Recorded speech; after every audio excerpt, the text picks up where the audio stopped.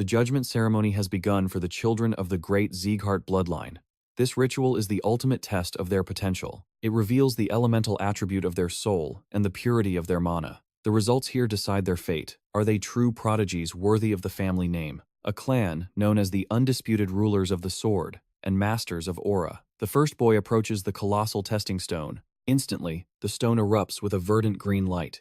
He possesses the wind attribute, with mana purity far surpassing the average. Next, a young girl steps forward, and the sword answers with a brilliant blue glow. Her talent is even more terrifying than the first. Cheers explode from the crowd. Another genius has been added to the family legacy. Finally, the gaze of the hall falls upon Raon. The patriarch of the clan commands him to step forward. Raon places his small hand upon the cold stone, but it only flickers with a faint, pathetic white light. The lowest tier of power imaginable. Mocking laughter ripples through the onlookers. However, the patriarch silences their insolence instantly. He ends the ceremony abruptly. But when the hall empties, leaving only the Lord and his shadow, a miracle defies all logic. The giant sword awakens once more, engulfed in a blazing golden flame, the legendary golden aura. The same power wielded by the Zieghart founder, capable of melting the world itself. Even the stoic patriarch is shaken to his core. He resolves to watch this child's growth from the shadows. Yet, even the Lord of the North remains ignorant of Raon's true identity. He is the reincarnation of the continent's strongest assassin, a man betrayed in the cold dark by the very master he served. The greatest weapon of the Shadow Group confronts his handler, Darius Robert, but the master already knows the truth. Darius has discovered that Raon broke the brainwashing that turns kidnapped children into puppets. He demands to know how Raon escaped the conditioning. Raon had shattered the mind shackle by sheer luck during a mission. He had regained his emotions and his free will. When Raon demands answers, Darius sneers with a cruel revelation. Did you think the mind shackle was your only leash? Agony explodes in Raon's chest.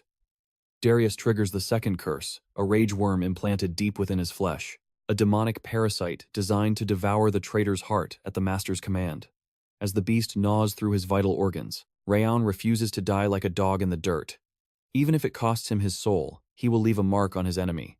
He forces his failing body to move. He charges, steel flashes, and his head is severed in an instant. But Darius freezes in shock. Raon's blade actually wounded him. Darius barks at his minions to dispose of the trash and walks away. Yet, Raon's consciousness refuses to fade into the void. Burning with hatred for the life stolen from him, he prays to any god or demon listening, "Give me the chance to kill him." And the abyss answers. A trinket at his throat glows with ominous light, and a system window manifests before his dying soul. He has been selected by the monarch of wrath. But fate is cruel. Before the power can fully descend, his physical body succumbs to death. The transfer is interrupted. Time flows like a river, and a woman coos over her newborn, calling him Sunshine. This baby is none other than Raon, reborn into a new life, yet burdened with the memories of a master assassin. His mother, Sylvia, cradles him gently, but inside that infant mind, Raon is analyzing everything. At first, he dismissed reality as a hallucination. Surely, this was just a fleeting dream before the eternal void? But the dream refuses to end, and slowly, the terrifying truth settles in. He has been reincarnated. His mother chatters playfully, worried that the Lord hasn't returned to name him yet. She has no idea that behind those innocent eyes, Raon understands every single word she says. He has been trapped in this tiny body for 100 days. He has analyzed his situation perfectly.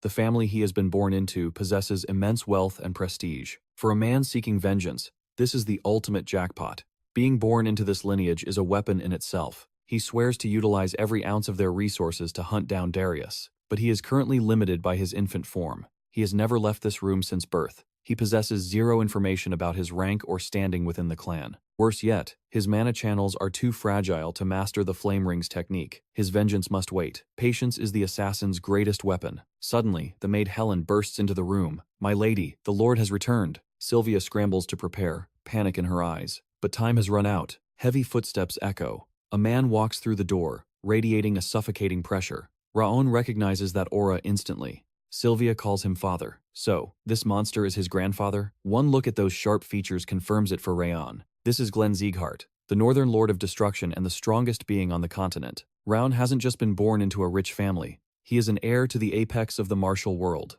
Finally, the Lord speaks. He gazes coldly at the child and bestows the name Raon, the exact name he bore in his past life. But his instructions are chilling. Live as if you do not exist. Later that night, Raon attempts to train.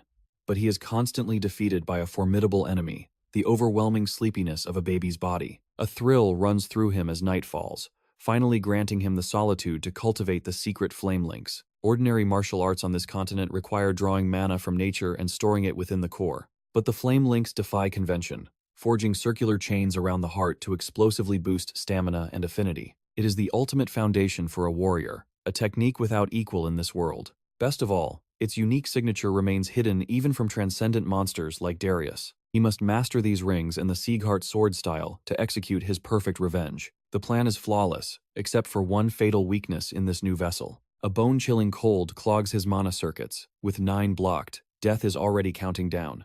Survival hangs by a thread, and he must find a way to shatter these blockages immediately. He channels the flame link, but his infant stamina fails him, and he collapses into the darkness of sleep. He loses the war against exhaustion, which turns out to be a blessing in disguise as Lord Glen arrives. The patriarch enters, secretly infusing the sleeping child with his aura before the sun rises on another day of acting. His mission? The humiliating task of crawling just to impress his mother. It is absolute torture for a battle-hardened warrior to play the role of a helpless infant. He would rather endure the freezing pain of his circuits than suffer this pampering for another second. Suddenly, a legendary guest arrives. It is the Ragged Saint, a figure he recognizes from his past life. His memories confirm it.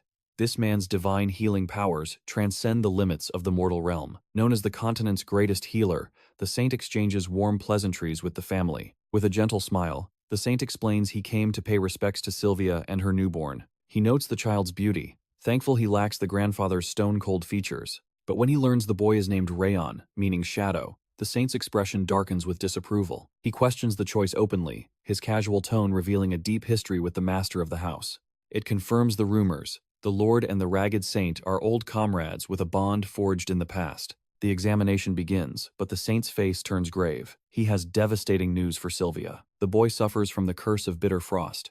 Ice blocks his meridians, sealing his future as a swordsman. Without a cure, his life will be short.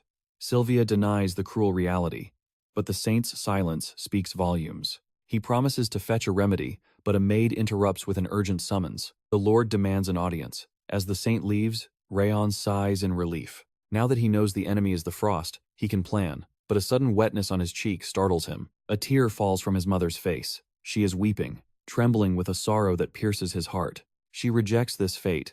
A fire ignites in her eyes as she makes a desperate vow to her son. She will not let him die. For the first time, Raon feels a strange, unfamiliar warmth in his chest. An emotion he cannot name grips him. He simply hates seeing this woman in pain. Moved by instinct, he reaches out a tiny hand to clumsily wipe away her tears. He whispers, "Mama," for the first time. And that breaks the dam. Sylvia storms out with renewed resolve. She bursts into the Lord's chamber. Ignoring the guards and the brazen breach of protocol, she falls to her knees, sacrificing her dignity to beg her father for Raon's life. But Lord Glen is a wall of ice. He declares the boy useless to the clan and a waste of resources. If he cannot wield a sword, he has no value. Sylvia screams that he is still his own flesh and blood. The Lord remains unmoved, ordering the guards to drag his screaming daughter from the room. Once she is gone, the saint scoffs, calling the Lord a stubborn old fool for his harsh facade. It was all an act. After all, it was Glen who summoned the healer to check on the boy in the first place. Glen ignores the insult and demands the medical report. The saint gets down to business. The mana circuits are severely blocked, and as the boy grows, the danger will only escalate. He is only alive now because Glen secretly used his overwhelming aura to suppress the chill. Even as he circulated his aura through the dark night, the path to becoming a true warrior seemed impossibly steep. Yet, the iron-blooded Lord declared survival was enough, only to be mocked by the eccentric saint standing beside him. The saint saw right through his icy mask, accusing the Grandmaster of burying deep affection beneath a facade of indifference. When questioned why he bestowed a name meaning shadow, Glen revealed a forgotten truth from an ancient era. That very word once signified the purest light. Days later, Sylvia carefully administered the precious elixir, a gift from the Ragged Saint himself. Our protagonist rejoiced, feeling the searing heat of a fire attribute treasure. This was the weapon he needed to wage war against the frost clogging his mana circuits. Time flowed, and Raon reached 5 years of age. A holographic window flashed before his eyes. He had successfully forged the second ring of fire, elevating his soul's rank. His affinity, focus, and stamina skyrocketed. The notification chimed like a heavenly melody, confirming his theories. His unnatural growth speed was undoubtedly thanks to this mysterious interface. a secret power visible only to his eyes. It had awakened shortly after his birth, granting him the godlike ability to quantify his very existence at a glance. Yet, the Curse of Frost was a stubborn enemy. His stamina remained pathetic despite achieving the second link. Survival was only possible thanks to the elixir and the unwavering devotion of his mother and their loyal maid, Helen. Frustration gnawed at him, but he calmed his mind. He was merely a child of 5, with a lifetime ahead to prepare. After all, in his previous life, he was the continent's deadliest assassin, a reaper in human form. Armed with the supreme flame cultivation technique, he would crush his physical limits and inevitably conquer the Zieghart sword style. Patience was the blade he would sharpen to slaughter Darius, the traitor who had ended his previous life. His target was a transcendent, a being of absolute power. Blind rage would only lead to a second death. His contemplation was interrupted by his mother, dressing him in formal attire for a pivotal event. The day of the discernment ceremony had arrived. To understand the stakes, one must know the balance of power. The world is ruled by the 6 kings and the 5 demons. Fate had placed Raon within the bloodline of the 6 kings. He was born into the direct line of a legendary martial family, one of the pillars supporting the heavens. While the kings upheld order against the chaotic demons, this ceremony existed to sift the true dragons from the worms. Today, House Zieghart would judge its young. As they arrived at the grand hall, the atmosphere turned heavy. Contempt dripped from the eyes of the onlookers, their whispers like poisoned daggers aimed at Sylvia and her son. They branded her a failure, a stain on the family honor, questioning why such trash was even allowed entry. They protested the very presence of a failure's offspring, but Sylvia walked with the grace of a queen, unbothered by insects. Raon's killing intent stirred, but his mother's gentle voice anchored him. Suddenly, a crushing pressure descended. The Lord had arrived. It was their first meeting in 5 years. As the Lord took his throne, the massive sword of judgment plummeted from the ceiling. With a thunderous impact, the ceremony began. This artifact would strip bare the soul and measure one's destiny. The first to be tested was a child named Warren, stepping forward with the arrogance of the main family. These rituals are performed early, before the cranial sutures seal the mana gates of the mind forever at age 4. Once that bone closes, one's limits are set in stone. The ceremony reveals just how high that ceiling reaches. Warren laid his hands on the cold steel, and the crowd erupted in awe as the verdict was delivered.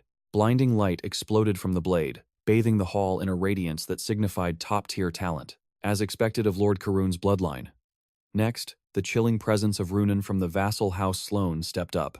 The sword judged 2 things: the purity of one's mana through brilliance, and the attribute that ruled their soul. Runan placed her small hand on the hilt, and the reaction was instantaneous. A genius had been born.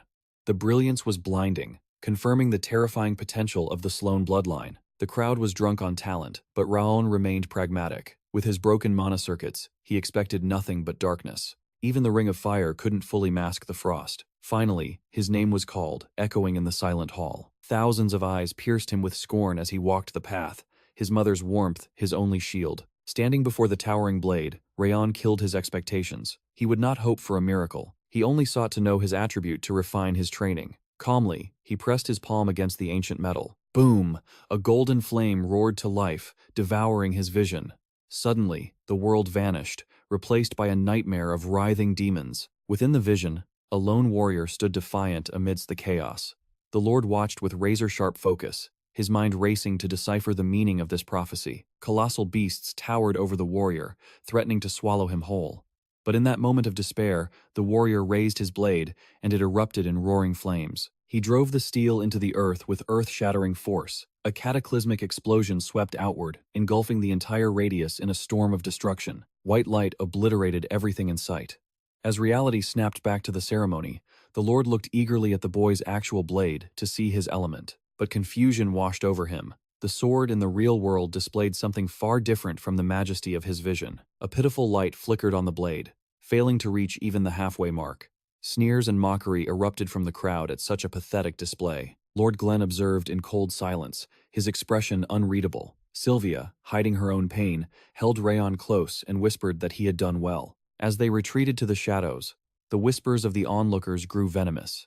They scoffed at how a direct descendant of the great bloodline. How could a child of House Zieghart possess such trash-tier potential? Their cruel jests turned to Sylvia, mocking her contribution to the boy's lineage. It seemed the only things she passed down were his blonde hair and crimson eyes. Suddenly, Lord Glenn's voice cut through the noise like a blade, commanding silence. His aura crushed down on them as he demanded to know why they dared cause a commotion in this sacred hall. Instant silence fell over the room. The Lord declared the ceremony concluded, and the crowd scrambled to exit. Soon, only Lord Glen and his personal attendant remained in the empty chamber, standing before the silent sword of discernment. The Lord sighed, accepting that Raon was a lost cause. But suddenly, a ferocious blaze erupted from the sword without warning. Lord Glen's eyes widened in shock. The flames danced wildly, encircling the blade and climbing to a peak that dwarfed every other result that day. He watched, enthralled by the spectacle. The mana was not red or blue, but a brilliant gold, shining like the sun itself. Consulting the ancient archives, the truth was revealed. This legendary light had appeared only once before in history. It was the signature of the very founder of House Zieghart. A transcendental aura so fierce, it was said to melt the very flames of the demon realm. That golden mana was a myth made real, appearing only that single time in the family's long bloodline. And now, it had returned.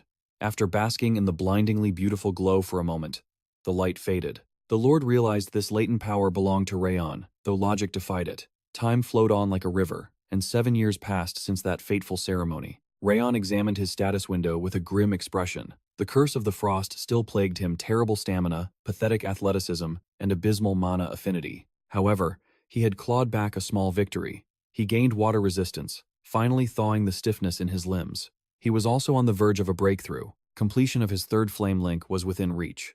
At 12 years old, his journey was just beginning. Later that day, his mother approached him. She reminded him that the next discernment ceremony was taking place. Based on his past life's memories, dread filled his heart. He wasn't thrilled. It meant dealing with the arrogance of the main family and their endless pestering once again. Arriving at the hall, the atmosphere was tense. The evaluation for the new generation of children was already underway. To Raon, the event seemed to fly by in a blur compared to his own. But before he could slip away, Lord Glen's voice boomed, summoning him. The Lord demanded to know why Raon had ignored the summons for basic training. For a full month, the order had gone unanswered. Raon's eyes narrowed in confusion. He knew nothing of this order. Seeing this, his mother stepped forward to shield him, her voice trembling. She confessed that she had intercepted the summons to protect him. She begged the Lord for mercy, insisting that Raon was physically different from the other children. The frost in his body made him fragile. The brutal training of the main family would surely kill him, but her tears meant nothing to the Iron Lord. He declared that this was Zieghart land, and the Zieghart name allowed for no exceptions. Refusal was not an option. In Lord Glen's eyes, even if one's legs were broken, a true Zieghart would crawl to the training grounds. That was the Zieghart way. Shocked by his ruthlessness, the lady stood her ground, refusing to accept a death sentence for her son. The Lord's gaze turned icy. He asked if she planned to abandon the family again, just like before. To live here meant obeying the absolute law of the clan. Otherwise, they were free to leave forever. Like sharks smelling blood, the onlookers latched onto the mention of her past betrayal. The gossip spread like wildfire. Malicious chatter filled the hall as they recounted how she had disgraced the main house. Raon's fists clenched as he listened to them bash his mother. The source of their hatred was crystal clear now. It wasn't just that she left. To break free, she had committed the ultimate taboo, destroying her own mana core and circuits. Despite mastering the supreme Zieghart swordsmanship, she crippled herself to become a normal woman. She sacrificed her power for love, to be with the man of her dreams. But fate was cruel. Her beloved died shortly after she fell pregnant with Raon, leaving her alone in a cold world. With nowhere else to turn, she dragged herself back to the family she had abandoned. She was treated like a pariah for throwing away her birthright. She had discarded her status in the main family, and they never forgave her. But Raon would not stand for this disrespect. He was her son, and he would not watch her suffer in silence any longer. Suddenly, the young boy stepped forward, his eyes burning with determination. Ignoring his mother's desperate signals, he stepped forward to confront the absolute ruler of the household. With eyes full of fire, he informed the Lord he would enter the hellish training next month, but his declaration was immediately challenged. Daniel Zieghart, the head of the Palace of Elders, scoffed from his seat, his gaze cold and piercing. He roared that he hadn't been informed, and that a mere child shouldn't underestimate the clan's regimen just because it was named basic training. Raon didn't flinch. He doubled down, vowing to participate and prove himself worthy of the glorious Zieghart bloodline. That arrogance struck a nerve. The family name carries the weight of mountains. Lord Glen unleashed a terrifying killing aura. The pressure was enough to pulverize bone. Blood trickled from Raon's lips as the invisible force threatened to crush his very soul. It was a suffocating intent, heavier than even his previous master, Darius. He clenched his fists, his willpower the only thing keeping him upright. When his small body finally gave out, His mother and the maid Helen rushed in, shielding him from the spiritual storm. Even the elder pleaded for mercy, shouting that the boy was just an ignorant child who didn't understand the terror he had invoked. But the Lord remained deaf to their cries, commanding silence. Sylvia fell to her knees, desperation written on her face. She begged through her tears, crying that her fragile son would not survive the training, imploring her father to withdraw his aura. Held tight in his mother's trembling embrace, Raon's mind drifted back to the abyss of his previous life as an assassin. He had existed only as a ghost in the shadows, a weapon without a will. A surge of frustration boiled within his chest. He refused to live like that again. He tore himself from his mother's grip, determined to carve his own destiny in this second chance at life. Beyond power, a burning desire ignited in his heart to restore Sylvia to her rightful throne within the Main family. He stood before the absolute ruler once more. He admitted he knew nothing of the Main house's glory, having rotted in the annex. That was exactly why he had to go. He declared he would walk through the fire of training to discover the true nature of this place. He carried the hopes of the abandoned annex on his back. Every soul that treated him with kindness fueled his defiance before the Lord. The Lord's eyes narrowed with interest. The boy's spirit was unexpected. He asked a sharp, cutting question. Did this insolent child intend to judge the grandeur of the Zieghart clan merely by surviving their boot camp? Raon looked him dead in the eye. Yes. That was the only path open to him.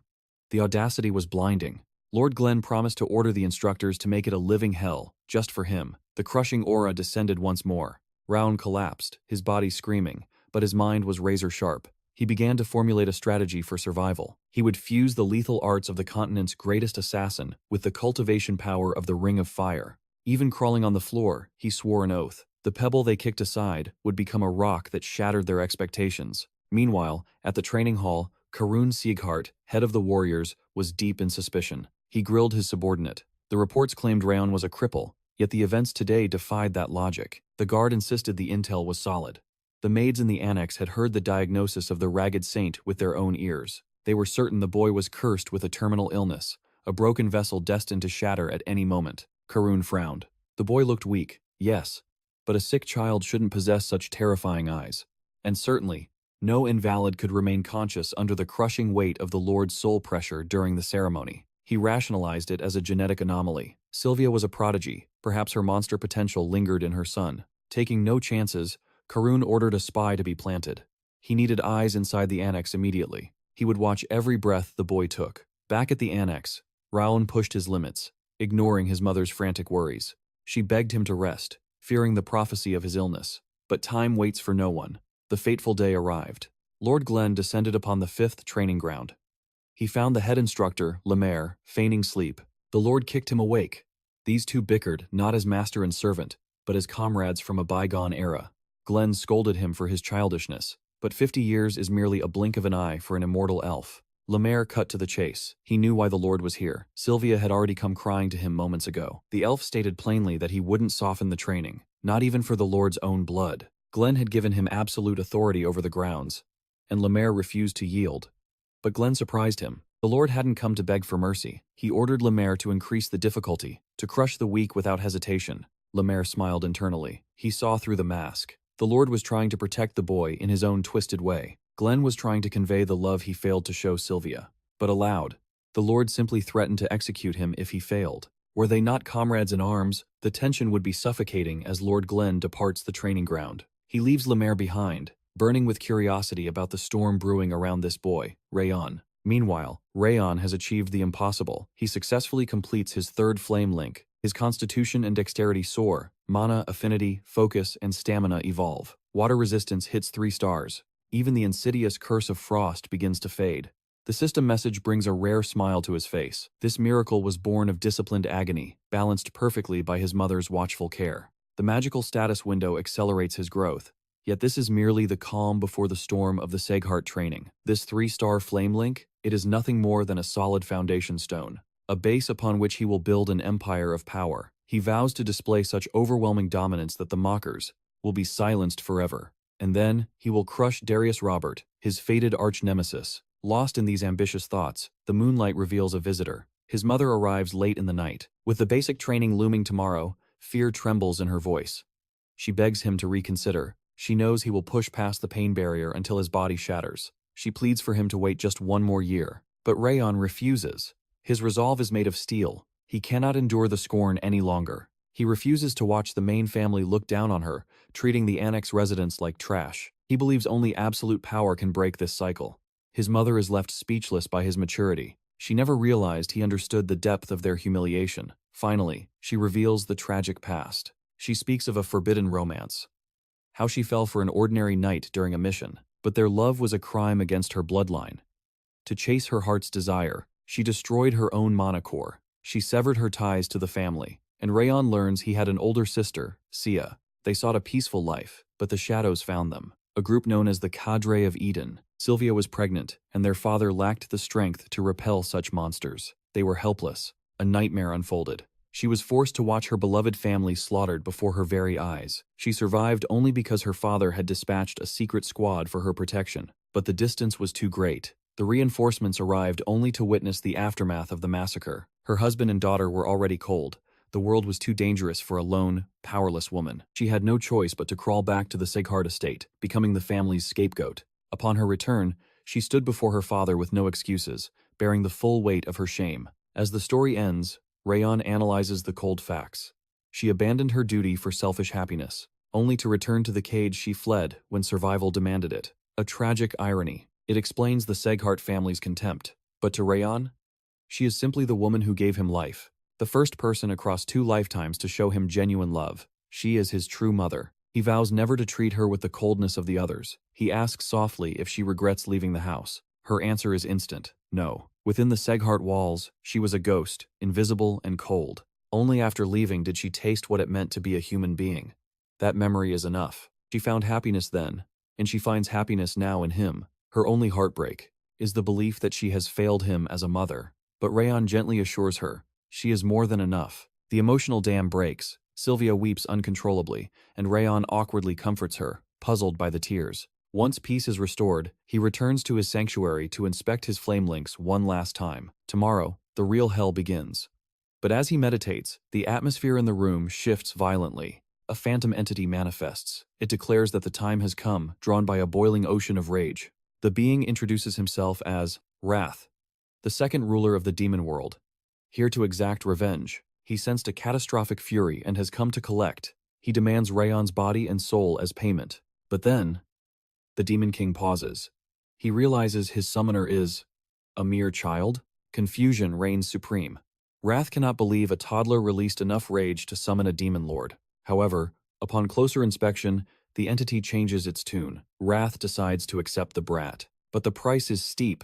He demands Raon submit his very soul as payment for the vengeance. To the demon's shock, the boy refuses. He declares that his revenge is a personal matter. He intends to savor the feeling of taking Darius's head with his own 2 hands. The atmosphere instantly turns heavy. The being shifts his tone, making it clear this was never a negotiation. The verdict from the demon world is absolute. Wrath declares he will simply take what he desires by force. In a frenzy, cold blue flames erupt around them. Like a maniac, the spirit rushes forward to violate Raon's sanctuary and possess him. The impact is devastating. Our boy's body and mind begin to freeze under the spiritual assault. The spirit whispers a temptation. It claims that once Raon surrenders, they could slaughter any foe, even the gods themselves. Wrath allows his fury to bubble up from within. But thanks to Raon's high water resistance, he barely withstands the bone-chilling frost. However, this is no ordinary cold. The demon is attacking his psyche, amplifying the rage within Raon's own heart. The spirit continues its mental torture. He taunts Raon with visions of crushing skulls and devouring the flesh of his enemies. All he has to do is give up control. But Raon hesitates, knowing he cannot guarantee Lady Sylvia's safety, or the lives of the maids if he lets this monster take the wheel. Wrath's patience finally snaps. He claims he was trying to preserve the vessel's condition for his own use, but he is tired of these childish games. Now, he will simply consume him whole. The spiritual pressure crushes down, making Raon feels like he is about to shatter into a million fragments. His body reaches its breaking point. But just before he snaps, a stroke of genius flashes in his mind. He can reduce the burden by using the Ring of Fire technique alongside his resistance. The water resistance held the line. But this is the only gamble that might let him survive. Our boy activates the fire circuit. A brilliant golden light explodes from his body, shocking the invading spirit. Wrath is furious. How dare a mere human child withstand the pressure of a king?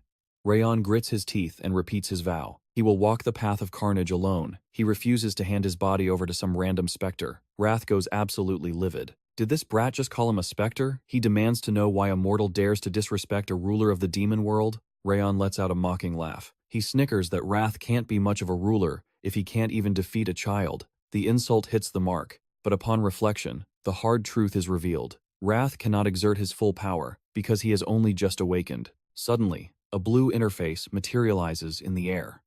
The system informs Raon that a new hidden skill has been unlocked. The appearance of the system window drives Wrath insane. He claims that this interface is his power and his invention. Raon catches onto the slip. He interrogates the ghost, asking if these status windows are his doing. The entity confirms that they created the system. Raon digs deeper, trying to uncover the purpose of such a tool. Wrath remains stubborn, refusing to talk. But eventually, the demon's ego makes him overshare. When asked if it was built to accelerate growth, Raon senses the truth. The spirit is terrible at hiding its emotions. As expected of a being named Wrath, it seems the Ring of Fire is now far more potent than in Raon's past life, because that is exactly what the system was designed to do. Speed up cultivation. Wrath realizes he's been played and issues an ultimatum: hand over the body or return the system. Raon responds with a mana-packed punch, but the blow phases right through. Wrath realizes that subduing the boy now is futile. He changes tactics, wrapping his energy around Raon's wrist. The demon transforms into a physical artifact. He does this because his seal was only recently broken. Without his prime power, he cannot force possession. He plans to bide his time, waiting patiently until his strength returns to claim his throne. Raon considers discarding the bracelet, but that might delete the system. Or worse, it could set the spirit free to harm Sylvia or Helen. No, it is far safer to keep your enemies close. He will keep the demon on a leash while he grows stronger. But Raon has one burning question. Why transform into a flower-patterned bracelet? Of all the designs, Wrath insists it is simply his sophisticated preference. Raon just sighs at the demon's questionable taste. The next day arrives. Lady Sylvia is a bundle of nerves about Raon leaving. Helen steps in to offer comfort, but when our boy steps out, ready for his journey, the gloom on their faces is undeniable. Before he departs, Helen pleads with Raon not to destroy his health again. He promises to be careful. After a bit of reluctance, Sylvia finally smiles and asks Raon to do his best. She sends him off on his path to destiny. As his figure fades, Sylvia seeks reassurance that her baby will survive. The maid smiles confidently. She reminds her that Raon's recovery is a miracle. He might just return as a legend. Her tearful plea echoed in his ears. He had sworn to Sylvia, whose eyes were red from weeping, that he wouldn't push his limits or court death so soon after recovering. At the 5th training ground, the air buzzed with nervous energy. Young warriors gathered like a pack of wolves. Meanwhile, Raon stood apart, analyzing the hierarchy. It wasn't just the bloodline heirs. Vassal families and talented outsiders had gathered like moths to a flame. Whispers slithered through the crowd. They mocked his slender frame and the delicate flower bracelet on his wrist. Why doesn't the invalid just run home? They snickered.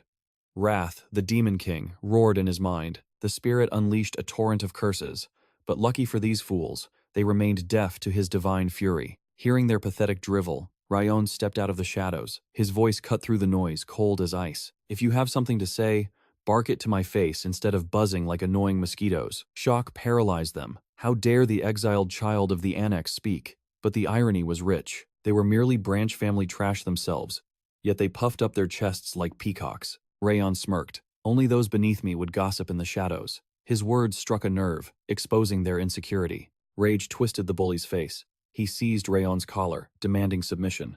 But a glint of madness flashed in Raon's eyes. He cracked his knuckles, ready to teach them a lesson in pain, until a new presence interfered. It was Raon Zieghart, the golden child, the prodigy who had shone brightly at the ceremony. He looked down on the brawlers with cold disdain, asking if they intended to drag the Zieghart name through the mud. Under the gaze of outsiders, unforgivable, the bullies cowered, retreating like beaten dogs to apologize to their young master. Warren then turned his icy gaze to Raon. Do you still fail to grasp your insignificance? He declared Raon was nothing but dust, a speck to be flicked away. Keep your head down, he warned with a sneer, or be swept out of the annex entirely. In Warren's arrogant eyes, Raon was a fraud. He believed Raon had only survived the discernment chamber through sheer luck and trickery, a skillless failure waiting for the inevitable boot. As the group turned to leave, Warren tossed one last insult. Get lost now, you won't pass anyway. But Raon wasn't the type to stay silent. Raon stopped him with a lazy drawl. You should put more passion into your trash talk. He reminded the golden boy that bloodline means nothing without a title. You are not a trainee. You have no authority. You are nobody. Raon twisted the knife. Go run to your daddy if you want to complain. Warren's face turned crimson with humiliation. He stammered, choking on his rage, until the training hall doors were blasted open. Instructor Lamer strode in, grinning at the chaos. Fighting already? I like the spirit. Raon's eyes narrowed. He recognized that man, the Sword of Light, a legend retired by a shattered core. Lamer ordered them to save their bloodlust for the test. The admission ceremony had officially begun. Lamer scanned the fresh meat before him. 160 hopefuls, Lamer mused. Too many. I'll trigger a culling. Only 1/4 of you will survive this day.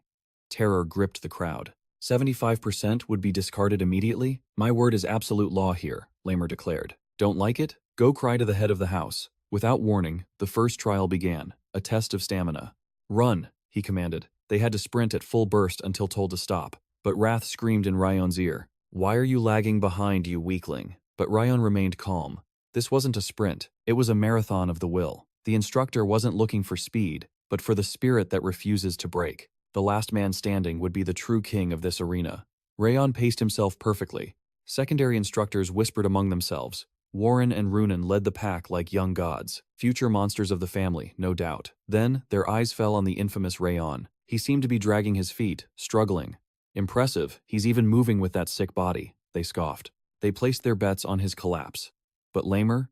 His gaze was locked on the boy. The Sword of Light saw what others missed. In his mind, gears were turning. He had never witnessed a presence like Raon's. It wasn't the aura of a child, but the terrifying focus of a predator. The depths of their souls were usually visible to him. He could trace the vibrant threads of fate, predicting exactly what kind of warriors these children would grow into. However, there was a glaring anomaly. When he looked at Raon, the colors vanished into a void. It was the first time he had ever seen such emptiness. This phenomenon only occurred when a subject's latent potential far exceeded the observer's own comprehension. Unaware of this, the bullies glanced back at Raon. They sneered, placing bets that the sickly boy wouldn't last another 10 minutes. Little did they know who they were dealing with. Internally, Raon was baffled. They were just running? He had expected hell, but this was a playground compared to his previous life. In his past, training meant outrunning starving demonic beasts, where stumbling meant being eaten alive. By comparison, this jog was delightfully vanilla. Time ticked by.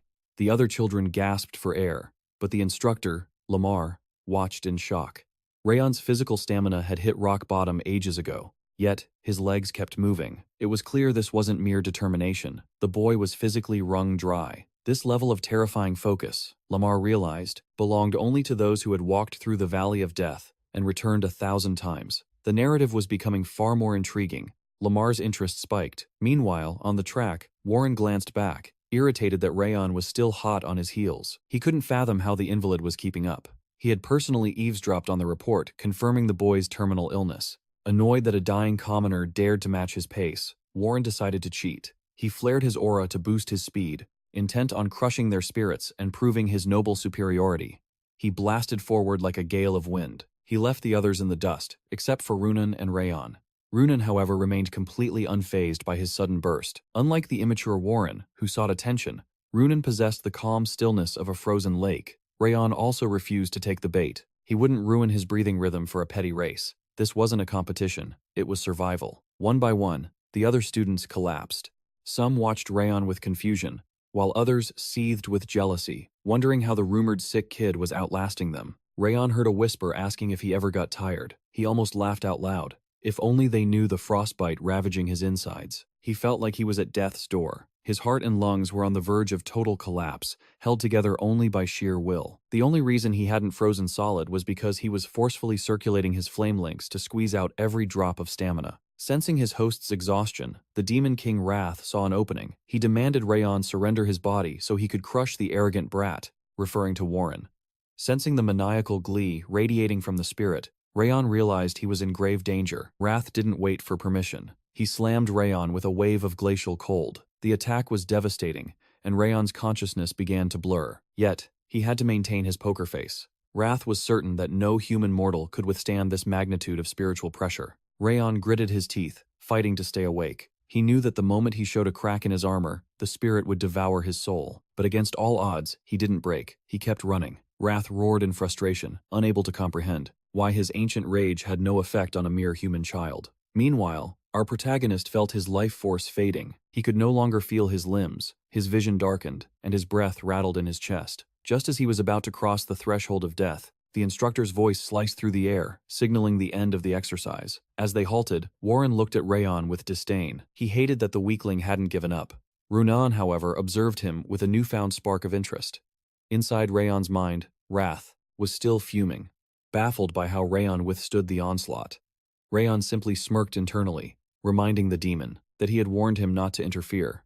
Instead of breaking him, Wrath's icy attack had forced his flame links to evolve, pushing his body beyond its natural limits. Suddenly, a blue system window materialized before Raon's eyes. Condition met. Intense movement surpassing current constitution.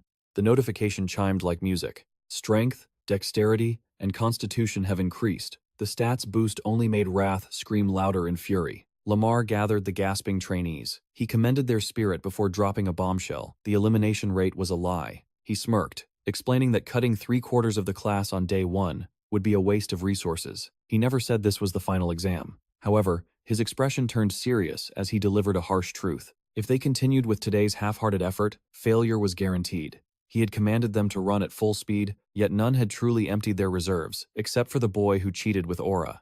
Lamar warned them to heed his words closely, if they wanted to survive the path of a warrior. From this moment on, they were officially temporary trainees. The real test would come in 6 months.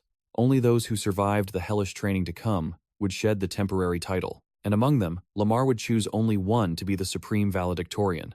The stakes had been set. Later, Lamar wandered into the forest, hoping for a nap on his favorite boulder, only to find it occupied by the patriarch, Lord Glenn. The lord of the house demanded a status report. Lamar confirmed that Warren and Runan were monsters of potential, as predicted. The other trainees possessed the talent to become the mighty pillars of House Zieghart. However, Lamar finds himself troubled by a single anomaly. When he looks at Raon, his vision is clouded in mystery. The instructor recalls how the boy pushed his limits, running, all the way to the bitter end, despite his body screaming in absolute exhaustion.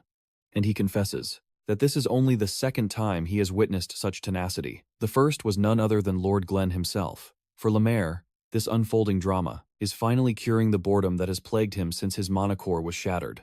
As the family head departs, Lamar declares that a successor worthy of entrusting the future to will emerge from this very group. Lord Glenn, however, dismisses it as mere coincidence, insisting the child has no talent for the sword. But Lamar refuses to accept such a verdict. Meanwhile, Raon heads straight for the training hall, ignoring the fatigue from their hellish regimen. This immediately catches the eye of the other boys. Whispers of jealousy erupt as they accuse Raon of using dirty tricks to survive the run, especially given his famously weak constitution.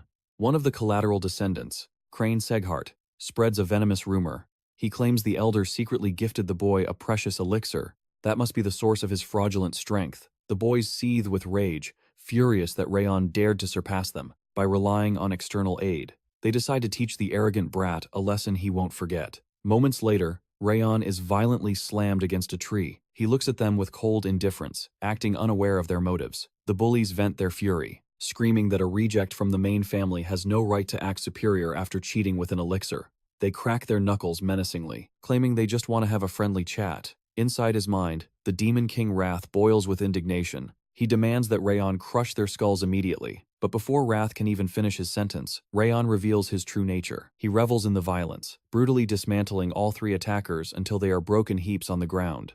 The sight of such ruthless domination is so exquisite that Wrath nearly blushes with dark pleasure. As the cowards grovel in the dirt begging for mercy, Raon demands to know if Warren was the puppet master. They insist Warren had no hand in it. Raon struggles to accept this, knowing full well that Warren despises his very existence. Satisfied with their answer, he leans in and whispers a chilling ultimatum. If they ever breathe a word of this, or dare to cross his path again, death will be a mercy. Terrified, the boys flee like rats. They are simply grateful to escape with their lives. Meanwhile, watching from the shadows, Lamar, he savors the spectacle, feeling a sense of déjà vu. It is as if he is watching the young Lord Glenn in his prime. This confirms his suspicion. Raon is not a failure. He is a hidden dragon waiting to ascend, a monster hiding among sheep.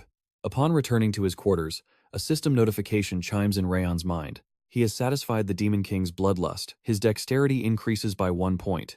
Naturally, this sends Wrath into a frenzy. He cannot believe Raon gains power just for pleasing him. He screams that the system is broken, but Raon coldly reminds him, "You created this system." Wrath retorts furiously. It is an unprecedented situation, as no human has ever dared to steal his power before. As the demon continues to curse and realizes Raon is ignoring him, he decides to change tactics. He proposes a devil's bargain. Raon can gain additional stat points by winning, or absorb the demon's rage by losing. The condition? He must rank first place in the upcoming trainee exam. Raon's eyes narrow as he notices something else. Victory will also grant him a random attribute. Wrath explains that he will inherit a trait from the Demon King himself, though its rank will be sealed to suit his frail human vessel. He is also warned that the wrath gained from losing starts as a mere spark, a tiny fragment of spirit energy, but one that can grow into an uncontrollable inferno, a power that could eventually devour him. Since the spirit lays out the terms so clearly, Raon knows there is no deceit.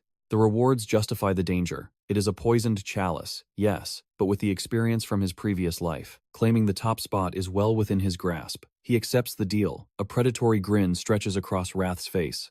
The demon is certain. His grand plan to hijack Raon's body has finally begun. Sometime later, the trainees face their next trial. They are already gasping for air after the morning's grueling marathon. Now, Lemaire commands them to hold the horse stance. The instructor barks orders, declaring that this posture is the root of all swordsmanship. Every single one of them must master it. He orders them to hold the position until he says otherwise. And to test their resolve, the eccentric master decides to take a nap. Before dozing off, he leaves them with a cold truth. "I am not the one who needs to pass the final exam. You are." Grumbles ripple through the ranks. The students despise this dull physical conditioning. They itch to finally wield a real sword. After the grueling workout, Warren rallied his followers to practice their sword forms. They refused to let their skills rust, believing these basic exercises were a waste of their talent. Instructor Wrath tried to push Raon to join them, urging him to pick up a blade like the others, but Raon refused. Swinging a sword with a weak body was meaningless at his current level. To him, stamina and raw power were the foundation. Without them, technique was nothing. His situation was dire. The curse of frost living in his veins demanded he build a body of steel just to survive. While Raon pushed his limits in the gym, he was being watched. Runan, the genius of the vassal house, stalked him from the shadows. She was baffled. How was a sick boy lifting heavier weights every single day? It defied all logic. She wondered if he had discovered a secret breathing technique unknown to the family. Curiosity consumed her. She approached him silently, her cold stare boring into the back of his head. Raon sensed the pressure and turned to ask her business. But she remained a statue, offering no reply. She was analyzing him, trying to decode the mystery of his explosive growth.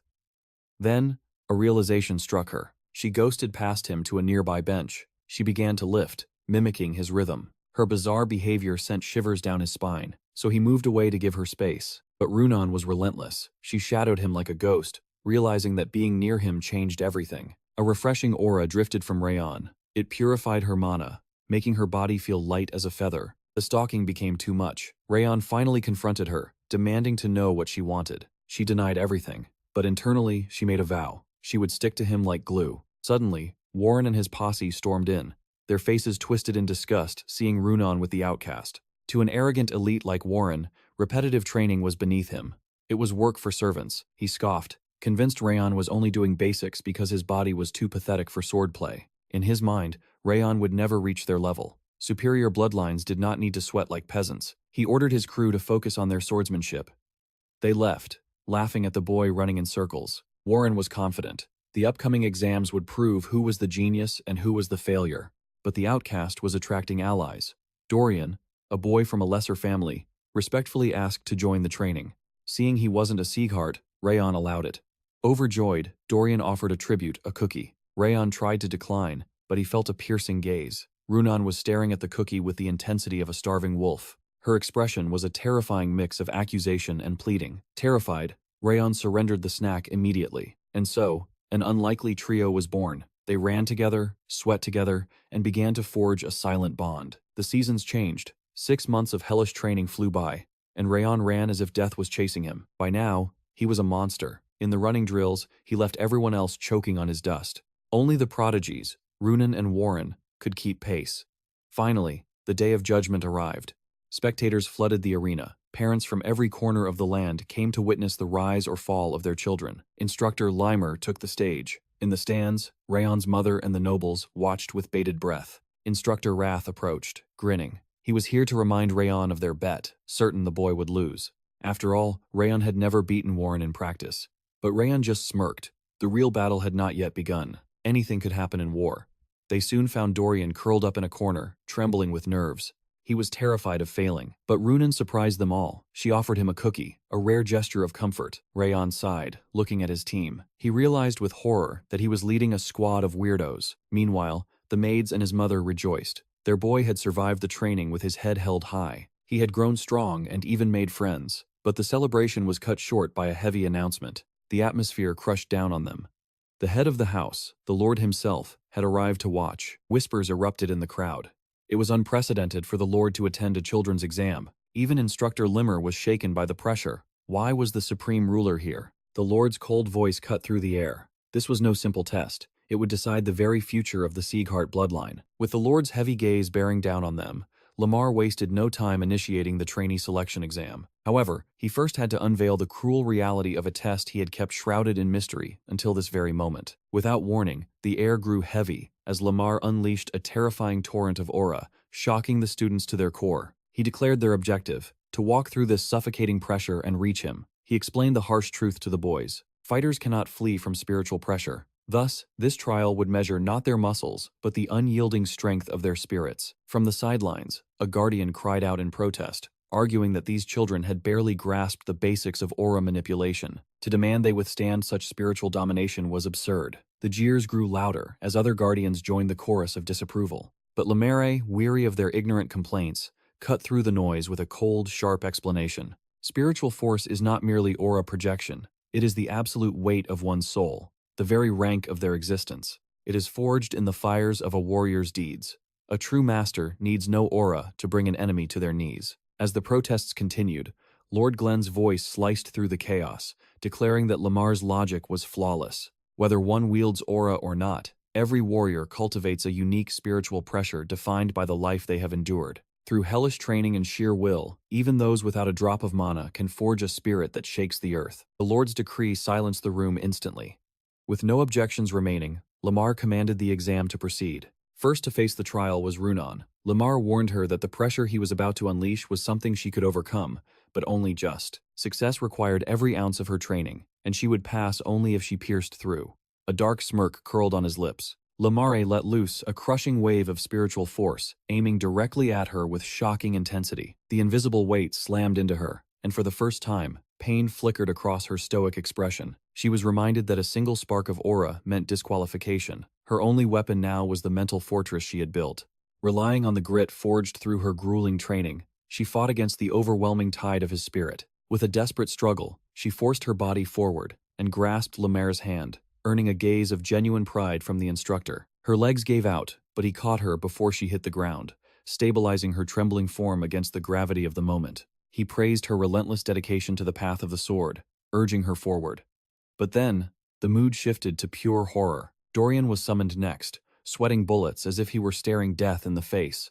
He was ordered to replicate Runan's feat. He had to pierce the suffocating aura, using nothing but the mental resilience he should have cultivated during training. But confidence abandoned him. Faced with the terrifying penalty of failure, Dorian felt completely hollow inside. Dorian dragged himself through the storm, but collapsed halfway. Meanwhile, Raon's sharp eyes noticed a subtle shift in the energy. The pressure-crushing Dorian felt different. Raon realized Lamar was micromanaging the intensity of his spiritual force. The instructor had calibrated the hell for each child's specific limit. Eventually, Dorian crawled forward and desperately clutched Lamare's boots. The instructor accepted his success, advising the boy to find faith in his own strength as he walked the warrior's path.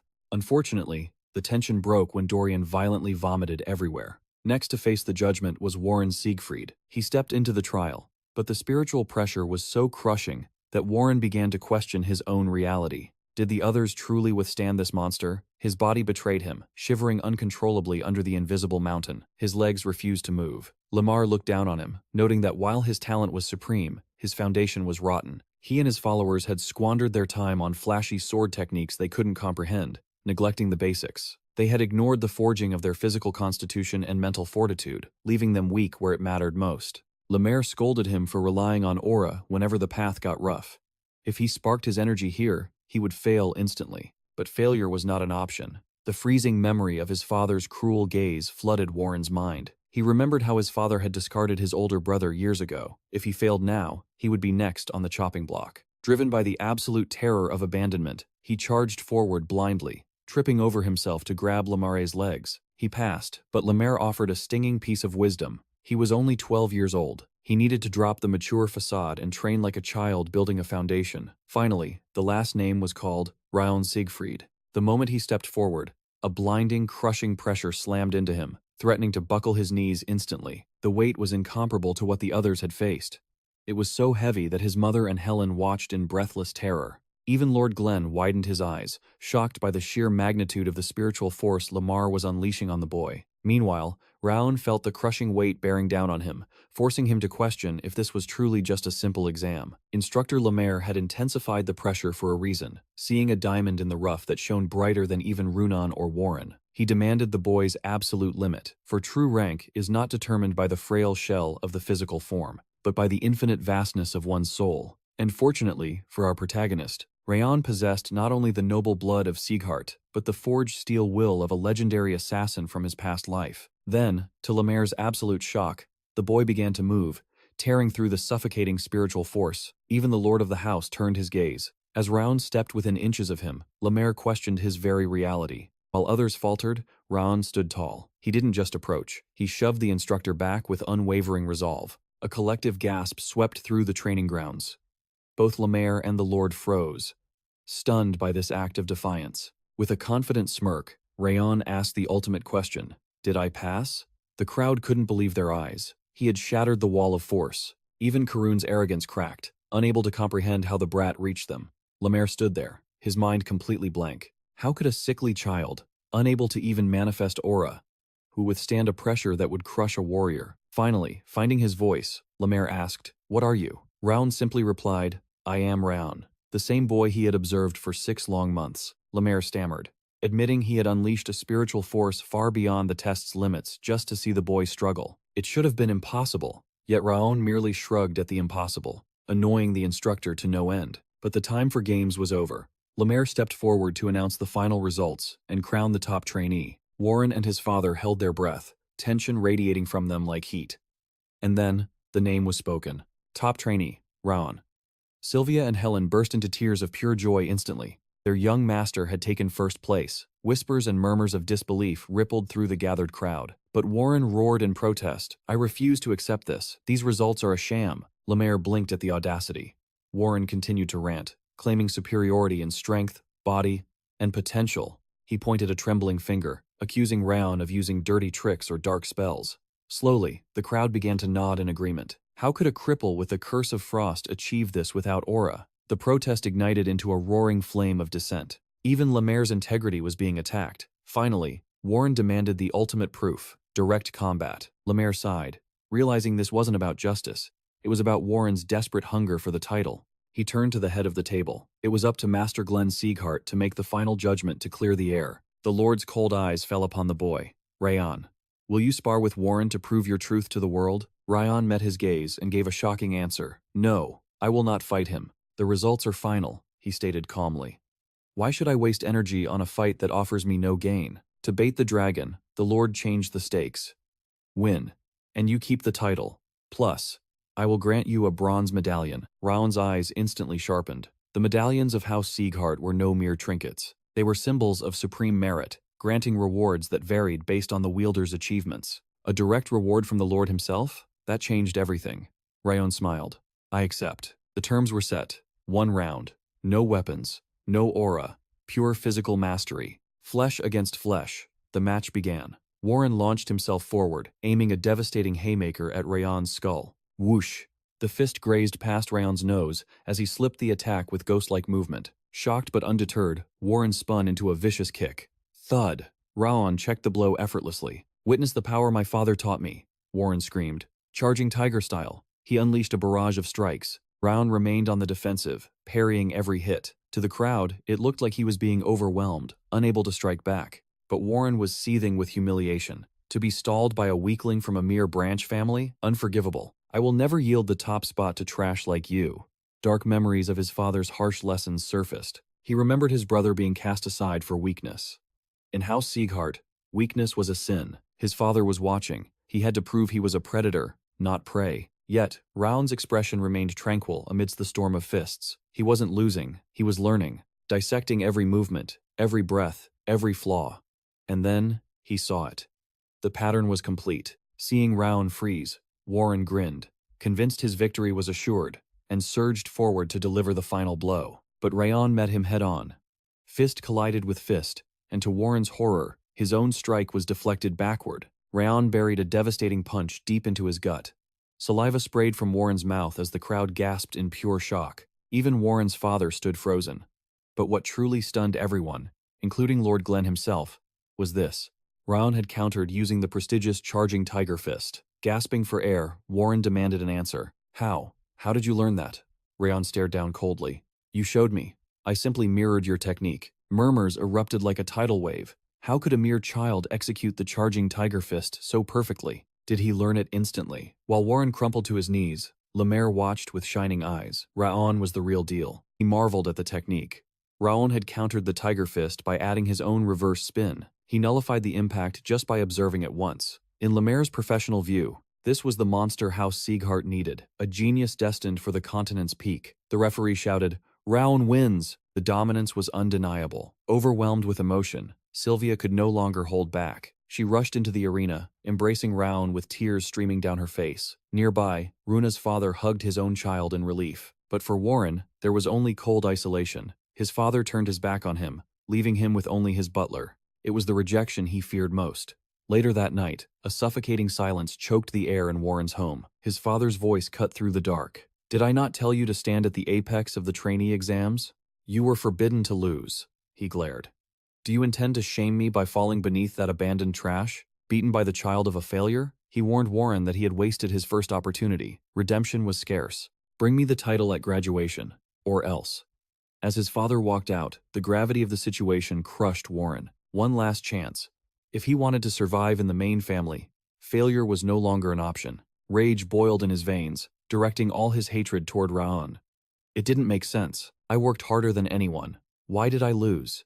Consumed by despair, he wandered aimlessly through the grounds. His feet led him to the training center. The gym was silent and empty, abandoned after the grueling exams. While venting his frustration, something caught his eye. Raon's locker stood slightly ajar. Just a peek, he thought. He wasn't a thief, after all. But inside, he found 10 pairs of worn-out training shoes. 10 pairs destroyed in just 6 months? Suddenly, memories flooded Warren's mind. He always saw Raon. Raon was always in the gym, sweating blood.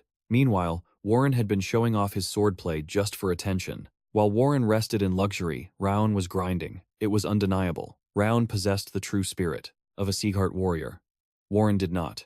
Humbled and defeated, he closed the locker and left. Sometime later, Wrath appeared.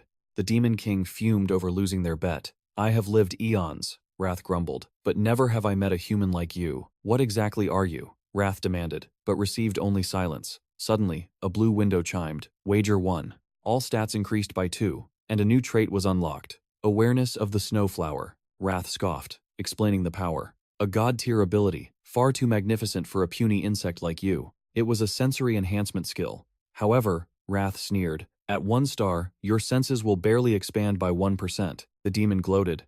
When I wielded it, my senses expanded 10-fold. That is true power. Raon tilted his head. Why Snowflower? It sounds delicate. He asked the demon for clarification. Wrath defended the name poetically, but Raon just sighed. You have terrible taste. The insult sent the demon into a frenzy. Days later, a summons arrived from the main building. The Lord wanted Raon. Sylvia froze, terror gripping her heart. She feared the worst for her son, but the butler bowed respectfully. Do not worry, my lady. It is good news. Lord Glen Zieghart himself wishes to award Raon the bronze medal. Soon, Raon stood before the heavy doors of the throne room. Lord Glen sat upon his throne, eyes cold and disapproving. Yet, a Zieghart always keeps his word. He tossed the medallion to Raon. Keep it well. If you return it to me later, I shall grant you 1 wish within reason. Raon didn't hesitate. His eyes burned with purpose. What must I do to restore my mother's honor? The question hung in the air, shocking the Lord. You wish to reinstate her into the main family? Glen asked slowly. Then prove your worth, Glen declared.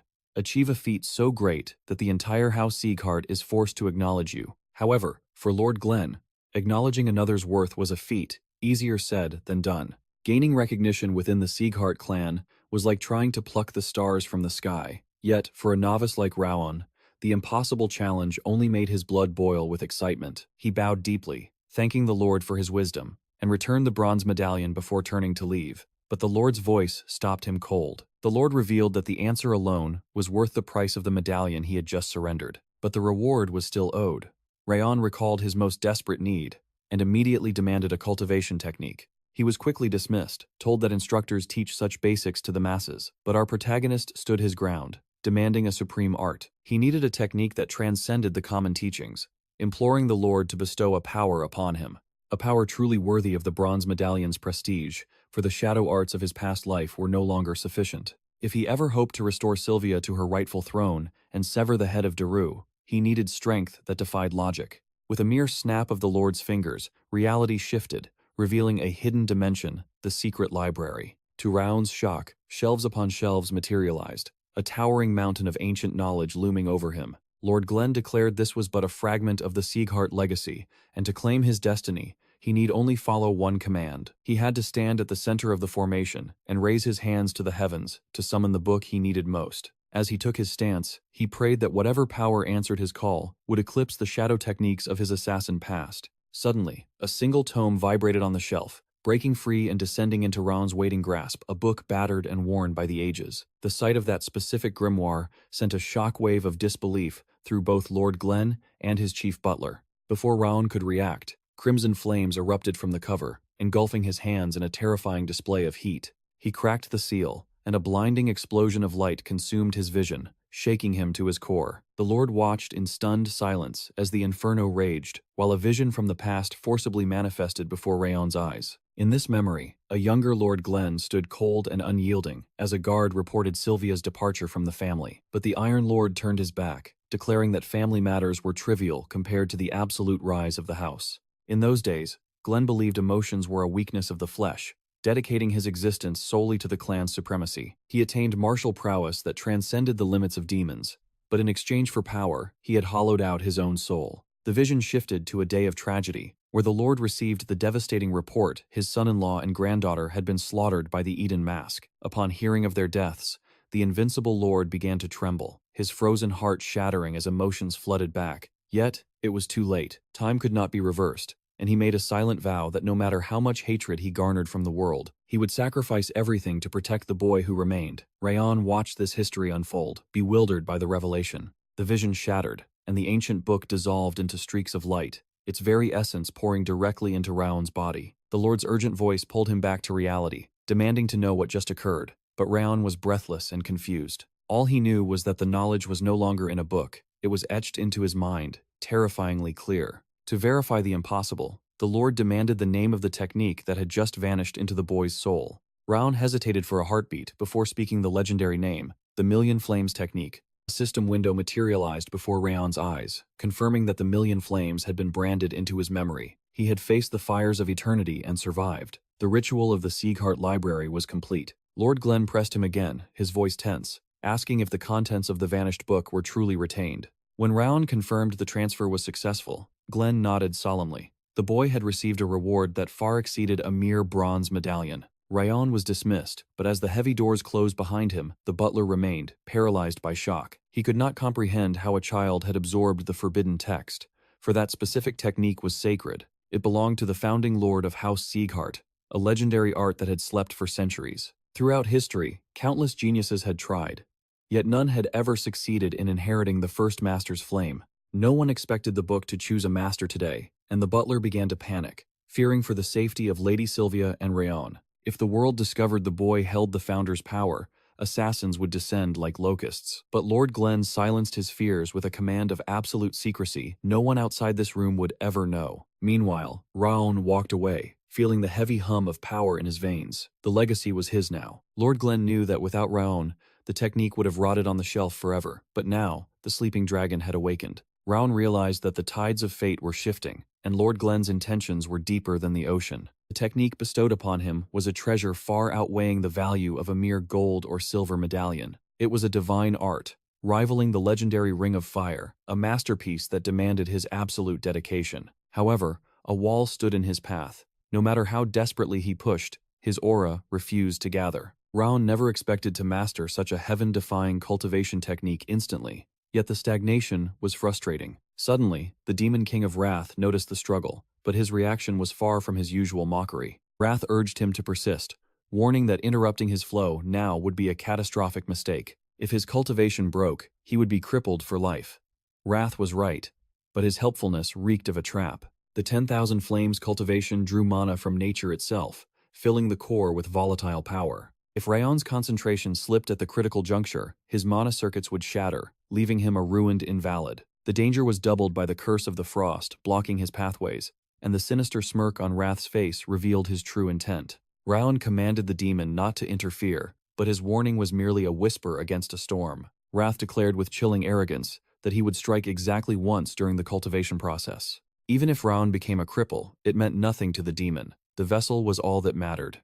A normal human would perish, but a demon king could reforge even a broken body to suit his dark purposes. To Wrath, this was a golden opportunity sent by the heavens, one he refused to let slip through his fingers. He taunted Raon to drop the tough act and tremble in fear, for the moment of possession could strike at any second. For the first time, Raon saw Wrath not just as a nuisance, but as a true predator lurking within his own soul. As the incarnation of rage, the demon would ruthlessly devour Raon's entire existence given the slightest opening. Until now, the beast had been dormant, but the truce was officially over. Raon knew he had to keep one eye open, but a rat in the real world also demanded his attention. His sharp senses had detected a maid, who vanished into the shadows of the night with suspicious regularity. Judiel, a spy loyal to Lord Karun, was currently drafting a report on the seemingly insignificant boy. Usually, her scrolls were empty, save for his odd habit of mumbling, but tonight was different. She prepared to reveal the shocking caliber of the cultivation technique the Lord had gifted the bronze medalist. The mana flow she witnessed was not that of a child. It was a phenomenon that made the air itself tremble. She knew the central martial palace would kill for this information. Yet, she hesitated, wondering if a mere child was worth the risk, and how long her servitude would last. Following her protocol, she cast the message into the river, but before it could float away, death came calling. Cold steel pressed against her throat, and a voice from the abyss commanded her to freeze. One sound, one twitch, and her life would be extinguished. Cold sweat drenched her trembling form. The killing intent paralyzing her was overwhelming, and as she glanced at the river's surface, she saw him. Raon's reflection stared back. He coolly informed her that he had felt her gaze since the moment he returned. He asked if she was proud of her espionage, mocking the skills she had spent a lifetime honing. Judiel was baffled. She was a master of stealth, yet this boy had seen through her invisibility like it was glass. It became terrifyingly clear that Raon had been playing the fool, baiting her into a false sense of security. He forced her jaw open and shoved a foreign object down her throat, inducing a wave of nausea. Retrieving the wet paper, he noted the blank surface, a classic spy trick requiring a specific catalyst. He deduced it was moonlight ink. As the lunar glow hit the page, the secrets were laid bare, shocking the spy. Watching her pupils dilate, he dropped the name Raon Zieghart, and her reaction confirmed his theory instantly. Her perfect poker face crumbled. She was indeed a puppet dancing on Karun's strings. Judiel, trained to be an emotionless doll, was terrified that a mere child could read her soul so easily. Then, the burning sensation in her stomach flared, and she realized she had swallowed a rage worm. Memories of Lord Karun's command to infiltrate the annex and spy on Raon and Sylvia flashed before her eyes. Back in the present, she asked in horror if it was truly the legendary parasite, stunned by his ruthlessness. She retches violently, desperate to purge the parasite, but her attempts are futile against the inevitable. The rage worm is no mere beast. It burrows into the soul, exposing her location and emotions before granting an agonizing death. Raon holds her life in his palm. He deduces the truth instantly. She is a shadow sent from the Palace of Warriors, a sleeper agent planted in the annex 7 months ago. Pure terror washes over Judiel as her cover is blown to smithereens. She had been arrogant, thinking this mission was child's play spying on a sickly, neglected boy, a cripple and a maid. She never imagined a monster was hiding in plain sight within these walls. Trembling before the Reaper, she begs to falsify her reports, promising anything to escape death's cold grip. But Raon rejects the desperate plea. Lies are fragile. Eventually the truth would reach Karun, proving only her incompetence. With a smile that doesn't reach his eyes, he offers a darker path. From this moment, you belong to me. Her new directive is simple. Feed Karun useless drivel he already knows, while burying the secrets that actually matter. In exchange, she must become a traitor, delivering every critical movement of Lord Karun directly to Raon. Judiel nods frantically, sealing her fate. Raon smiles, a chilling expression that betrays the lethal tension. To an outsider, it looks like a tea party, but a master has just leashed his hound. He demands immediate intel. As she scampers away, the King of Essence, Wrath, floats out, perplexed by Raon's newfound power. Since when could you summon a rage worm? The Demon King is baffled. But the truth is far more twisted. There was no worm. Raon finds such creatures disgusting. It was merely a lethal poison, simulating the excruciating pain. How did you know her secrets then? Cold reading? No. Raon simply understands how to break a human mind. His methods are so ruthless that even a Demon King calls him a monster. Now, Raon returns to his cultivation. He poured his blood and sweat into forming his aura, preparing for the inevitable return to the hellish training grounds. Yet, absolute mastery eluded him before the deadline. Time waits for no warrior. Back at the grounds, the herd has thinned. Only 42 remain. Liamir's threat of culling was no bluff. A mere quarter survived the break. Amidst the tension, the Ice Princess, Runan, locks eyes with Raon. A silent exchange passes between them, intense enough to give even the demon Wrath the creeps. Memories surface. Runan standing before the matriarch of the Sloran family. Did the outcast help you? She nodded, but admitted she offered no gratitude. Her father's command was absolute, avoid the opposite sex, but her mother scolded her. Grace is the mark of nobility. A debt incurred must be acknowledged. Back in reality, she bows. Thank you. The sudden warmth from the Ice Queen leaves Raon completely baffled. Then comes Dorian, the chatterbox, whining as if the Reaper is already at his doorstep. I thought I'd die. He spent his entire break haunted by nightmares of the torture to come. His endless babbling drains the air from the room until he loudly praises Raon's score over Warren's. A fatal mistake. The shadow of Warren looms ominously directly behind him. Dorian shrieks and scrambles into the dirt. Warren ignores the fool and steps toward Raon. Silence descends. To everyone's shock, the proud noble bows. He admits his previous conduct was disgraceful and accepts his defeat, but his eyes burn with renewed fire. Do not think this is over. I will crush you next time. A declaration of war masked as an apology. The trainees are left dumbfounded as Warren marches off. 13 years old. Yet he carries the dignity of a true warrior. He is finally acting like a Zieghart. Wrath, however, is unimpressed. The audacity. Gouge out his eyes, Raon. Teach him the meaning of despair. The instructor, Liamir, steps forth, cutting the drama short. Know your place, whelps. Congratulations on surviving. But the pleasantries end there. The real hell begins now. Just as he outlines the new curriculum, a thunderous crash echoes. The heavy iron doors are kicked open. A girl storms in, spewing profanities far too vile for a child. Stupid door. Open when I say open. Dorian pales in terror. Liamir sighs. She is a failure from the previous generation. Meet Marta Zieghart. She will be joining your nightmare. A repeat student with a dangerous reputation. She wears a scowl that could kill. Liamir tries to play peacemaker, but she cuts him off with a snarl. Her eyes scan the crowd like a predator. Who is number one? I won't tolerate trash looking down on me. With arrogance radiating from her, she demands to face the brat who stole the title last time. The battle maniac demands a duel right here and now. So Raon steps forward to answer the call. To her eyes, he looks nothing like a champion, yet she singles him out regardless. Suddenly, Warren's voice cuts through the tension, questioning her disgraceful lack of decorum. Marta turns her fury on him instantly, warning him to shut his trap. She threatens to silence him permanently. But Warren counters, asking if she dares question the chief instructor's judgment, or even the judgment of Lord Siegfried himself. She sneers, reminding him of his own past temper tantrums. Since he acted out, she should be allowed to as well. But Warren stands firm, refusing to repeat his past pathetic mistakes. A hush falls over the crowd. It is undeniable that Warren has truly evolved. Runan silently steps between them, her presence like a wall, ordering Marta to leave. To Marta, they look like a pathetic family of losers. So she scoffs, deciding to leave them to their delusions.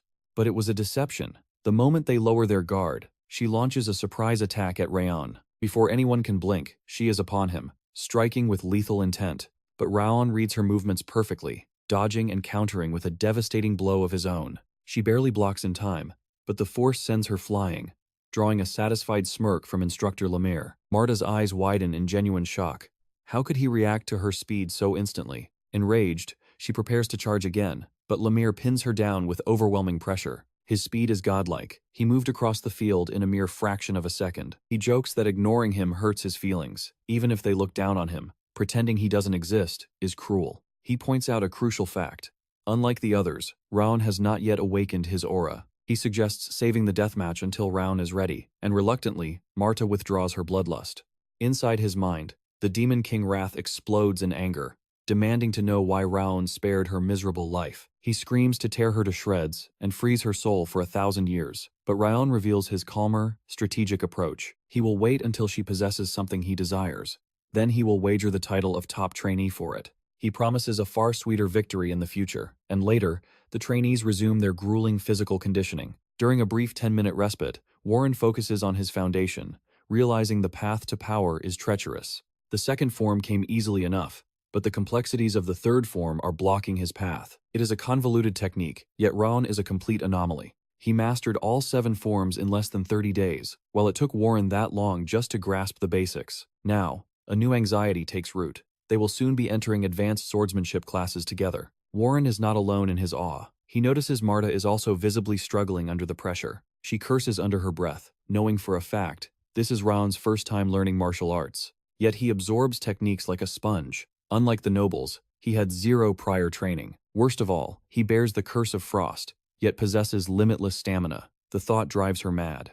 She refuses to fall behind. All her life, she was hailed as a genius with electrifying talent. Upon entering House Siegfried, she became the apex predator, crushing everyone in her path. She devoured the so-called prodigies of the main family and laughed at their despair, proving she was the true elite.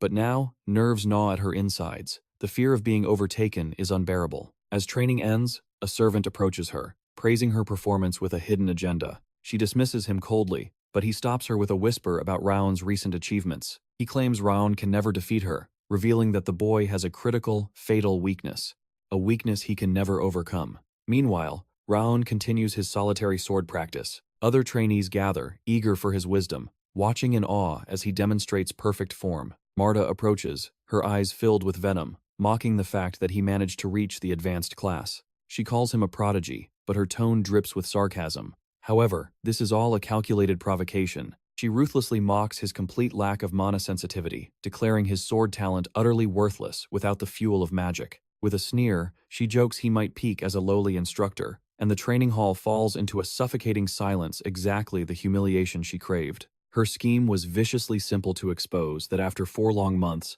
Raon still hadn't grasped even a shred of aura, just as the butler had whispered. She weaponizes the rumors about his trash-tier talent, recounting a humiliating tale from before he was even adopted into the family. She drags up the memory of the discernment ceremony, where the ancestral sword proved his potential was practically non-existent. To twist the knife further, she points out he is the singular failure on the 5th training ground, still unable to manifest aura. The onlookers speculate that with a bronze medallion, the absolute limit of his cultivation technique would be mediocre at best. It would be a mid to upper tier art, barely a step above the trash tier lined cultivation technique given to servants. Since Raon has failed to master even that, his talent is deemed bottom-tier trash, a realization that fills Marta with twisted delight. She calculates that without mana, his fists and blade are nothing but empty shells, never enough to make him a true warrior of the clan. If the heavens denied him mana, he is finished. Yet what truly boils her blood is that this cripple dared to counter her attack earlier. While she revels in her cheap victory, she suddenly freezes, feeling a piercing gaze drilling into her skull from the sidelines it's Runan.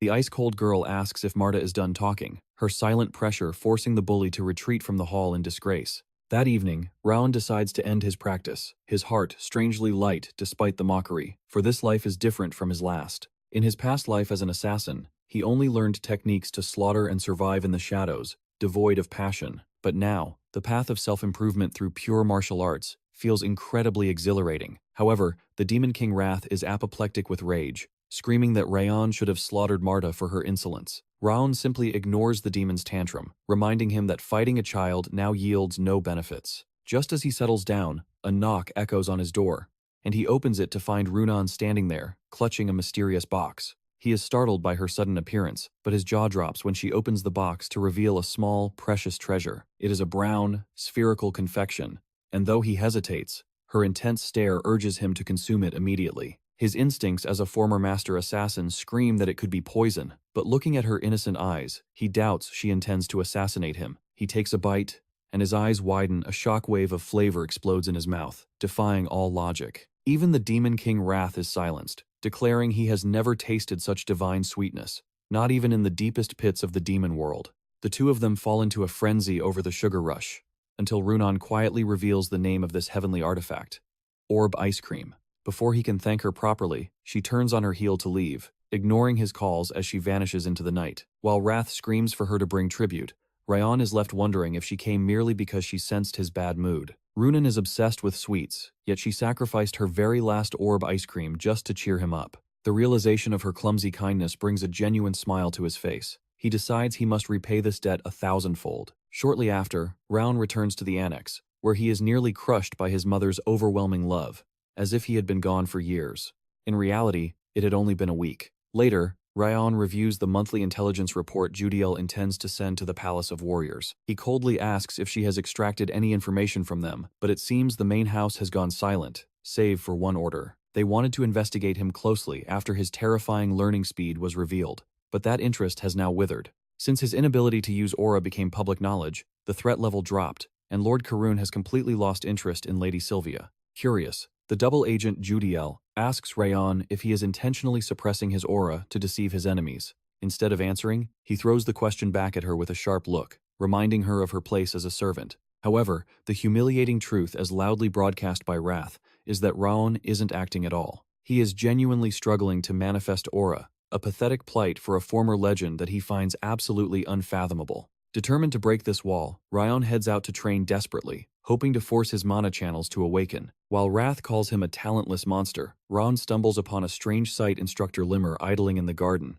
The eccentric elf is playing with birds, and when Raon questions him, Limer claims he is here for specialized elemental training. But the next morning, that so-called training turns out to be nothing more than dragging Raon up a rugged mountain. When Raon protests that hiking has nothing to do with elemental affinity, Limer grins and tells him to trust the process. It seems nonsensical that a barren mountain would be the key to unlocking his aura, but Limer's eyes hold a hidden wisdom. Finally, the instructor recalls the moment he used his heightened senses to inspect the terrifying truth of Raon's cultivation technique. The aura he witnessed resembled raging flames as fierce as molten lava, a power on a completely different dimension from ordinary cultivation arts. It wasn't merely trying to suppress the absolute zero chill within Raon's core. No, it was attempting a miracle. It sought to harmonize the ice side by side with the fire. If Raon could truly master this supreme technique, the results would defy the heavens themselves. Eventually, they reached a secluded training ground deep within the forest. Without warning, Limer unleashed a terrifying wave of spiritual pressure that nearly brought Raon to his knees. The gale battering Raon's skin wasn't just air, it was a wind as sharp as a razor's edge. Indeed, the winds of this world possess many faces, from gentle breezes to bone-chilling gusts, but Limer sought only one thing: a wind sharp enough to sever the very sky. Now, the torch passed to Raon, but his path required deep contemplation on the true nature of the flames. His mana naturally hungered for the heat, so Limer guided him to the only sanctuary suitable for such an awakening. They arrived at a humble forge, home to an eccentric old smith who dared to mock the great Limer. Yet here, Raon sensed it immediately. The most intense, sincere inferno in the entire north raged here. The old man scoffed, asking what tribute Limer had brought, glaring at Raon. Upon hearing this, was the grandson of the sword Saint Siegfried? The smith remained unimpressed, demanding the master himself appear. But Raon heard nothing. His soul was already captive, enslaved by the dancing crimson lights within the furnace. This heat, it was nostalgic. Though he had witnessed countless infernos in his past life, the intensity of this kiln was unique. This was it, the very image of the flame he sought to embody. The rude old man introduced himself as Vulcan, and Raon's eyes widened. Vulcan, the continental master blacksmith, the legend who forged the heaven's renown, the blade of the Sword King. Raon Zieghart. The boy bowed low, radiating pure respect for the artisan's legacy. Such refined etiquette made Vulcan suspicious of Limer's influence. Limer denied coaching the boy, revealing that Vulcan was once Siegfried's personal smith, now tending to these eternal flames for over a decade. This forge was the singularity, the only place where Raon could truly comprehend the essence of fire. When Limer begged for an exception to train here, Vulcan waved them toward the common workshop. But Limer refused. The boy's cultivation technique was too dangerous to be witnessed by the unworthy before its mastery. Vulcan demanded a reason. The moment he heard Raon was the son of Sylvia, the air in the room shifted. Raon swore on his life to remain invisible, begging for just a glimpse of the fire. A heavy silence hung between the three generations. Finally, Vulcan spoke. He was in the midst of refining the legendary golden charcoal, a fuel capable of generating heat far surpassing the laws of nature. He had dedicated a decade to this pursuit, and he would tolerate no distractions. "Do as you please," the smith grunted, "as long as you do not break my concentration." Raon's heart soared with triumph. Outside, Limer was stunned by the easy acceptance, promising to repay the favor with the finest liquor in the realm. But Vulcan scoffed at the bribe. He had seen the truth. The moment the boy entered, the kiln's fury had intensified. The sudden spike in heat nearly destroyed his work. The power to command fire didn't just exist in the boy, it lived in his very breath. Vulcan gazed at the closed door, wondering if perhaps this child was the key to forging his ultimate masterpiece. 7 months passed in the blink of an eye. Day after day, Raon meditated, etching the image of the perfect flame into his soul. The world fears fire as a force of destruction, but if that chaos can be tamed, everything changes. In the hands of a grandmaster, the wildest inferno becomes more stable than the earth itself. Yet, a wall stood in his path. Raon still could not awaken the true energy of the Golden Flame's art. Limer's teachings echoed in his mind like a mantra. Visualize the flame you desire. Give it shape. Raon's resolve hardened into diamond. To slaughter the traitor Darius.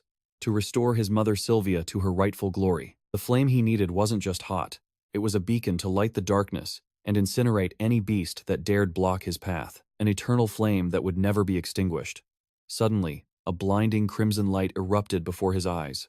The essence of fire flooded his veins. He seized the moment. He reached out to devour the heat, slipping into a deep martial trance to further his cultivation. It was happening. The fire he visualized was manifesting in the physical world, dancing at his fingertips. But then, disaster struck. The Demon King wrath tore into his consciousness, striking at his weakest moment. Raon's spirit froze as the cultivation halted. A chilling realization washed over him. Peace had made him soft. He had forgotten that the voice in his head was not a companion, but a monster, a predator waiting to devour his soul. The monarch of the demon realm, plotting his resurrection. His Dantian screamed in agony. His body felt like shattering glass.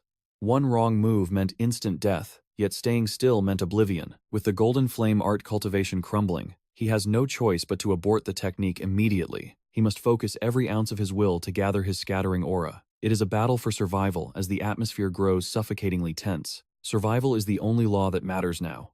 But Wrath, the king of essence, mocks his desperate struggle, causing Raon's mind to grow hazy and dim. Wrath declares dominion, stating that Raon's body and soul are now his property. He claims all resistance is futile as the boy's consciousness fades into the abyss. Your life is as meaningless as an old man burning useless coal. Wrath sneers, promising to exact a bloody revenge in Raon's place. But that specific insult, coal in a kiln, it strikes a spark of sudden inspiration in Raon's fading mind. A desperate gamble to cheat death. He realizes his fundamental error. It is not the ambient mana of nature he needs to harness. It is the mana trapped within the kiln itself. The stronger, hotter fire will always devour the weaker flame. Their power shall become his fuel. As he begins the forbidden absorption process, Wrath's arrogance turns to fury at this sudden shift in tactics. The demon is enraged that his prey is fighting back. Meanwhile, reality reacts the coal before Vulcan begins to crackle and pop with terrifying intensity. Boom! Flames erupt violently from the furnace. Vulcan stares in shock. Never in his life has he seen the heat spike so catastrophically. And it happens so abruptly. A realization strikes the blacksmith. This anomaly. It must be connected to Raon, but when he looks closer, the boy is trembling uncontrollably. It creates a bizarre paradox. Why is there a concentration of absolute zero amidst this inferno? The boy shakes as if freezing in the depths of hell. And if that terrifying sight wasn't enough, Lamari suddenly flashes in. He stops Vulcan from touching Raon. Stop. You will kill him. Vulcan protests, fearing the boy is in danger. But Lamar insists they are helpless. The boy has entered a deep trance state, a precarious moment of enlightenment. If Raon feels even the slightest external pressure now, his internal organs will rupture, and he will cough up blood and die. Frost begins to creep across Raon's skin, a chilling layer of ice manifesting from within. But the two masters can do absolutely nothing. They are powerless spectators. Lamar silently prays that Raon survives the night. But inside the trance, the battle rages on. Raon's relentless cultivation drives Wrath to madness. The demon screams, demanding he cease this hopeless struggle immediately. But Raon refuses to yield. He will not die a dog's death like in his past life. A life spent as a tool, ending in vain. He died without peace once. Never again. The resolve to change his destiny burns brighter than the fire itself. He charges straight into the spiritual flame. The heat becomes unbearable. At this rate, the physical world cannot hold on. The kiln screams in protest. It cannot withstand this sudden, catastrophic burst of firepower. Mysteriously, the mana begins to swirl. Every drop of energy collects into a singularity. Lamar realizes Raon is devouring it all. The spiritual tug-of-war reaches its breaking point. Raon seizes the heart of the flame. And then, a massive explosion tears through the fabric of the trance. The blast obliterates the roof of the kiln. Debris rains down as the smoke rises from the explosion. The two masters hold their breath in terror, receiving no response. But then, from the ashes, a figure emerges completely unscathed. He is cloaked in majestic golden flames, a sight unseen in this era. At that moment, the system window materializes before his eyes. Ding! You have acquired the golden flame art. He has absorbed the ultimate heat, and his mastery has instantly reached 2 stars. Fire resistance acquired. 2 strands of the curse of bitter frost have melted away. His terrible stamina has been cured in an instant. Furthermore, he has devoured Wrath's cold energy, unlocking a new attribute, the chill of bitter frost, also at 2 stars. Wrath's attack was a blessing in disguise. Raon never expected such a bountiful harvest when he walked into the jaws of death, because he withstood the Demon King's interference in a critical situation, and displayed god-tier mental fortitude. The system rewards him. All stats increased by 3. Raon is stunned by the notifications. In one night, he achieved a breakthrough that would have taken a genius years to master. All thanks to Wrath's meddling. Wrath realizes he has been played. He demands to know how a mere human survived when his mind was clearly shattered. Raon smirks with cold arrogance. I told you, you cannot beat me. But the truth is, Raon had 1 foot in the grave. If this day proved anything, it is that no matter how close they seem, Wrath is a monster, not a friend, an enemy to the end. He must never reveal his true weakness or secrets to this demon again. Suddenly, Vulcan rushes over to check on him. Seeing the boy is alive, Vulcan sighs in relief. Did you grasp the aura? Raon nods. I did. It was all thanks to you. However, the kiln is completely destroyed. Raon bows his head, apologizing for the destruction of the workshop. To hell with the furnace. You are alive, Vulcan shouts. But then, something catches his eye in the dying fire. He lifts the shovel with trembling hands. There, glowing in the debris, the legendary golden coals he has sought for years. Memories flood back. The years of ridicule. The people who mocked Vulcan for wasting his life chasing a myth. But now, the myth is real. A material that existed only in the whispers of myth. As Vulcan unveils the glowing embers, he realizes he has witnessed a true miracle in the present era. Behold the golden charcoal, an artifact burning with an intensity that shames white coal, possessing a tenacity far superior to black coal. After decades of blood, sweat, and tears devoted to the forge, Vulcan has finally achieved his magnum opus, all thanks to Raon. When Raon humbly insists he did nothing, Vulcan corrects him immediately. It was the boy's explosive mana cultivation that caused the kiln's temperature to skyrocket. The flames blossomed like a lotus the moment he exhaled, sending waves of scorching heat crashing into every crevice of the workshop. Finally, the master smith asks Raon what manner of warrior he aspires to become. The boy's answer is simple yet profound. He wishes to be unwavering. No matter the enemy standing before him, or the desperation of the battlefield, he will not shake. A resolve that visibly stuns the old master. To hear such conviction from a mere child, Vulcan makes a pact. If that iron will remains unbroken in 3 or 5 years, Raon must return. When he is finally ready to wield a blade worthy of his soul, Vulcan vows to save the legendary golden charcoal for that very day. Raon accepts the offer. Although Vulcan had hung up his hammer, for a talent like this, he is willing to defy his own retirement, just to forge Raon's sword. Shortly after, the boy departs the heat of the kiln, leaving Vulcan praying the child survives until their destined reunion. Meanwhile, Limer barely contains his excitement that Raon has finally awakened his aura. But suddenly, the overwhelming presence of Lord Zieghart manifests behind him. Limer boldly teases the patriarch, noting how relieved he must feel to stop his daily secret inspections of his grandson's progress. Of course, Lord Zieghart scoffs at the accusation with cold denial. Limer ignores the front, shifting focus to the terrifying reality before them. The sheer volume and purity of Raon's aura is monstrous. It seems the boy didn't just survive the kiln, he devoured every ounce of its heat. Furthermore, the child manipulated this newfound power instantly, a feat that screams of limitless potential and genius. But the Lord noticed something even more profound. Raon took the icy curse, strangling his life, and forged it into his own weapon. Back at the 5th training ground, Runan stands like a statue, patiently waiting for Raon's return, clutching a box of chocolates like a treasure. The academy is buzzing with venomous whispers. 7 months without manifesting an aura? The students are beginning to doubt the so-called top trainee. They claim Lady Marta should seize the throne, dismissing Raon as a washed-up prodigy. Runan listens, her irritation bubbling beneath her stoic expression. She racks her brain for a way to support him, remembering her mother's teachings. Always repay those to whom you owe a debt of gratitude. After an eternity of waiting, Raon finally steps onto the training grounds. Though internally, he is locked in his usual bickering match with the Demon King Wrath. He ignores Wrath's complaints about losing to him again, only to be stopped in his tracks by Runan, who thrusts a box of orb ice cream into his hands. It seems she believes the rumors that he failed his cultivation. With awkward kindness, she tries to cheer him up in her own unique way. As Raon thanks her for the treat, Runan freezes, the refreshing scent she always sensed on him. It has evolved. It is deeper, purer now, though she cannot comprehend why. Oblivious to her confusion, Raon expresses his gratitude for the ice cream once more. Even Wrath goes feral. The Demon King screams in ecstasy over the flavor, demanding Raon inhale the remaining 2 treats immediately. But Raon hesitates. He knows Runan loves these sweets. For her to give them up means this is a sacrifice of the highest order. Ignoring the gluttonous demon, he gently closes the box instead of taking more. Runan blinks, stunned that he would decline such a bounty. When she asks if his mood has improved, he gives a genuine confirmation.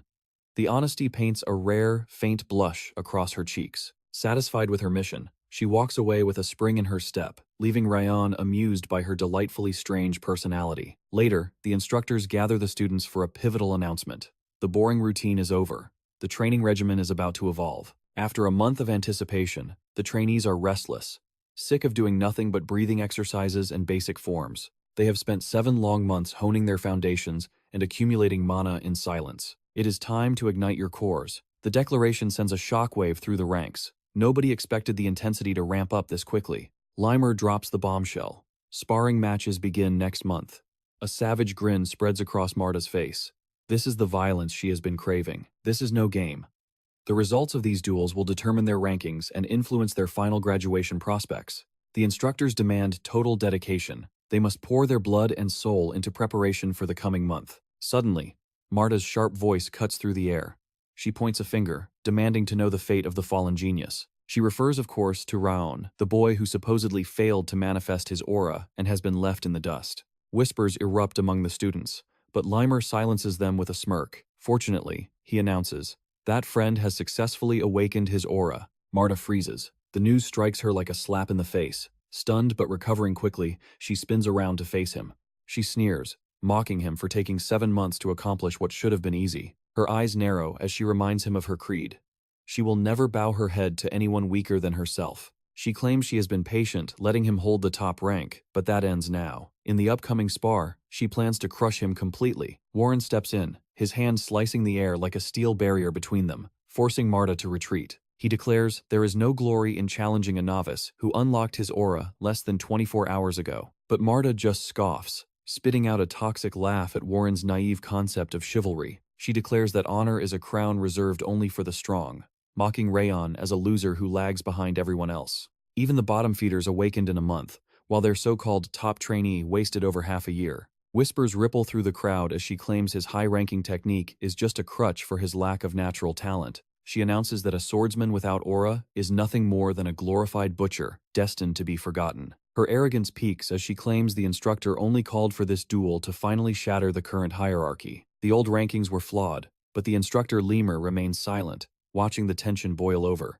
Raon has sat on the throne of the top trainee for too long, and now the wolves are circling to drag him down. She proposes that the victor takes the crown of the top trainee, but Raon simply waves off her challenge with a bored expression. Raon counters that one cannot sit at a high-stakes gambling table with empty pockets, so her offer is worthless. Why should he risk his throne when she offers nothing of equal value in return? She acts as if they are equals, but Raon looks her dead in the eye and asks if she is trembling in fear. His provocation strikes a nerve, and she decides to bite the bait for one final, devastating game. She wagers the Nine Blossoms pill, a legendary elixir capable of revolutionizing a warrior's physique and spiritual energy. A predator's smile spreads across the main character's face. The trap has been sprung perfectly. He remembers promising the Demon King Wrath a show, and now the stage is set for a month later. The day of reckoning arrives, and Marta is trembling with the anticipation of crushing his pride. For her entire life, she was untouchable, until Raon became the first person to ever land a blow on her.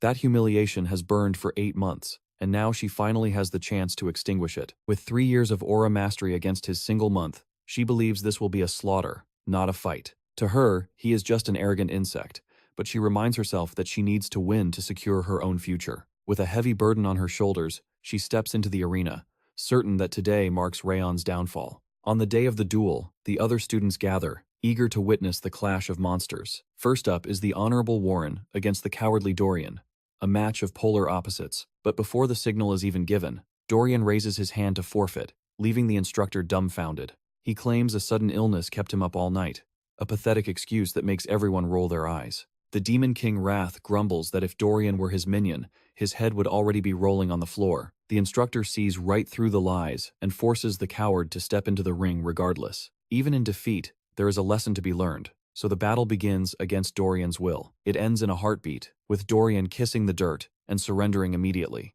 Lemmer critiques Warren, noting that his emotional control is sloppy. He should have finished it in 5 moves. Warren is fuming, frustrated that his opponent spent the entire match running away like a rat. Next, the ice-cold Runan faces off against Crane, the bully who had beef with Raon earlier. Crane charges in with killing intent, but Runan stands her ground, refusing to dodge. With a single, fluid motion, she counters, and Crane's sword goes flying into the stratosphere. The crowd gasps in shock, and Lemur steps in to halt the match before Crane gets obliterated. He scolds Crane for gripping his sword with fear, telling him his tension is his greatest weakness. As for Runan, her counter was magnificent, but her aura failed to pierce through to the tip of her blade. Finally, the main event arrives.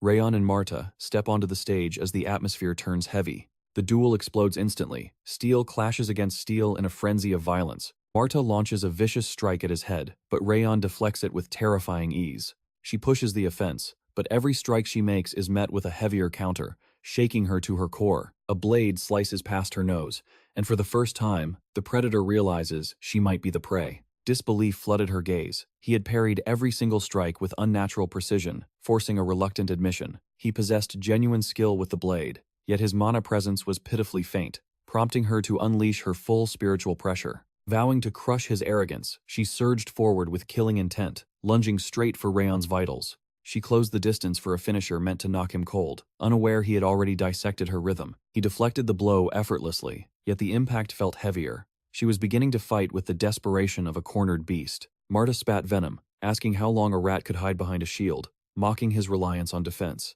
Manifesting an aura required innate genius far beyond simple swordplay, and she cruelly reminded him of his harsh reality. It took him 7 months just to spark a tiny ember, and she demanded he surrender before she shattered his bones. Suddenly, the pressure shifted. Raon launched his first offensive, forcing her into a panicked defense for the first time. The constant preaching about their family's obsession with talent was beginning to bore him. She scoffed that he possessed none, promising to demonstrate true power. But Raon had a different lesson in mind. He would show her something that transcended raw talent, and the air began to scream as golden fire erupted around him. Marta froze in horror as Raon finally unveiled the legendary Million Flame Arts, the First Flame. Her mind raced, unable to comprehend the nature of this fire. It felt ancient, dangerous, and completely alien. It was a terrifyingly beautiful blaze that defied logic, and cold sweat finally trickled down her brow. Gripping her hilt until her knuckles turned white, she refused to retreat.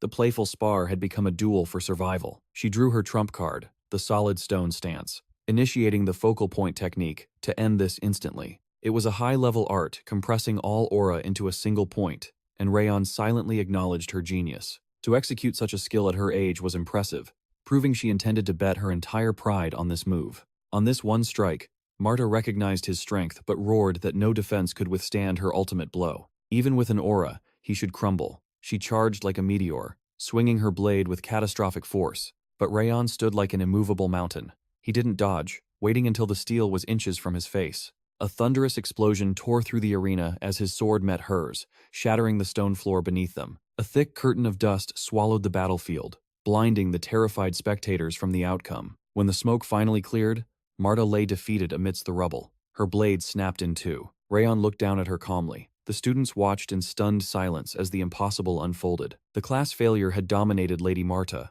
and his sudden mastery of aura defied all common sense. Even unconscious, Marta's fist remained clenched. Raon noted that her warrior's spirit outweighed her talent. That night, the report reached Lord Glenn.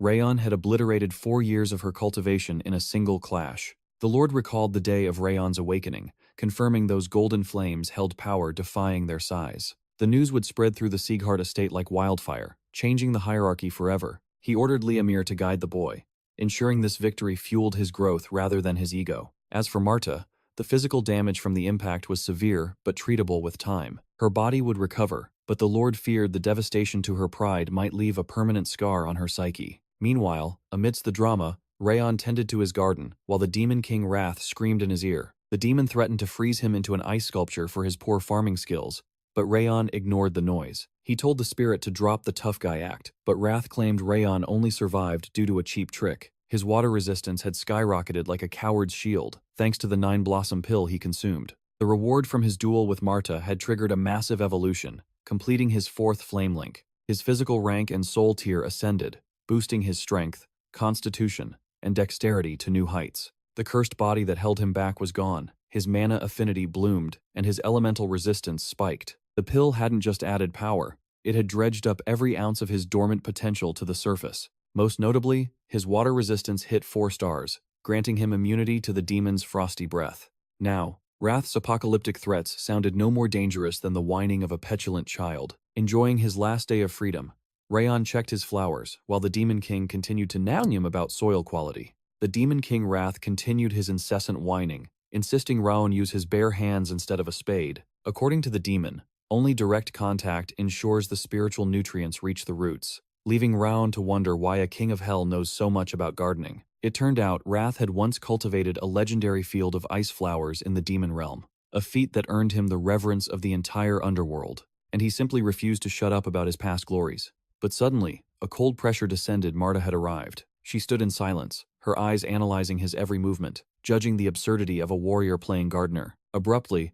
her fighting spirit flared as she demanded a rematch, but Raon merely scoffed at the pathetic display. It seemed she couldn't swallow the bitterness of her defeat, insisting she only returned to gauge the gap between their power levels. Raon's gaze turned cold as he asked the golden question, "What is in it for me?" After all, a challenger must pay a price to face the victor. When she claimed her presence was payment enough, he ruthlessly rejected her, causing panic to flicker behind her eyes. She was desperate. For a split second, she considered trampling his flower bed to provoke a reaction, but she quickly realized Raon held no love for these plants. He was merely the caretaker for his mother's sake, a fact that annoyed Marta even more. Just as she turned to storm off, the door opened, and Sylvia stepped out like a ray of sunshine, asking Raon about his new friend with a gentle smile. Sylvia had mistaken the intruder for a training partner, but Marta instantly recognized the woman standing before her. This was the noble lady who had abandoned her status and the main house, returning only to save her child's life. To a warrior like Marta, sacrificing everything for her offspring was an act of supreme bravery.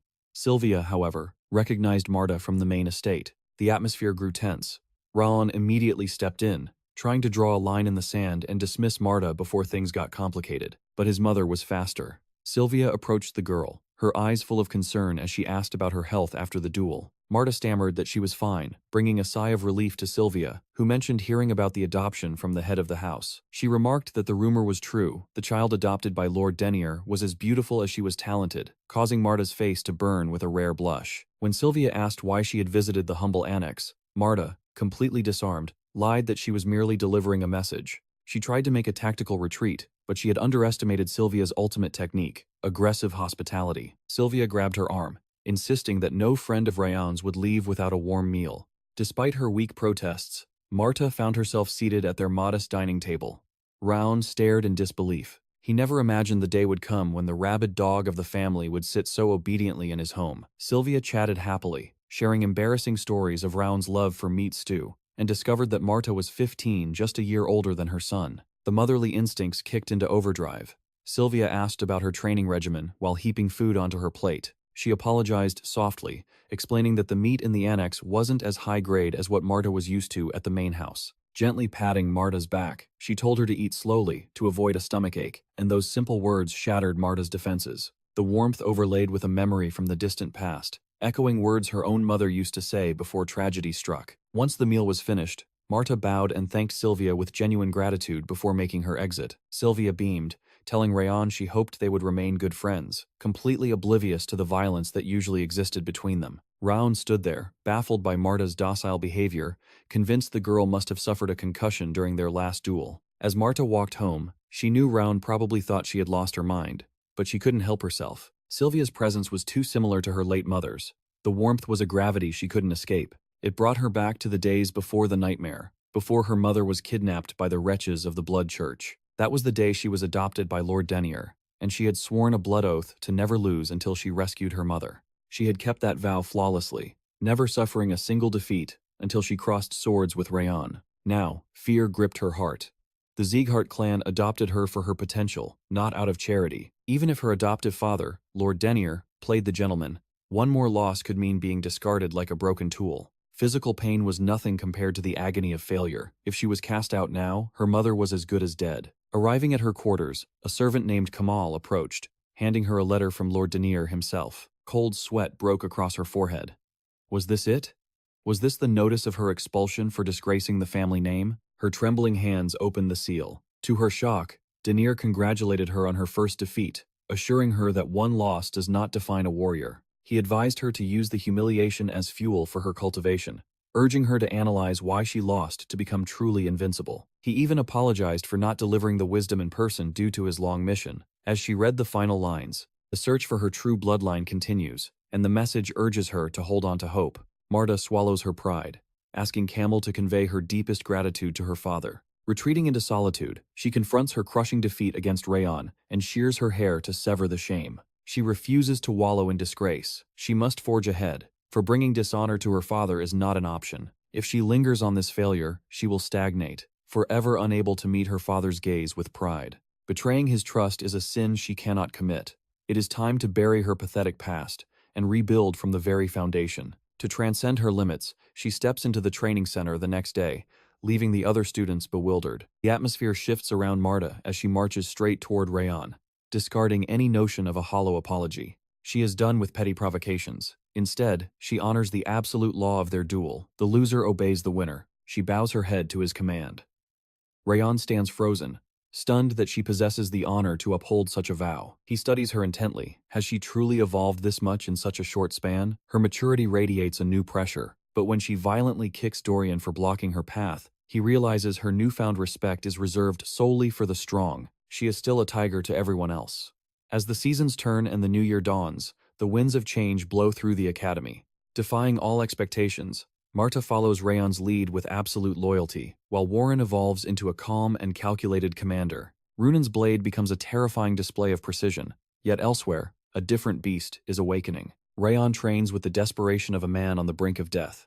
During practice, he executes the flowing riverwalk footwork. The other trainees gasp in disbelief. He has achieved mastery in mere hours, a feat that should take months. His phantom-like speed catches the sharp eye of instructor Lemaire, who rushes to report this anomaly to the head of house. It seems Raon devoured the technique through pure visualization, a talent so terrifying it borders on the impossible. Lord Glenn's patience snaps at Lemaire's endless rambling, asking if he is a sword instructor or a gossip-mongering butler. But Lemar just smirks, unfazed, knowing deep down that the Lord of Iron is secretly captivated by the boy's progress. He craves these tales from the mountain peak. Suddenly, the main house erupts into a frenzy of activity. Servants scurry like ants before a storm, signaling to Lemar that a major event is looming on the horizon. Lord Glenn reveals the gravity of the situation. Envoys from the mighty kingdom of Owen will arrive in mere days. Owen, a titan among the six lords, dominating the continent's center, and a rare ally to the secluded Zieghart clan.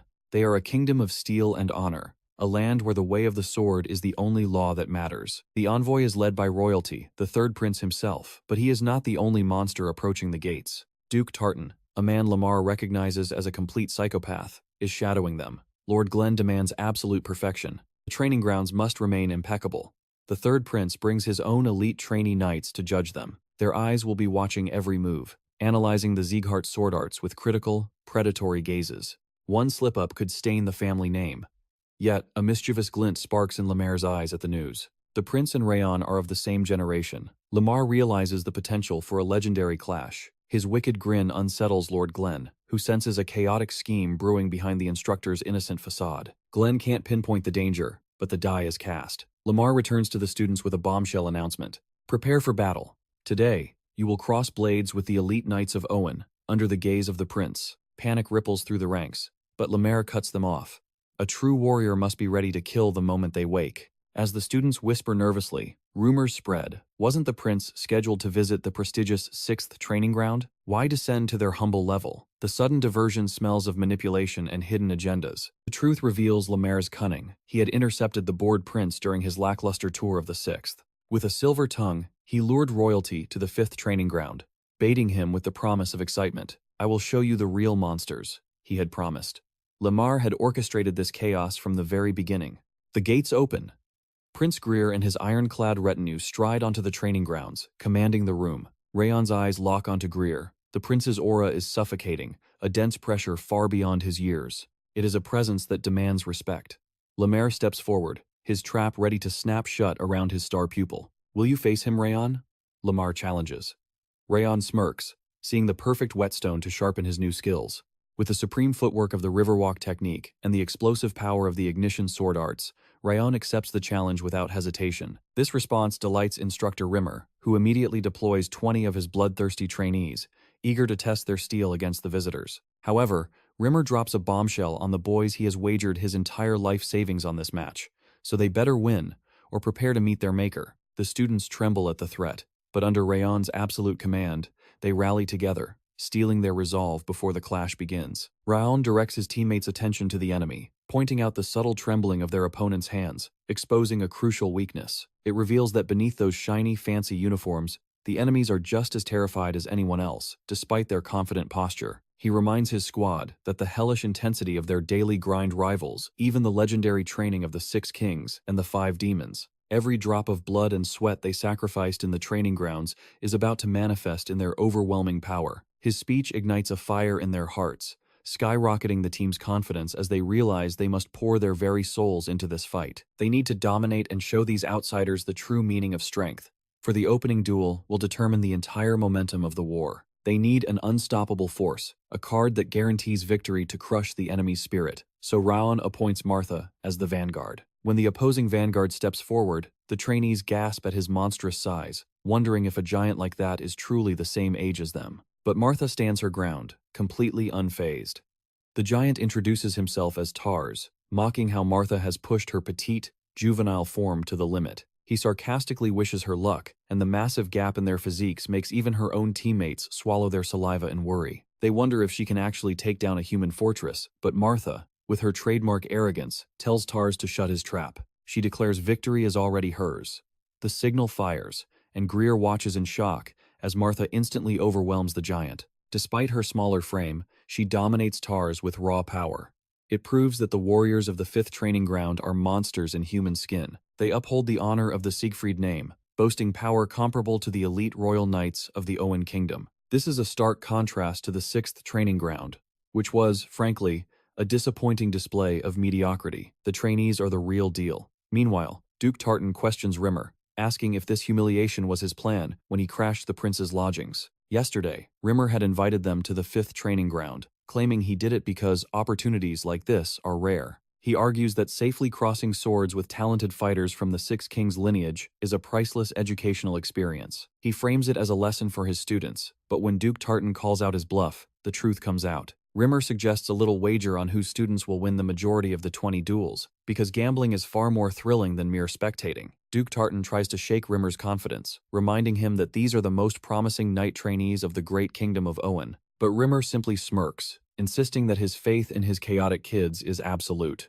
Meanwhile, back on the field, Martha is brutally dismantling her opponent. The fight reaches a fever pitch as one of her devastating strikes shatters Tars's blade into pieces. He stares in horror at the sheer weight behind her attacks, but she gives him no room to breathe, continuing her assault. A bloodthirsty, maniacal grin stretches across her face as she drives the hilt of her sword into his gut, sending him flying. It is a flawless victory. The spectators are stunned by the brutality, and Raon analyzes the fight with a critical eye. He is surprised she didn't use the refined techniques they practiced to end it gracefully, choosing instead to brawl. She sacrificed elegance to maximize her speed and destructive power. As expected, Martha stands over her fallen foe and taunts him. She calls his swordsmanship pathetic, criticizing him for holding back when his only advantage was his brute strength. While Raon finds this entertaining, the Demon King of Wrath yawns, finding it incredibly boring compared to the lethal spars of the demon realm. He claims the young demons back home fight with far more perfection, but before he can finish his arrogant monologue, Raon shuts him up by flicking the bracelet, silencing the noisy demon so he doesn't ruin the show. After several matches pass, it is time for the 18th bout, Runan versus Adelia.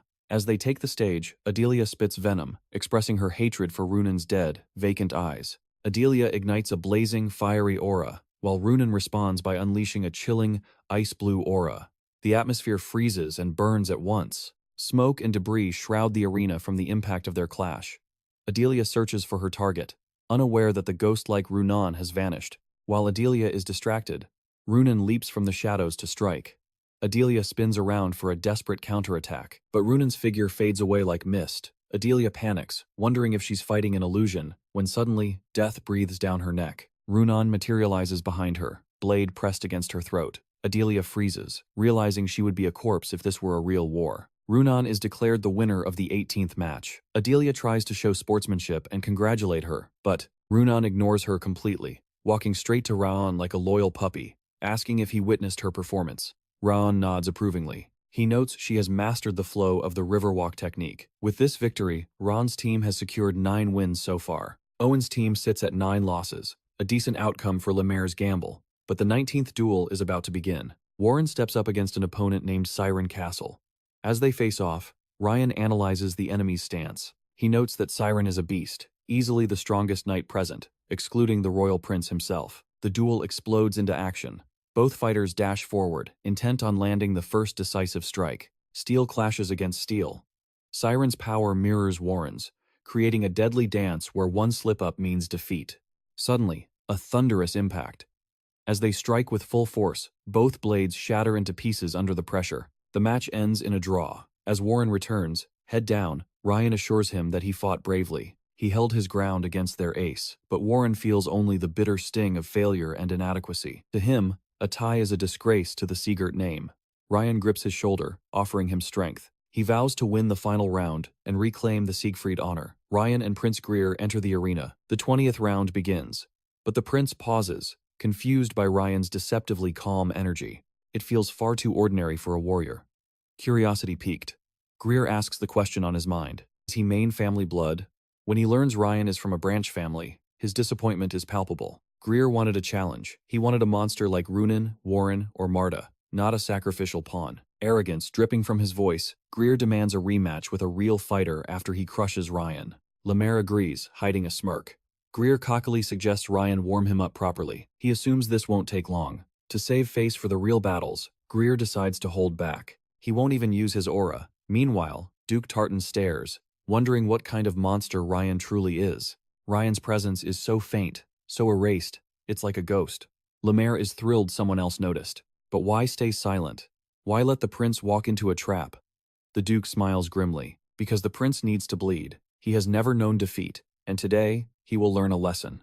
It is safer to lose here than on a battlefield. Yet, the Duke knows the prince is no weakling. Even a prodigy like Ryan might struggle against royalty. Lemaire, however, has other ideas. Addicted to the thrill, Lemaire proposes one final, insane wager to settle the score. He bets that Ryan will finish the royal prince in less than 5 moves.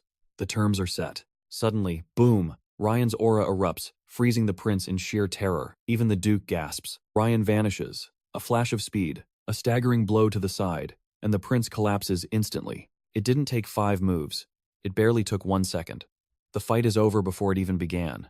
Lying in the dirt, the prince realizes his fatal mistake. Ryan wasn't last because he was weak. He was last because he is the apex predator. The Duke can barely process what he just saw. A mere trainee with the mastery of a grandmaster. Ryan turns to leave, his job done. But Greer scrambles up. He shouts that it's not over. Lemaire tries to intervene, but the prince insists. He claims he wasn't ready. That's when Marta laughs, calling him a pathetic effing loser for making excuses. She mocks him, comparing his whining to Warren's earlier sulking, striking a nerve. Greer recognizes her as the vanguard warrior. She sneers, telling him to pack his crap and leave. If he can't handle the heat, he should get lost. Idalia steps in, furious at the disrespect. How dare she speak to royalty? Marta shuts her down instantly. I am main family. You are nothing. Rank has its privileges. Lemaire breaks up the fight and asks Ryan the big question. Rematch? Ryan is cold. The result is set. The bet is won. There is no logic in fighting again. But then, the prince does the unthinkable. He swallows his pride and admits his total defeat. He admits he was blind. judging Ryan by his birth rather than his blade. Shame colors his face. He begs Ryan, just one more match. If he leaves now, this regret will haunt him forever. Ryan pauses, surprised. He expected a spoiled brat, but sees the heart of a warrior. Respect, recognizes respect. Ryan nods. He accepts the challenge. The air shifts. They take their stances. Greer knows the truth now. The monster is in front of him, and this time, he goes all in. Suddenly, a torrential wave of aura explodes from him. The outburst catches everyone off guard. Even Marta, who had no idea such dormant power lurked within his frame. Duke Tartan shouts in protest against using the forbidden stance, but Prince Greer ignores the warning. His eyes burn with resolve. He intends to wage war with his very soul. As if waiting for this moment, wrath cackles in Raon's ear, mocking him. You failed to see the beast hiding beneath the skin. The demon sneers. He taunts Raon for underestimating the opponent's hidden strength. Yet, Raon stands like an immovable mountain, his confidence unshakable despite the revelation. Wrath scoffs at his arrogance, but a wager is struck in the spiritual realm. Victory over the third prince will yield Raon 4 attribute points. The prince boasts a superior aura and majestic physique. However, if Raon loses, he must absorb 10 points of demonic rage. The tension snaps, the duel begins. Prince Greer launches like a thunderbolt, claiming the initiative. His strike carries the weight of a collapsing mountain. Steel screams against steel, auras collide in a cataclysmic frenzy. The resulting shockwave blinds the spectators in a curtain of dust and light. As the dust settles, the battle rages on with terrifying intensity. Slowly, the prince realizes the impossible. Raon is matching him blow for blow. Even with his full might unleashed, the boy does not falter. Realizing a drawn-out battle is futile, Greer channels everything into one devastating gambit. The air vibrates as he gathers all his mana into the blade. Raon's eyes narrow. He recognizes the stance instantly. It is the legendary Paris sword technique, a secret art passed down only to the future kings of Owen. The golden energy radiating from Greer is suffocating. This is his ultimate finisher. Driven by royal pride and stubbornness, he pours his very life force into a single, world-ending strike. Raon refuses to retreat. He chooses to answer fire with an inferno of his own. Having analyzed every movement the prince made, the counter-strategy is ready. He unleashes the Million Flames art's first form, the spin step. Greer's eyes widen in shock. The golden aura flares defensively, but it is too late to stop the momentum. The two warriors rush toward their destiny. One burns with scorching heat. The other freezes the very air. Fire and ice converge at the center of the arena. Boom! A collision that shakes the earth. Greer manages to suppress the opponent's aura for a split second, convinced that his raw power reigns supreme. Raon seems to buckle under the pressure, but it is merely a feint. His will is forged in iron. He does not yield. With a roar, he surges forward. The impact is catastrophic. The sound of shattering steel echoes. Greer's sword disintegrates upon impact. The royal aura is obliterated. Before Greer can blink, a shadow appears behind him. A precise strike. The prince collapses to his knees in defeat. Silence falls. Raon is declared the victor.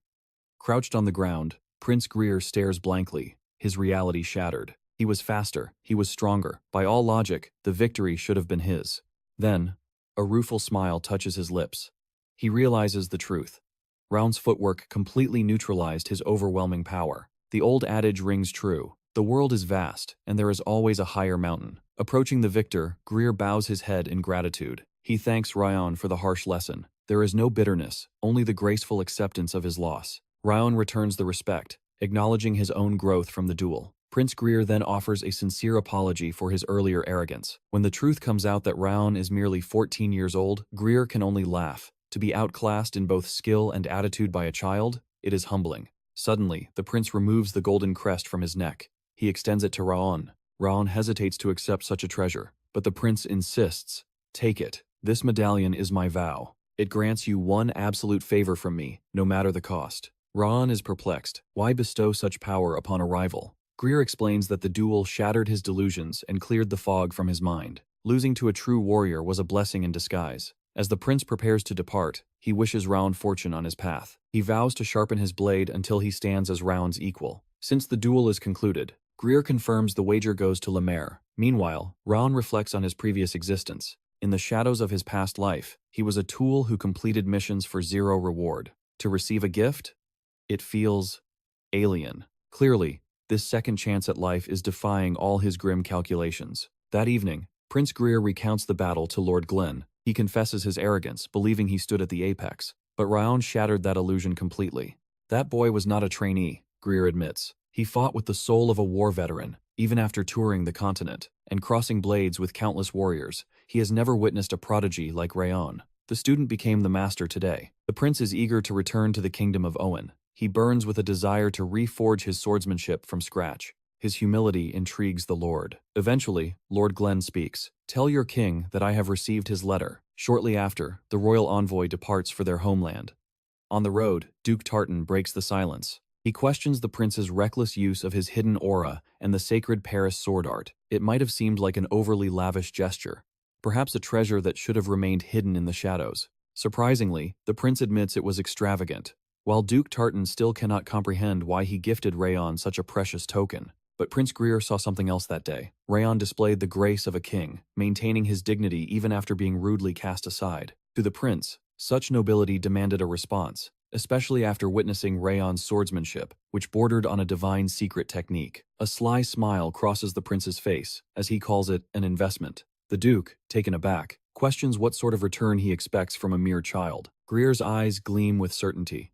That boy. Raon is destined to become a warrior whose name will thunder across the entire continent. To wield such overwhelming power and mental fortitude at his age? It matters not that he is from a branch family. True strength cannot be caged. In the prince's calculations, forging a bond with a rising dragon like him now would yield unimaginable favors in the wars to come. Duke Tartan stares at the young royal, stunned. To possess such terrifying foresight and political instinct at such a tender age was truly frightening. The prince simply shrugs, his expression sharpening. If I could not make such simple calculations, I would not deserve to draw breath in this world. Years of surviving the viper's nest of the palace and absorbing the king's cold wisdom had sharpened Greer into a weapon. As their carriage rolls away, Prince Greer gazes out the window.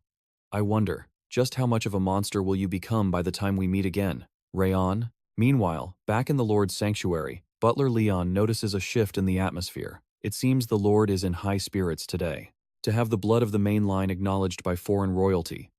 But the master of the house immediately snaps back, calling it utter nonsense. Yet Leon points to the undeniable truth. That warm smile on your face, my lord. It only appeared after Prince Greer spoke Master Raon's name. The Lord of Destruction tries to regain his composure, grumbling that Leon's eyes must be failing him due to old age. The butler chuckles at his master's poor attempt to hide his pride. But sensing the Lord's embarrassment, Leon skillfully shifts the topic to business. He brings up the urgent missive delivered by Duke Tartan, saving the Lord from further teasing. Indeed, the Duke had not come merely for pleasantries. He carried a message of grave importance for the Northern Lord of Destruction, a separate matter from the prince's visit. The seal on the letter demanded immediate attention. It was a direct decree from His Royal Highness, Lacroix Albert de Owen II, the King of Owen, and the legendary Sword King of Silence, one of the 6 lords who rule the martial world. The message was short but catastrophic. The 5 demons have begun to move. The shadows were gathering. Sometime later, at the 5th training ground, the atmosphere was buzzing.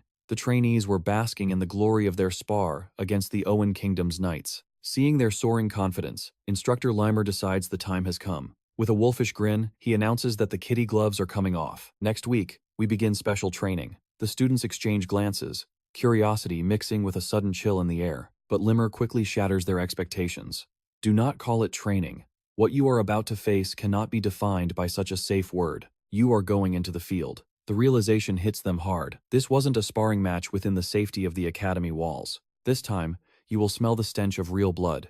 Their destination lay beyond the Zieghart Southern Territory. They were heading to a bandit stronghold, known as Snow Tiger Point. These were no common thieves. They were affiliated with the North-South Alliance, surviving on tolls from the mountain pass. However, their greed had grown too fat lately. Their behavior had shifted from nuisance to tyranny. Reports of plundered merchants and murdered travelers had skyrocketed. Hearing this, the students clenched their fists, ready to serve justice. They assumed this was a standard subjugation mission, a task to clean out some trash from the family's backyard. But the reality was far darker. Limer's expression turned grim as he revealed the true nature of their target. These animals attacked a village south of their hideout. They didn't just rob it.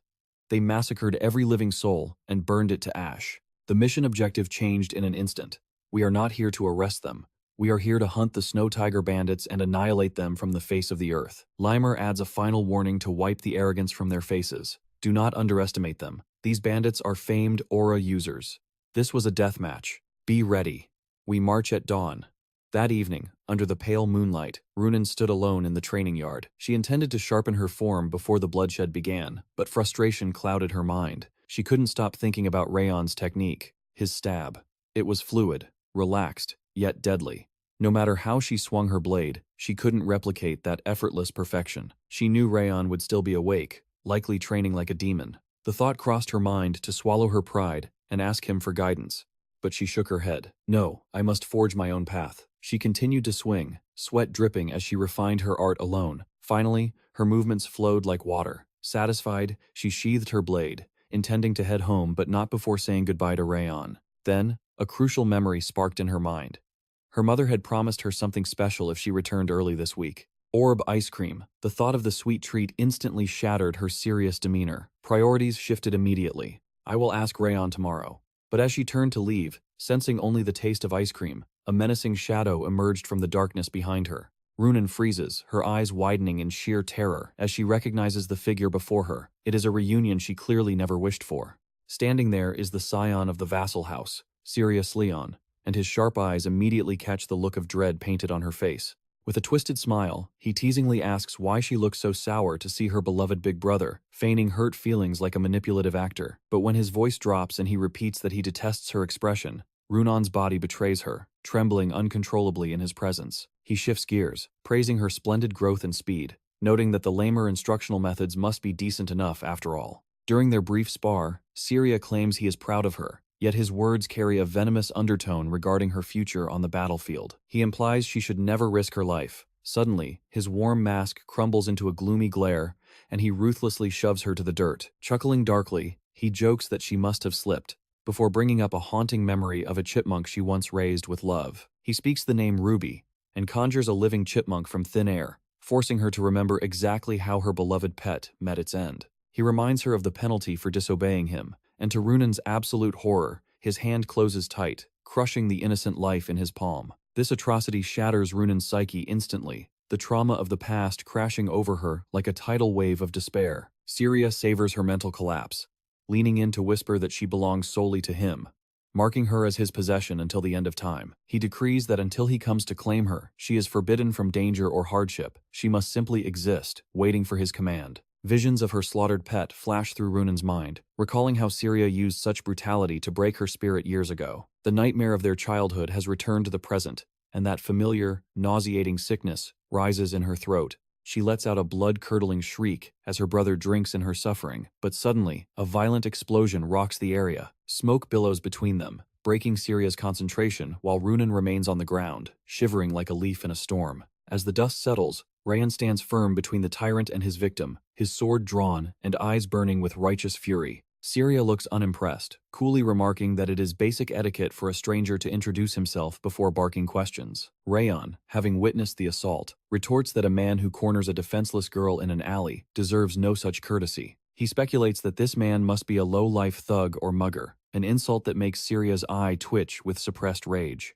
The psycho corrects him, revealing that he is neither a robber nor a stranger, but Runan's loving older brother. Raon glances back at the trembling girl. Her sheer terror tells a story that contradicts Syria's claims of familial love. Syria laughs it off, claiming he merely played a little prank because he was so overjoyed to see his sister after their long separation. He insists her reaction is just a misunderstanding, but Raon is not so easily fooled by the serpent's tongue. Raon had seen the sick act of crushing the animal. Syria waves it off, claiming the creature in his hand was nothing more than a toy. To prove his lie, Syria opens his palms to reveal they are clean of blood, attempting to gaslight the hero into doubting his own eyes. But Raon's perception is absolute. He realizes Syria incinerated the flesh and blood instantly, with a burst of high-level aura. Syria announces he must depart for a long-term mission, so he drops a box of dessert on the ground for Runan like one feeds a dog. Before vanishing, the psychopath notes with a chilling smile that Runan seems to have made a very capable friend. He wishes their friendship longevity,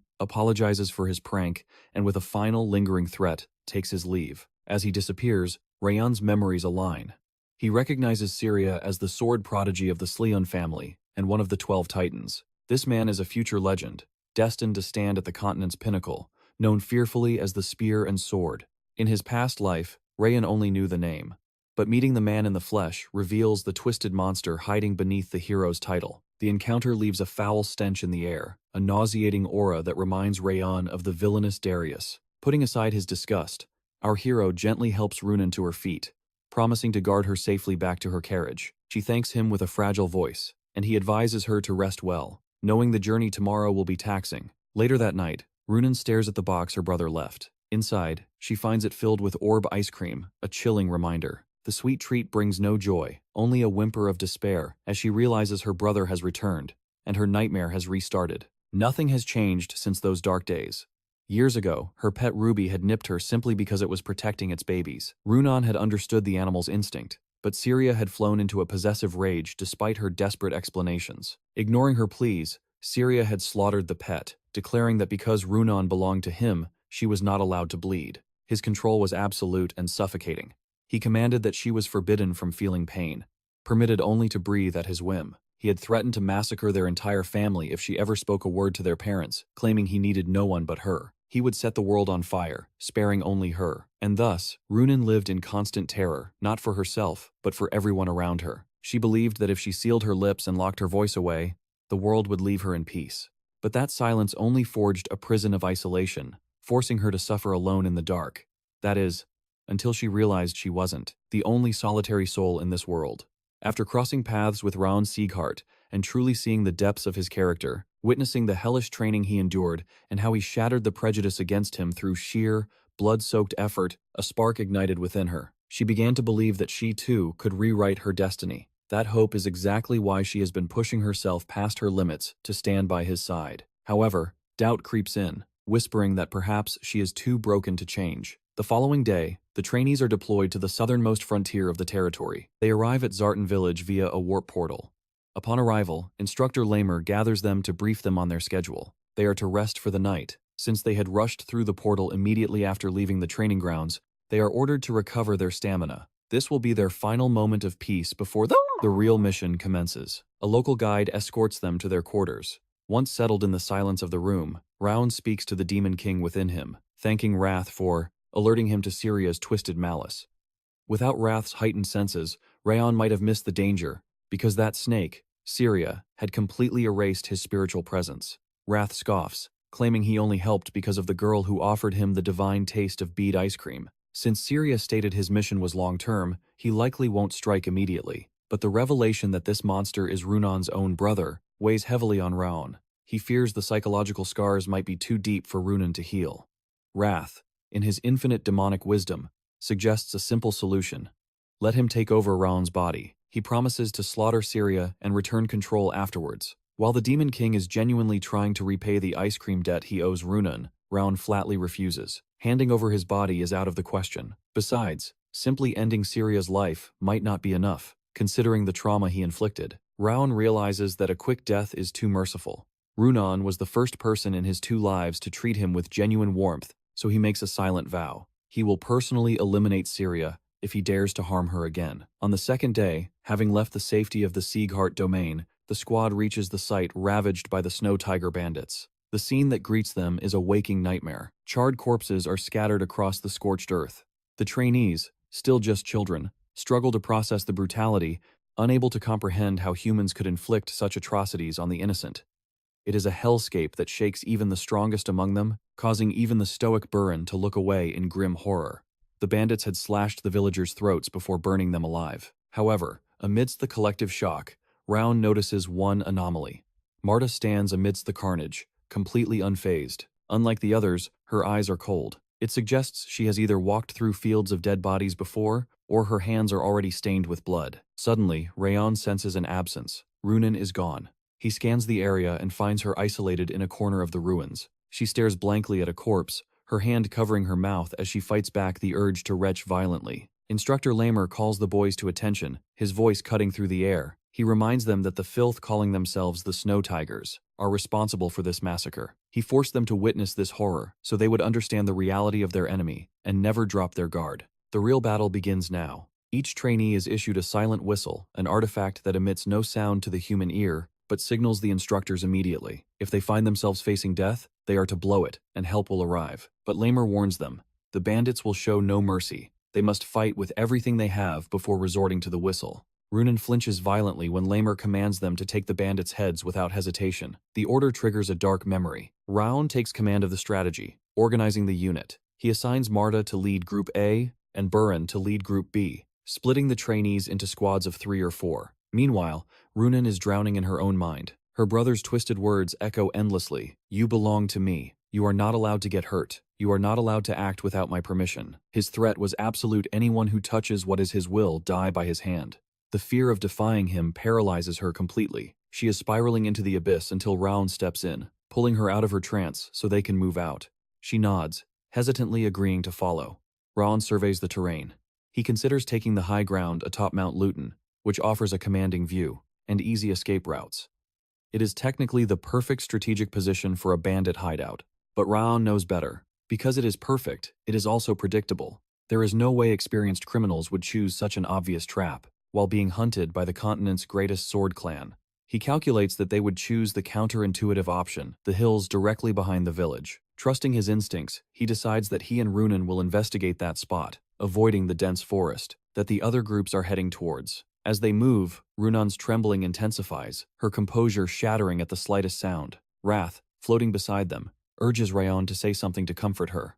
But Raon freezes, unsure of his words. Dealing with family trauma is foreign territory to him, especially since he is still navigating the complexities of having a mother in this new life. Aside from the messy politics of interfering with another noble house, Raon is determined to settle the score for what Syria did to Runan. However, the window for revenge is closing fast. As they ascend the treacherous peaks, a hidden forest emerges between the hills. It is a concealed stronghold, invisible to the naked eye, confirming Raon's suspicion that this was no ordinary bandit camp. The path is deliberately obscured to mask any signs of life. A novice tracker would have missed it entirely, but against the king of assassins? These bandits never stood a chance. Raon has spent a lifetime hunting down elusive prey. Their camouflage might fool a common soldier, but Raon's senses are sharp as a blade. He knows the Snow Tiger bandits are close. As the duo pushes deeper, they discover scattered footprints and neglected traps, proof of the bandits' arrogance. The criminals grew sloppy, believing no one would dare track them this deep into the frozen wilderness after they covered their tracks outside. Their fatal mistake was underestimating the caliber of the monster coming to hunt them. The entrance to hell lies right before them. Outside the dark cavern, a shivering child hostage stands guard, flanked by 2 imposing sentries. The 2 gatekeepers lack any spiritual pressure, likely low-level thugs, but a third guard nearby radiates a dangerous aura. Judging by the setup, the main force is likely inside.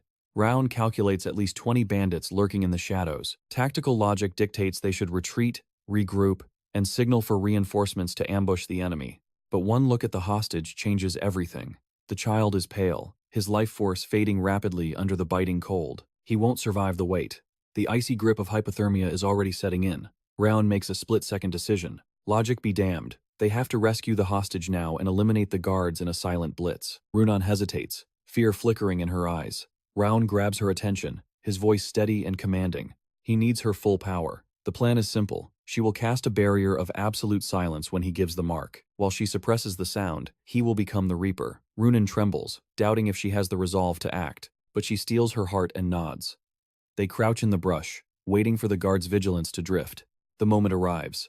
Raon signals. Runan steps from the shadows, channeling her mana to envelope the area. The guards freeze, confused by the sudden girl appearing before them. She unleashes her aura, stripping the world of sound. The bandits open their mouths, but their voices die in their throats.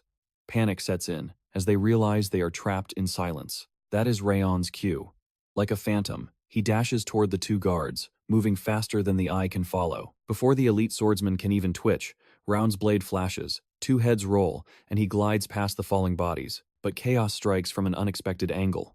Runan stares at the fresh blood, and her composure shatters. The gruesome sight drags up repressed nightmares of her brother, a sadist who butchered her pets for sport. Trauma overrides her magic. She lets out a blood-curdling scream, shattering the sound barrier she just created. The silence breaks. Runan stands paralyzed, a statue of terror, completely useless in the heat of battle. Their cover is blown.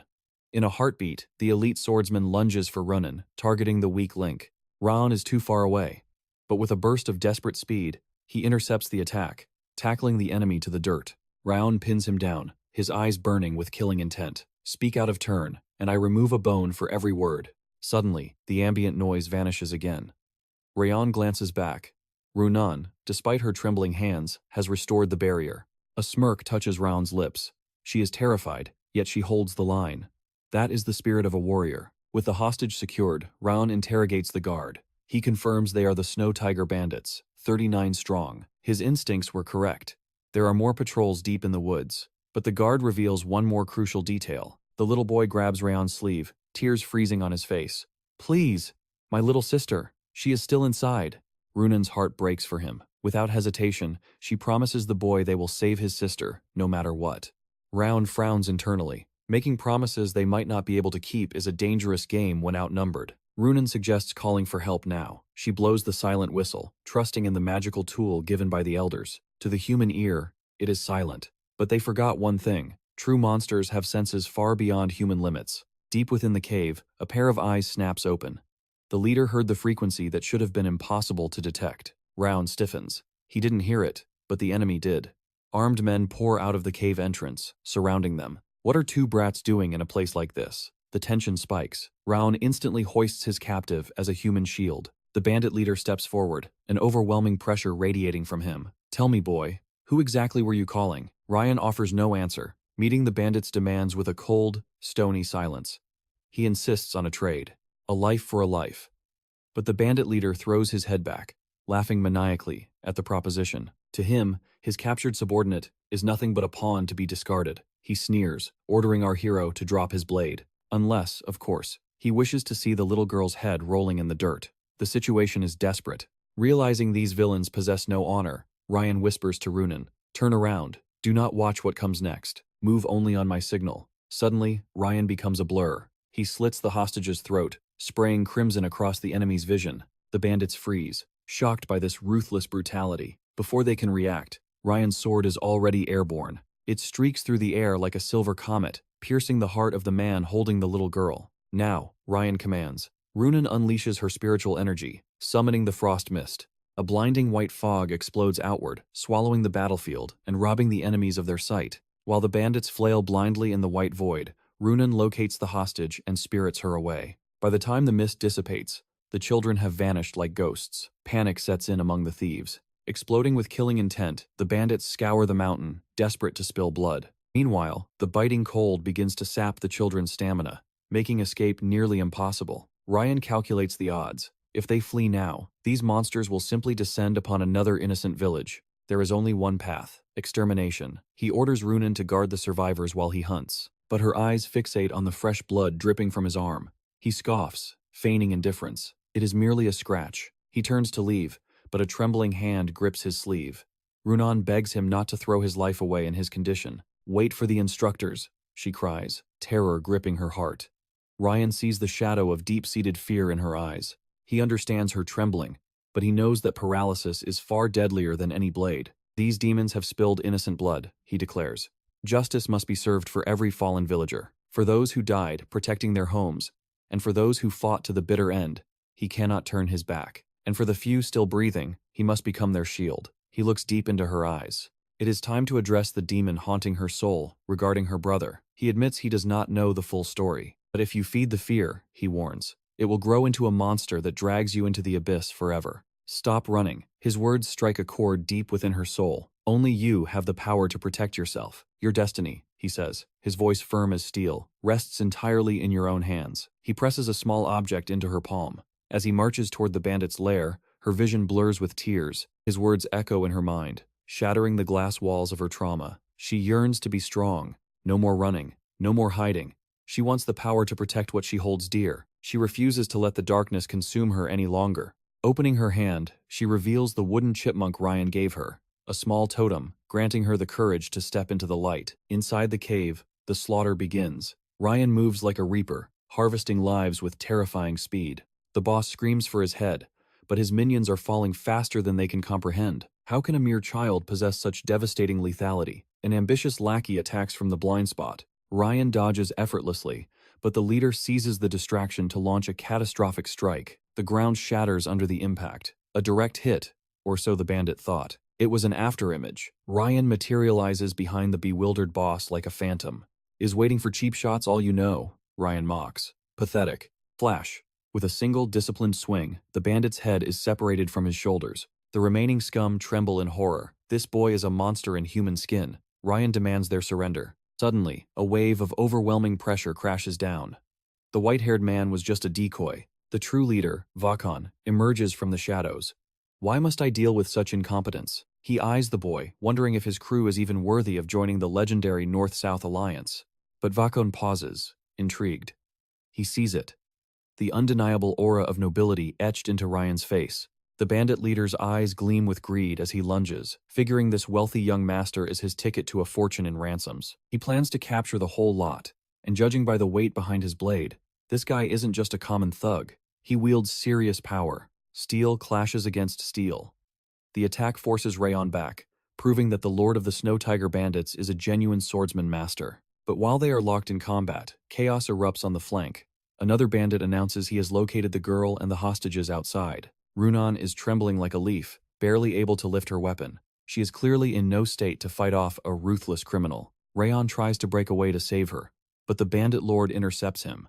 Vakon isn't letting his prey go anywhere. He insists on playing with Raon a little longer, making it painfully clear that the protagonist cannot save Runan without ending this boss first. Meanwhile, the filth outside hurls insults at Runan, mocking her inability to manifest aura like a true warrior. He laughs at her hesitation, realizing she has never taken a life before, and his taunts cut deeper than any blade. He pressures her to surrender the children, his killing intent spiking as he prepares to make good on his deadly threats. The enemy dashes forward, hungry for blood. Runan realizes with horror that she is the only shield standing between these kids and death. She tries to steel her nerves. He isn't a high-level opponent, so she tells herself she can cut him down if she just moves. But as she clings to Rayon's past advice, a nightmare seizes her. The terrifying face of her elder brother flashes before her eyes. In the heat of battle, the phantom of her trauma returns, throttling her spirit and freezing her in place. She knows she must shake it off, yet the memory of that day crashes over her, drowning her in absolute terror. Doubt gnaws at her heart. She begins to believe she can never be strong like Raon, nor protect the things she holds dear. Her hands shake uncontrollably.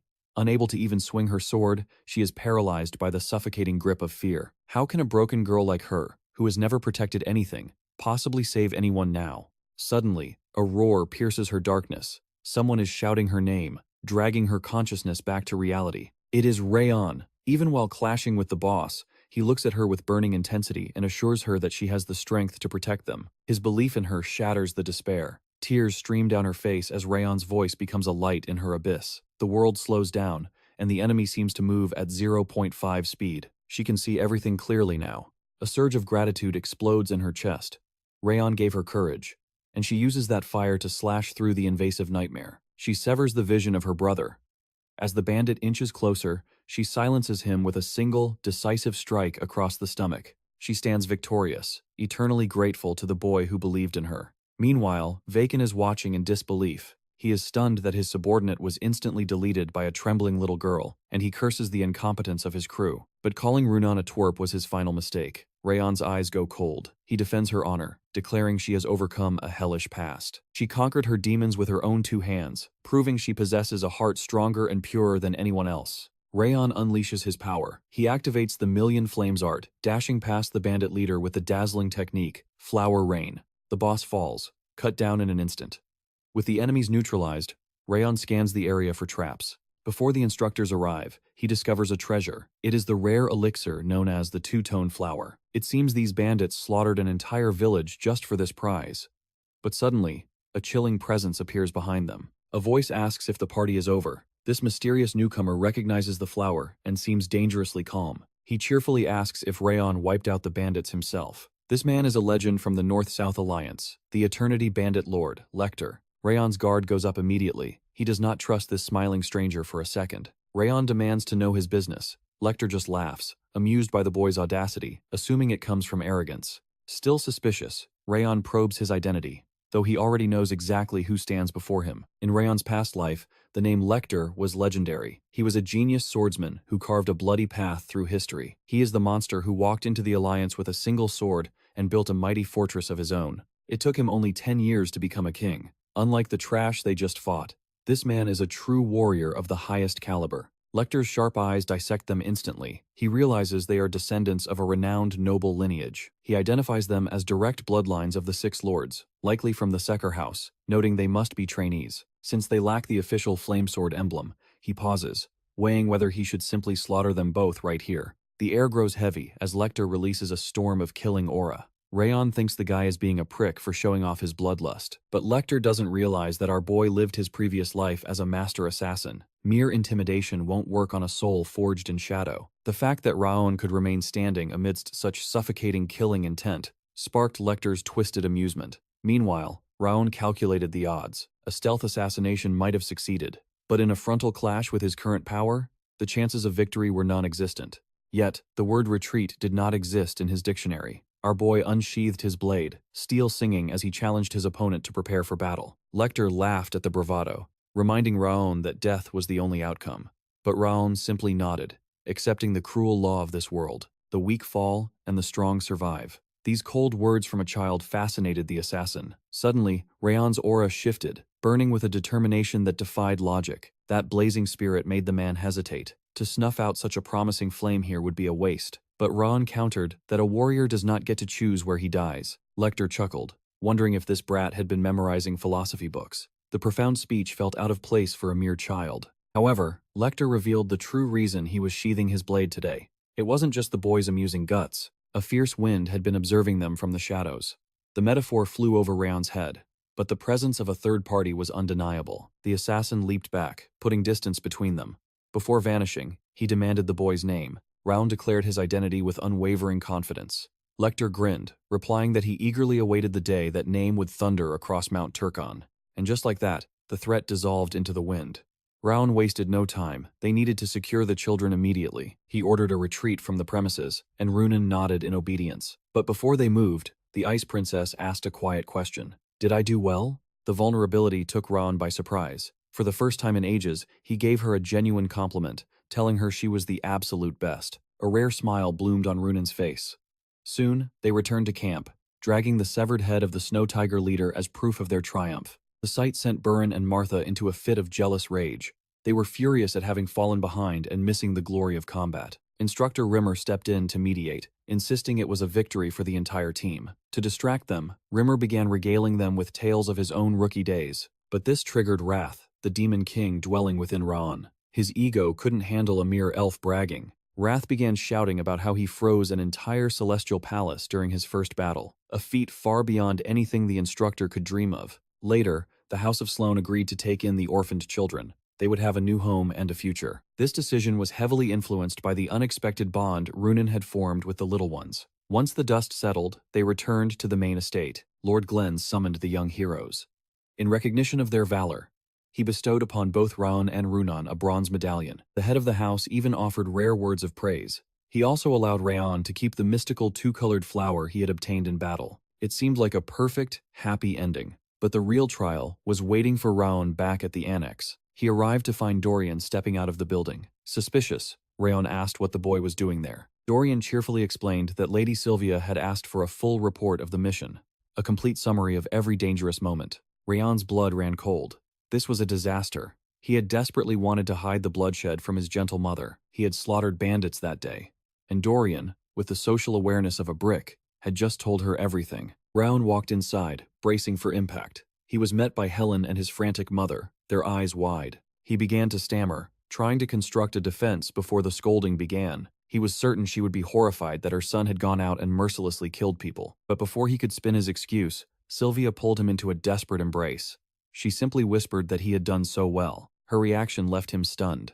Sylvia looked at him, realizing he expected punishment for his violence. With a gentle smile, she recounted the history of their bloodline, how the founder of Zieghart raised his sword solely to protect the weak. That was the true legacy of their family, to stand as a shield for those who could not fight. Sylvia confessed that her own dream had been to embody that noble spirit. She would never scold him for risking his life to save hostages. To Raon's shock, both women showered him with praise.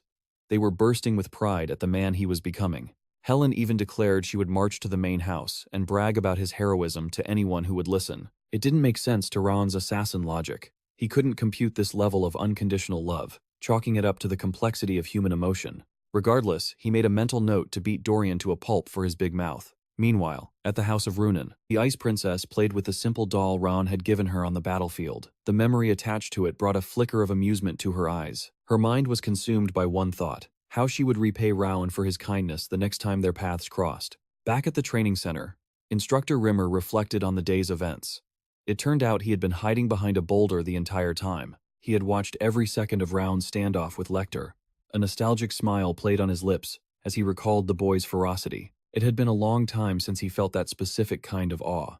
Not since the days he looked upon the master of the house himself. It appears the seed of a future monarch has finally begun to sprout, hidden deep within the main estate of House Robert. Lord Darius is lost in his writings, but his concentration breaks when he notices blood dripping uncontrollably from an open wound on his hand. A dark curiosity consumes him, wondering why this specific scar inflicted during his clash with Raon years ago refuses to close. 17 years have passed since he supposedly eliminated Raon, and yet, despite consuming the rarest elixirs known to man and summoning the continent's most renowned priests and physicians, not a single soul has been able to erase this cursed sword mark. Strangely, the injury neither heals nor festers. It remains frozen in time, exactly as fresh and raw as the moment the blade first struck flesh. It serves as a haunting reminder of that fateful day, as if Raon's vengeful spirit is clinging to life, refusing to be forgotten. But Darius refuses to be shackled by the ghosts of the past. Besides, the realization of his life's greatest ambition is now within reach. Meanwhile, destiny turns its wheel elsewhere. The system chimes with a blessed notification. A strand of the dreaded curse of bitter frost has finally vanished. His 10,000 flames technique has ascended to 3 stars. Simultaneously, the quality of his bitter frost and the snowflower sensory ability, which he won during a high-stakes wager with Wrath, have also evolved to the 3-star realm. Even his fire resistance has skyrocketed. Most importantly, he has crossed the threshold into the realm of a sword expert. Although he is currently at the beginner stage, other attributes have spiked. The speed of his aura manipulation, his physical stats, his sword arts proficiency, and even his footwork techniques have all seen explosive growth. Joy swells in his chest. After endless grinding, he has finally attained the coveted title of expert in the way of the sword. But as always, Wrath arrives to rain on his parade. The Demon King scoffs, claiming that to him, even legendary swordmasters are nothing but insignificant insects. He mocks the achievement of a mere beginner expert. Raon fires back, noting that it is historically rare for a 15-year-old to reach the expert level anywhere on this vast continent. Yet, Wrath continues his tirade, spewing venomous insults. He insists that weakness is weakness, regardless of one's age or potential. Surprisingly, Raon finds himself in complete agreement with the demon. He smiles, glad that the demon at least acknowledges his growth. However, this calm acceptance only stokes the fires of Wrath's fury. Wrath roars that he will never acknowledge a lowly human, but hearing a slight tremor in the king's voice, Raon senses a disturbance in his spirit. He attempts to peer into the spirit's mind. Such insolence sends Wrath into a frenzy, offended that a mortal would dare try to see through his royal majesty. When Wrath threatens to devour his soul, Raon jokingly reminds him to regain his strength first, or he might choke on the attempt. He teases him about his glory days in the demon world. This triggers a wave of nostalgia, and Wrath launches into another monologue about his past. The Demon King begins narrating epic tales of how lesser demons would dare to besiege his castle, only to face his divine judgment. Realizing this story will take hours, Raon quickly excuses himself and heads out to stretch his limbs. Sometime later, inside the training hall, Instructor Limer abruptly halts the training session for the day, announcing he has to head out for urgent business. Voices of protest rise up. The students demand 20 extra minutes of training, citing that Limer himself was 20 minutes late to the session. Limer waves off their accusations with a grin, promising to make it up tomorrow. Buren watches him leave, convinced the elf is the epitome of irresponsibility. As the session wraps up, Raon reminds those on the cleaning roster to begin their duties. The training room won't clean itself. Shortly after, Dorian prepares to get to work, but he nearly jumps out of his skin when Martha suddenly materializes behind him. She glares, asking if he screamed, because he's terrified of being paired with her. Dorian stammers, lying through his teeth, that it is an absolute honor. She doesn't buy it for a second. After bullying some other trainees out of the hall to clear her path, she turns her attention to the cleaning. It becomes painfully obvious that Raon is the only person in this entire academy that she treats with even a shred of respect. Suddenly, Limer pops back into existence. He notes the strange dynamic but admits he returned because he forgot to mention something of critical importance. Once the students gather, the bombshell is dropped. They have officially received their second mission. A heavy silence descends upon the room. It has been half a year since their first assignment, and for Raon, that is far too long to be idle. The briefing reveals a dangerous development. A horde of orcs has been spotted gathering in the wild. They have encroached upon the vicinity of Cebu village, located to the southeast of the Zieghart family territory. Their objective is clear: march to Cebu village, slaughter the orc threat, and ensure the safety of the innocent residents. Bloodlust fills the air. Some trainees grin with excitement at the mention of an orc raid, eager to finally put their swordsmanship to the ultimate test. They have been hungering for real combat, but seeing their naive joy, Limer warns them not to be so hasty in their celebration. The stakes are higher this time. The instructors will not be shadowing them. The trainees must head to Cebu village completely alone. They must rely solely on each other to survive. But the looming question remains: what happens if they encounter a monster beyond their current power? Limer's expression turns serious.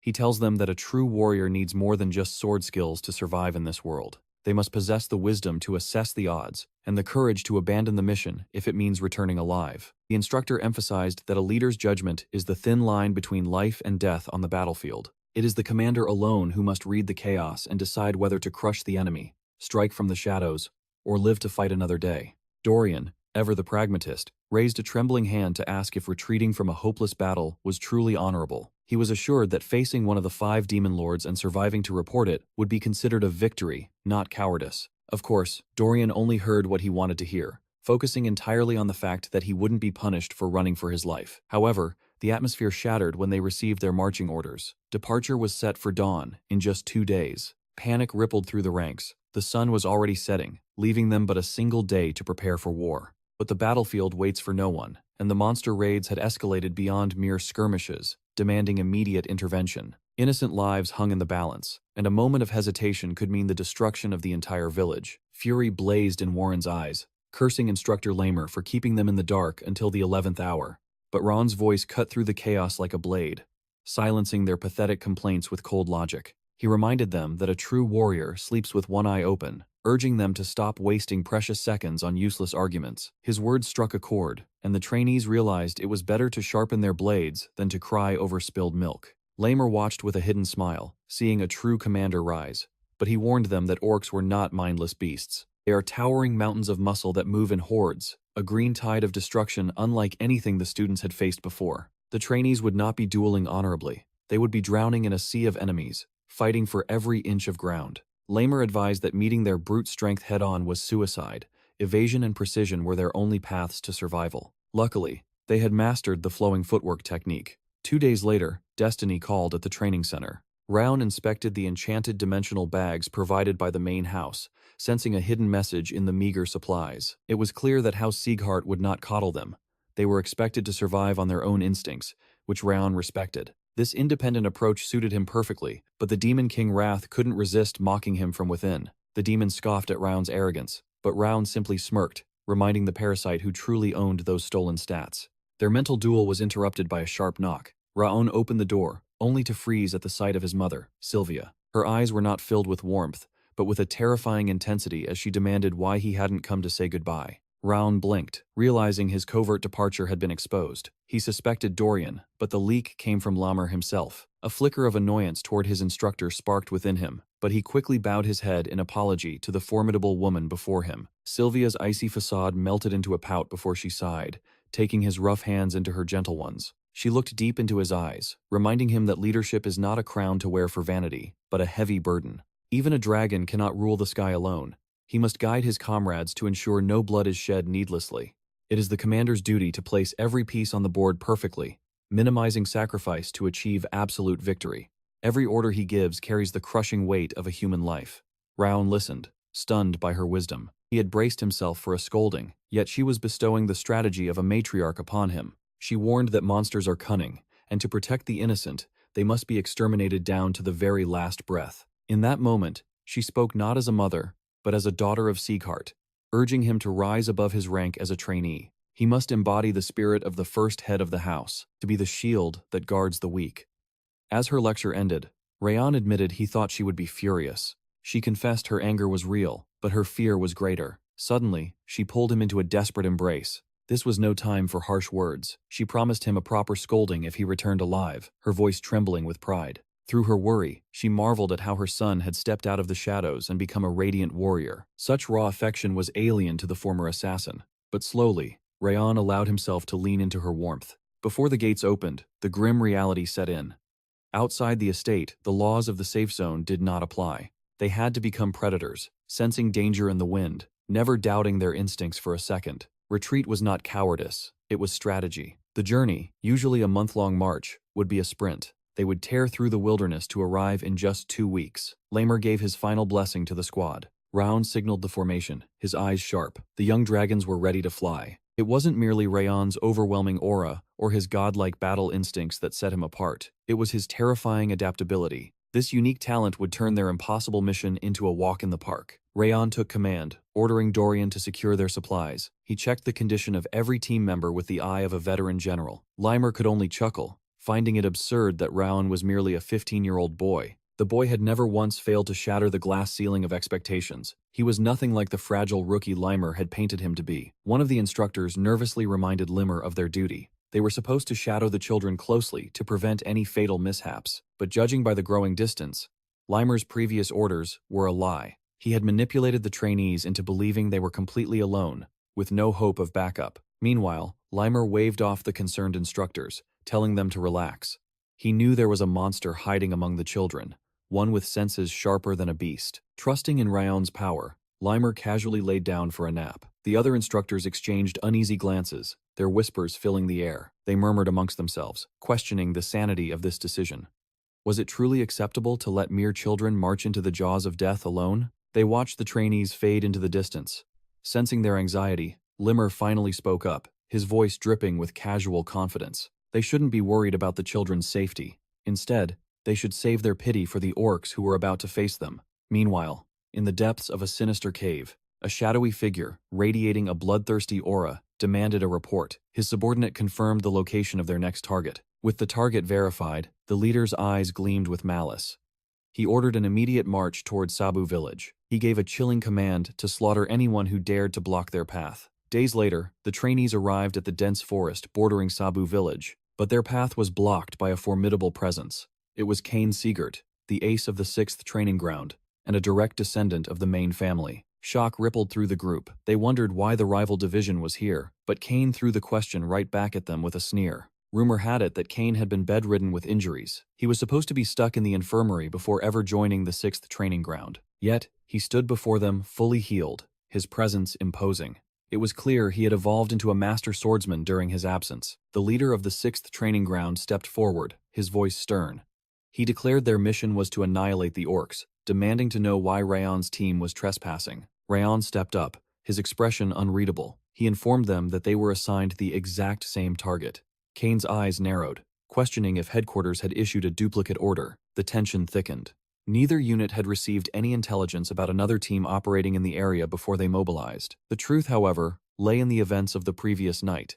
In a dimly lit tavern on the outskirts, the masters of the training grounds had gathered. Over drinks, the instructors gossiped. One of them heaped praise upon Lamer for the miraculous achievements of his students. Defeating bandits at such a tender age was unheard of. Lamer, drunk on pride and alcohol, began to boast loudly about his disciples. He arrogantly claimed they were ready for the big leagues. He suggested sending them on the orc subjugation mission originally assigned to Lord Manor. He swore they would crush the mission in record time. Lamer was chasing glory, desperate for praise from the family head. But suddenly, a voice cut through the noise. It was Maton, the chief instructor of the 6th training ground. He argued that his squad was far better suited for the task. Monster subjugation wasn't a duel, it was a war. It required flawless teamwork, not the reckless individual heroism Lamer championed. He criticized the 5th training ground's reliance on solo strength. Maton proudly declared that his students were a single, unbreakable unit. They had survived the fires of the Hell Week program. Not a single trainee had fallen behind, forging them into the ultimate team. Therefore, the glory of the mission belonged to the 6th training ground. Lamer's eyes flashed with mischief as he fired back. He taunted Maton, claiming the man was just jealous. He could smell the envy because Lamer's students were stealing all the spotlight lately. Lamer then dropped a chaotic suggestion. Why not send both training grounds and let fate decide? Maton looked at him as if he were insane, but Lamer spun a convincing web of logic. The village was in imminent danger, and one team might not be enough. Sending both would ensure the monsters were eradicated. But the real game was hidden in his next words. It would be a race. The two squads would compete to see who could slaughter the monsters the fastest. The thrill of competition hooked Meitan immediately. He agreed to the wager and rushed to get approval from Lord Manor. The Lord, who had issued the mission, found the idea entertaining. Now, both instructors watched from the shadows, eager to see whose philosophy would reign supreme. Back in the forest, the air crackled with hostility. Warren, with his nose in the air, declared there must be a mistake in the paperwork. He dismissively told Raon's group to go home. He claimed the elite 6th training ground didn't need any charity help from them. Kane bristled at the disrespect. To him, Warren's words were just proof of the 5th training ground's disgusting arrogance. Kane lectured them, insisting that cooperation was the heart of battle. He claimed his squad was superior because they understood unity. He sneered that the mission would chew up Raon's team. Without teamwork, they were just lambs walking to the slaughter. Warren scoffed, acknowledging the 6th's strength but refusing to back down. He admitted they were strong, but not strong enough to look down on them. He warned them not to underestimate the raw power of the 5th training ground.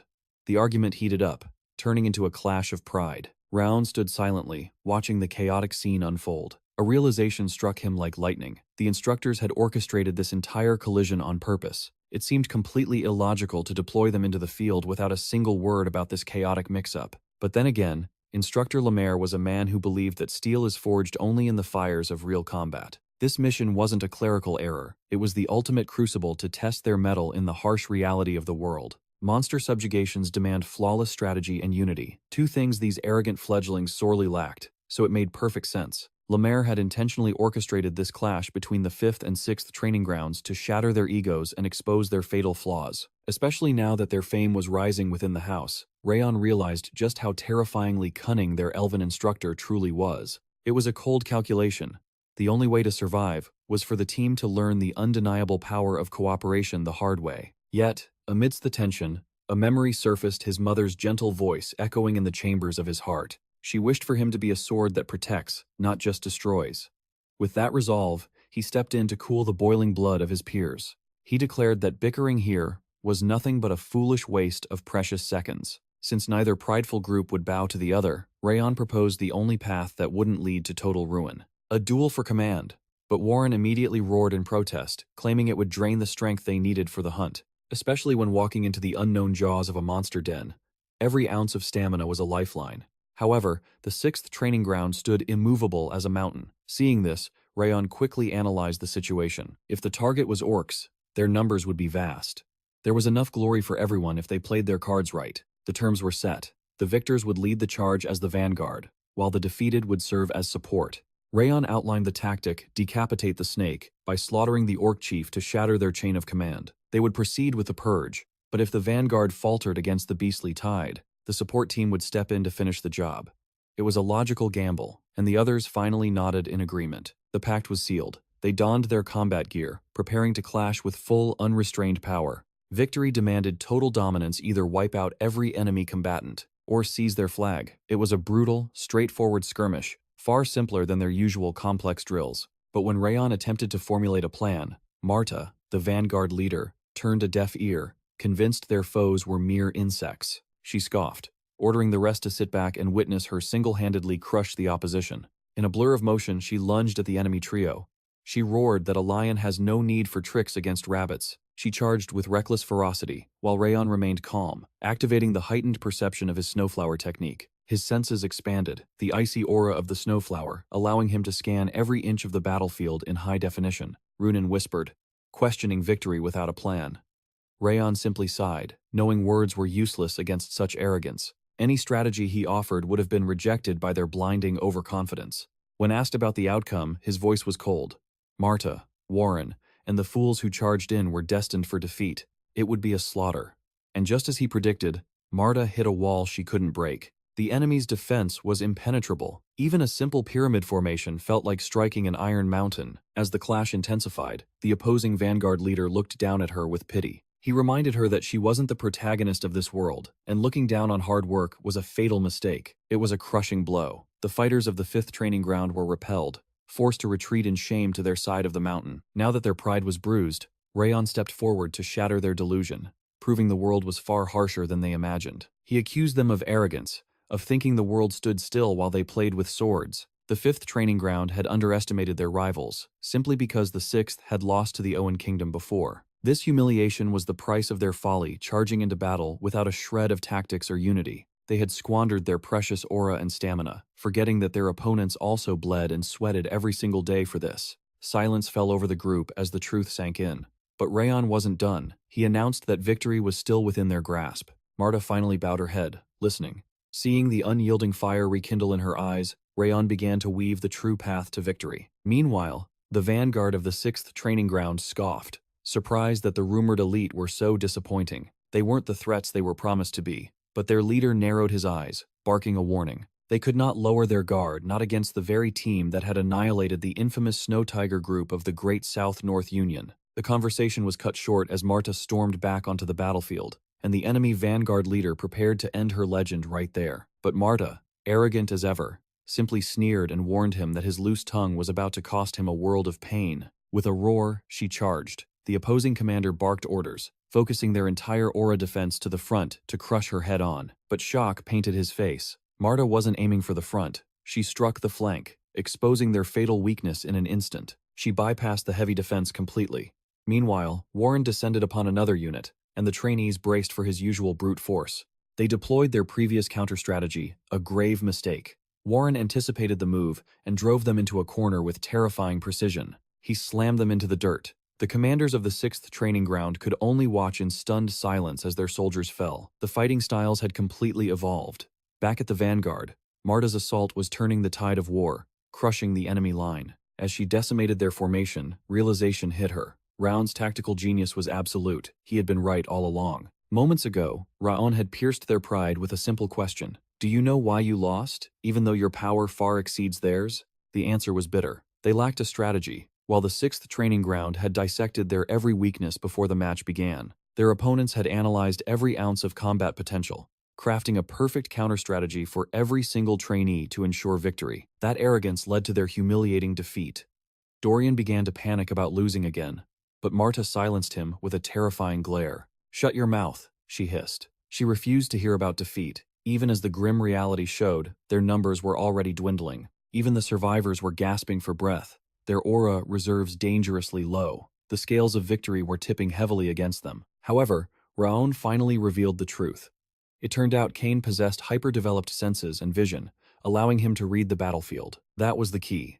Cain had predicted Marta and Warren's paths perfectly, dispatching specific counters to neutralize them before they could act. Because Marta's destructive power relied on simple trajectories, Cain sent defenders who could redirect that brute force without engaging directly. He utilized defensive swordsmen to weather her storm, draining her precious aura reserves without taking critical damage themselves. Similarly, Warren's honest blade was too predictable. Cain matched him with opponents who could easily deflect his heavy, straight swings. They were being played like puppets. The logical move would be to swap opponents to break the stalemate and confuse the enemy. But Raon knew their pride, as warriors wouldn't allow that. Instead, he commanded a fundamental shift in their combat philosophy. Seeing Marta's confusion, Raon explained, "That sword formation is sturdy, but their aura flow is sluggish and inefficient. They cannot shift defense quickly. Strike the gap in their circulation, and the formation will shatter like glass." Turning to Warren, he advised, "Your honest sword is weak against instinctual fighters. You must learn to lie with your blade. Those who rely on instinct are easily fooled. Abandon your usual style. Use feints to create the fatal opening you need.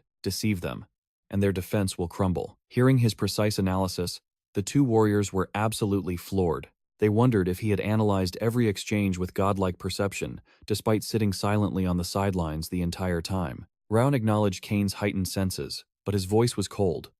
"However, my vision operates on a completely different level." Raon confirmed victory was assured for his team. But just as he stood alone, a menacing presence materialized behind him. Cain had arrived. The final boss was here to close out the war. Although the battlefield momentum had shifted, the commanders still had to settle this with blood. Cain had failed to locate Raon earlier, so he was forced to camp at the flag, waiting for the inevitable confrontation. Scanning the field with his sharp eyes, Cain realized with a scowl that his team was losing their advantage. He deduced that Raon's orders were the cause. With killing intent rising, Cain declared he would end this charade personally right now. He knew of Raon's fire affinity, but when Cain ignited his own blade, Raon's eyes widened in genuine surprise at the heat. Cain wielded the flame as well. Basking in the scorching heat, Cain boldly proclaimed his absolute superiority. "My flame is of the highest lineage. The sheer quantity of my aura dwarfs that of any common swordsman in this arena." He was certain of his victory. Raon simply ignited his own blazing aura, sighing, "People in this house talk far too much." Trash talk ended. The two leaders squared off, the air shimmering with heat as the duel for dominance began. Raon's gaze was icy despite the fire. "Watch closely. My flame will devour yours in the blink of an eye." Boom! Raon launched forward at godlike velocity. Cain gasped, stunned by the sheer intensity of the speed and the roasting heat. Though Cain believed his aura was superior, his instincts screamed danger. He abandoned his pride and leaped backward to evade the strike. He recalled the terrifying rumors. This was the flame that had defeated the prince. He could not afford to be careless against such power. "But I am stronger." Convinced of his potential, Cain charged back in, intending to crush fire with fire in a direct collision. Steel clashed against steel. Suddenly, a brilliant golden flame erupted from Raon's blade, swallowing Cain in a prison of divine fire. Panic set in as Cain realized something was horribly wrong. The golden flames didn't just burn, they tore through his defense like paper. It defied all logic. His own fire was being devoured before his eyes. This shouldn't be possible. But Raon, cold and merciless, ignored his silent screams. Raon lunged, delivering a devastating strike to end it all. Cain managed to raise a guard, but the sheer weight of Raon's aura was crushing. Boom! A massive explosion rocked the battlefield. As the dust and smoke cleared, the victor was obvious. Raon stood tall, looking down at the fallen challenger, blade in hand, radiating dominance. When the rest of the squad returned, their jaws dropped. Their enemy, Cain, was already captured in their own camp. Raon revealed his master plan. He hadn't just reacted, he had orchestrated this ambush to flip the entire tide of battle on its head. The trainees were thunderstruck. Raon had predicted Cain's arrival perfectly. His tactical advice wasn't just luck. It was practically prophecy. Those tips were the only reason they survived their individual duels. Without his guidance, they would have faced total defeat. Even the stubborn Marta had to admit it. She grumbled that she only listened because his orders actually worked, and not a moment sooner. There was no doubt left in anyone's mind. Raon was the undisputed king, the top trainee of the 5th training ground. One by one, they pledged absolute loyalty to his command. Raon smiled, seeing the true warriors they were finally becoming. Their growth speed was terrifying. This was the true potential of the 5th training ground awakening at last. But the lesson wasn't over. Raon addressed his troops, his voice heavy with authority. The takeaway today was simple but vital. Arrogance is a poison. Blind pride leads to reckless action, and acting without a strategy in the world of martial arts means death on the battlefield. Raon warned them to carve this experience into their very bones. From the shadows, Cain watched silently. Raon wasted no time, ordering the team to set up camp in the dense forest. Darkness was approaching. He split them into squads, fortify the perimeter, and establish a watch rotation immediately. Cain's worldview shattered. He had underestimated Raon completely. He thought the 5th training ground was a joke, but the only joke was his own arrogance. Swallowing his pride, he approached Raon and extended a hand in respect. He thanked Raon for the harsh lesson. He had learned the hard way never to lower his guard, not even for a second. The battle isn't over until the enemy stops breathing, and one must always have a backup plan for failure. He had been a fool, trusting groundless rumors and assuming victory was guaranteed against the 5th training ground. He had ignored tactics for brute strength, a fatal mistake. He admitted his so-called superiority was nothing but hollow vanity. Deep regret washed over him. Raon couldn't help but smirk. It was rare to see such honesty in this cutthroat world. Unlike the trash from the main family he usually dealt with, Cain actually had a backbone and a sense of honor. They clasped hands, sealing the pact. Cain swore on his name to support the 5th training ground from the shadows as promised. 2 weeks later, the grueling march finally ended as the trainees arrived at the humble Sabu village. It was a quiet hamlet, a place where farmers toiled the earth, far removed from the chaos of the martial world. No rare resources, no scenic views, just a routine patrol mission, the kind assigned to rookies to kill time, or so it seemed. While the others relaxed, Raon's instincts screamed. He felt it, a cold, eerie gaze piercing his back. He had felt it for miles. This wasn't an instructor checking up on them. This presence was malicious. It was a predatory aura, analyzing them, dissecting their weaknesses.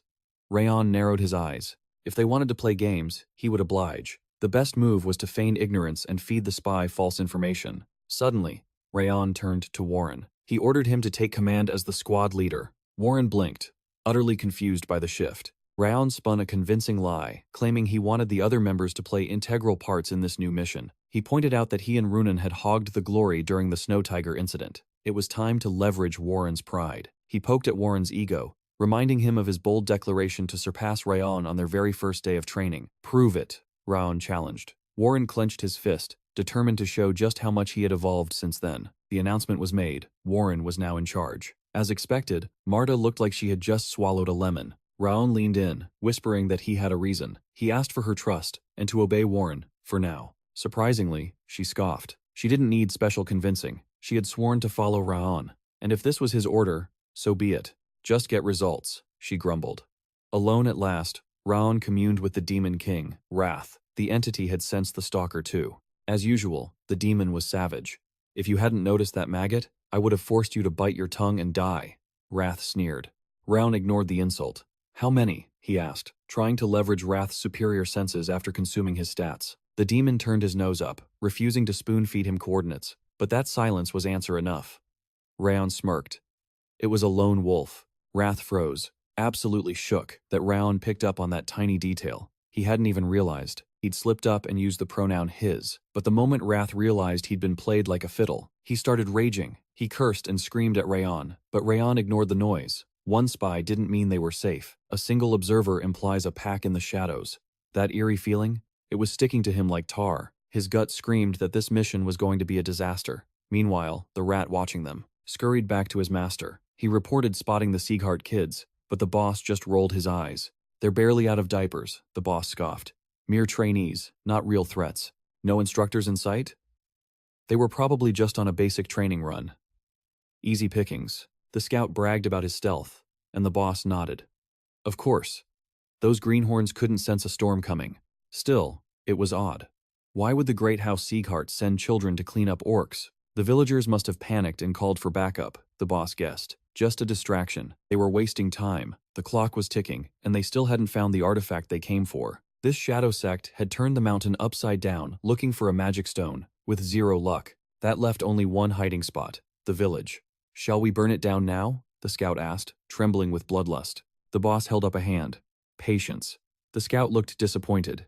He thought this was the perfect chance to clip the Zieghart wings, but the boss saw the trap. Killing them was easy, but provoking House Zieghart? That would bring an army down on them before they found the stone. Losing the ultimate prize for a moment of fun was stupid. "Just throw some monsters at them," he ordered. "Let them play hero, finish their mission, and leave. Then, the real work would begin." Suddenly, the boss grabbed a helmet. With a sickening crunch, he transformed into a massive, hulking orc. "When the brats are gone," the monster growled, "we slaughter the village." Meanwhile, the trainees arrived. As they settled in for dinner, Raon watched Warren. To his surprise, the guy was stepping up. He was handling the pressure like a true leader. The arrogance was gone, replaced by duty. He spoke to the villagers with the dignity of House Zieghart, calming their fears without looking down on them. But while Warren played the noble knight, Raon's instincts flared. The real threat was still watching. Warren remained unshakable. To him, the monsters were mere fodder for their blades. However, a chilling gaze from the village edge pricked his senses. Yet, the moment they stepped foot in the village, that malevolent presence vanished into the mist-shrouded mountain like a phantom. Was this a secret trial orchestrated by the House of Zieghart? Or was it a sinister plot woven by an unknown enemy? Regardless, the truth would have to wait until dawn. But hours earlier, a disturbing clue had been found. Strange footprints scarred the earth, whispering of danger. The village chief's voice trembled as he revealed the grim reality. "Usually, the beasts are few," he stammered. "But this year, their numbers have tripled. It is a calamity we cannot survive alone." They had witnessed at least 100 demons with their own eyes. But lurking in the shadows, over 200 more waited for blood. Since the young trainees were strangers to this treacherous terrain, the chief swore a solemn oath to aid them. He would provide the village's swiftest runner to navigate the labyrinthine woods before their departure the next morning. As the sun rose, a local man named Kanbar, the famed mountain guide of Cebu, took the lead. However, his face was twisted with displeasure. Guiding the Zieghart extermination squad was clearly the last thing he wanted to do. Raon's sharp eyes caught the man's anxiety. With a calm demeanor, he vowed, "Do not fear. We shall ensure you return without a single scratch." Meanwhile, Warren briefed the squad. "Listen up. In terms of raw power, the orcs are the true threat here. But do not underestimate the goblins and kobolds. They use dirty tricks and lethal poisons. Lower your guard, and you die. Even a scratch could spell your demise." Warren commanded the 6th Training Group to establish a defensive barrier. Their mission was to slaughter any monster that slipped past the vanguard. Keen obeyed instantly, and the extermination began. They charged forward, eager to demonstrate the might of House Zieghart. But within Raon's mind, Wrath scoffed at the spectacle. "These trainees are utter fools," Wrath ranted. "They prepare a surprise attack only to scream and announce their location?" Raon, however, understood their hearts. They were simply trying to shatter the suffocating tension of the battlefield. It was their first true taste of war, so the shouting was a shield against fear, a concept the Demon King Wrath could hardly grasp. Raon analyzed the situation with the cold detachment of a sage. Despite this technically being his first mission in this life, there was not a shred of nervousness in his eyes. He moved with the presence of a veteran who had survived hundreds of bloodbaths. Suddenly, the enemy appeared. As the slaughter commenced, Marta prepared to charge headfirst like a wild beast. "Hold," Warren barked. "Eliminate the goblins and kobolds first. Deal with the orcs only after the fodder is dead." Despite the orders, 2 massive orcs smashed through the 6th group's defensive circle. They thundered straight toward Raon and Kanbar. The guide shrieked in terror, regretting every life choice that led him here. In a blink, Raon became a blur. He dashed past the first beast, severing its head before it even realized it was dead. Before the second orc could even lift its blade, Raon's sword had already painted a line of death across its throat. Thud! The 2 massive corpses collapsed simultaneously. Kanbar, who had fallen in fear, stared in absolute bewilderment. Seeing the guide was unharmed, Raon sheathed his blade. "Tell me," he asked abruptly, "is there an ancient legend about this mountain? Perhaps a tale of hidden treasure, or a legendary beast?" Kanbar nodded slowly. "There is one story. Centuries ago," he whispered, "the Goblin King of the West clashed against the Imperial Knight Order on these very slopes. Legend says the Goblin King's ring remains buried here." That single sentence struck Raon like a bolt of lightning. The pieces clicked into place. The eerie gaze from yesterday. But it wasn't random. It was connected to the vile sect known as Eden. They were one of the 5 demons, the pillars of the continent's darkness, a cabal of lunatics competing to see who was the most insane. Eden's obsession was restoration. They believed the era of chaos when monsters ruled the earth was the true paradise. They sought to turn back the clock 1,000 years, striving to revive the monster god and plunge the world into hell once more. If they were merely crazy, they would have been purged long ago. But they possessed a terrifying strength. Not only could they command monsters like tamers, but they grafted the beast's abilities into their own human flesh. Their might was enough to threaten even the great house of Zieghart. It was a dark secret unknown to most of the continent's elite. Yet, Raon knew. He knew their methods intimately from the years he spent as a hound for Darius Robert. In his past life as an assassin, he had waged war against Eden on Darius's orders. In those battles, every shadow that fought beside him was slaughtered. Only Raon had walked away from the carnage alive. But one thing had always haunted him. Darius knew from the start that Eden utilized magic stones to fuel their power. Despite being one of the 6 lords, he kept this vital intelligence hidden from the other houses, a silence that reeked of conspiracy. Wrath, the monarch of icy rage, felt a sudden, turbulent surge of fury within Raon and manifested instantly, demanding to know what dark thoughts clouded his mind. Spitting out his usual insult, "You bastard," Raon quickly realized his composure was slipping. His emotions were becoming as unstable as a storm. The mere memory of Darius had shaken his core, so he engaged his mental cultivation, forcing his heart to freeze over and locking his focus on the immediate threat, Eden. According to the Elder Kanbar's tale, those fanatics weren't just wandering. They were hunting for a relic of legend, the Goblin King's magic stone, a catastrophe left behind in the forest centuries ago after the king's death, pulsating with enough mana to level a kingdom. If Eden was truly pulling the strings, Raon realized the monster outbreak was merely a smokescreen, a calculated distraction. They orchestrated a fake victory, manipulating the trainees into believing the mission was complete so the heroes would leave the stage. Unaware of the trap, Warren spotted a towering orc on the battlefield, mistaking the behemoth for the dungeon boss. He readied a finishing strike, but before his blade could connect, Marta burst forward like a rabid wolf, obliterating the monster in a shower of gore. Accepting the boss's death, Warren raised his sword, signaling the squad to slaughter the remaining fodder and end the battle. While the trainees reveled in their triumph, Raon quietly cornered Kanbar, interrogating him about any legends of red gems or treasures on the mountain. The old man's eyes widened as he recalled a fragmented memory from his childhood. Long after the Goblin King had fallen, he spoke of a day when the village chief ventured to the summit and returned with a crimson jewel that pulsed with ominous light. Raon's gaze sharpened like a blade as he pressed for the exact location of that cursed artifact. Kanbar whispered that while it was a secret, he was certain the gem was buried deep beneath the floorboards of the village chief's own home. Strangely, the freezing village had grown warm ever since that day, a revelation that sent a chill of genuine fear down Raon's spine. The stakes had just skyrocketed.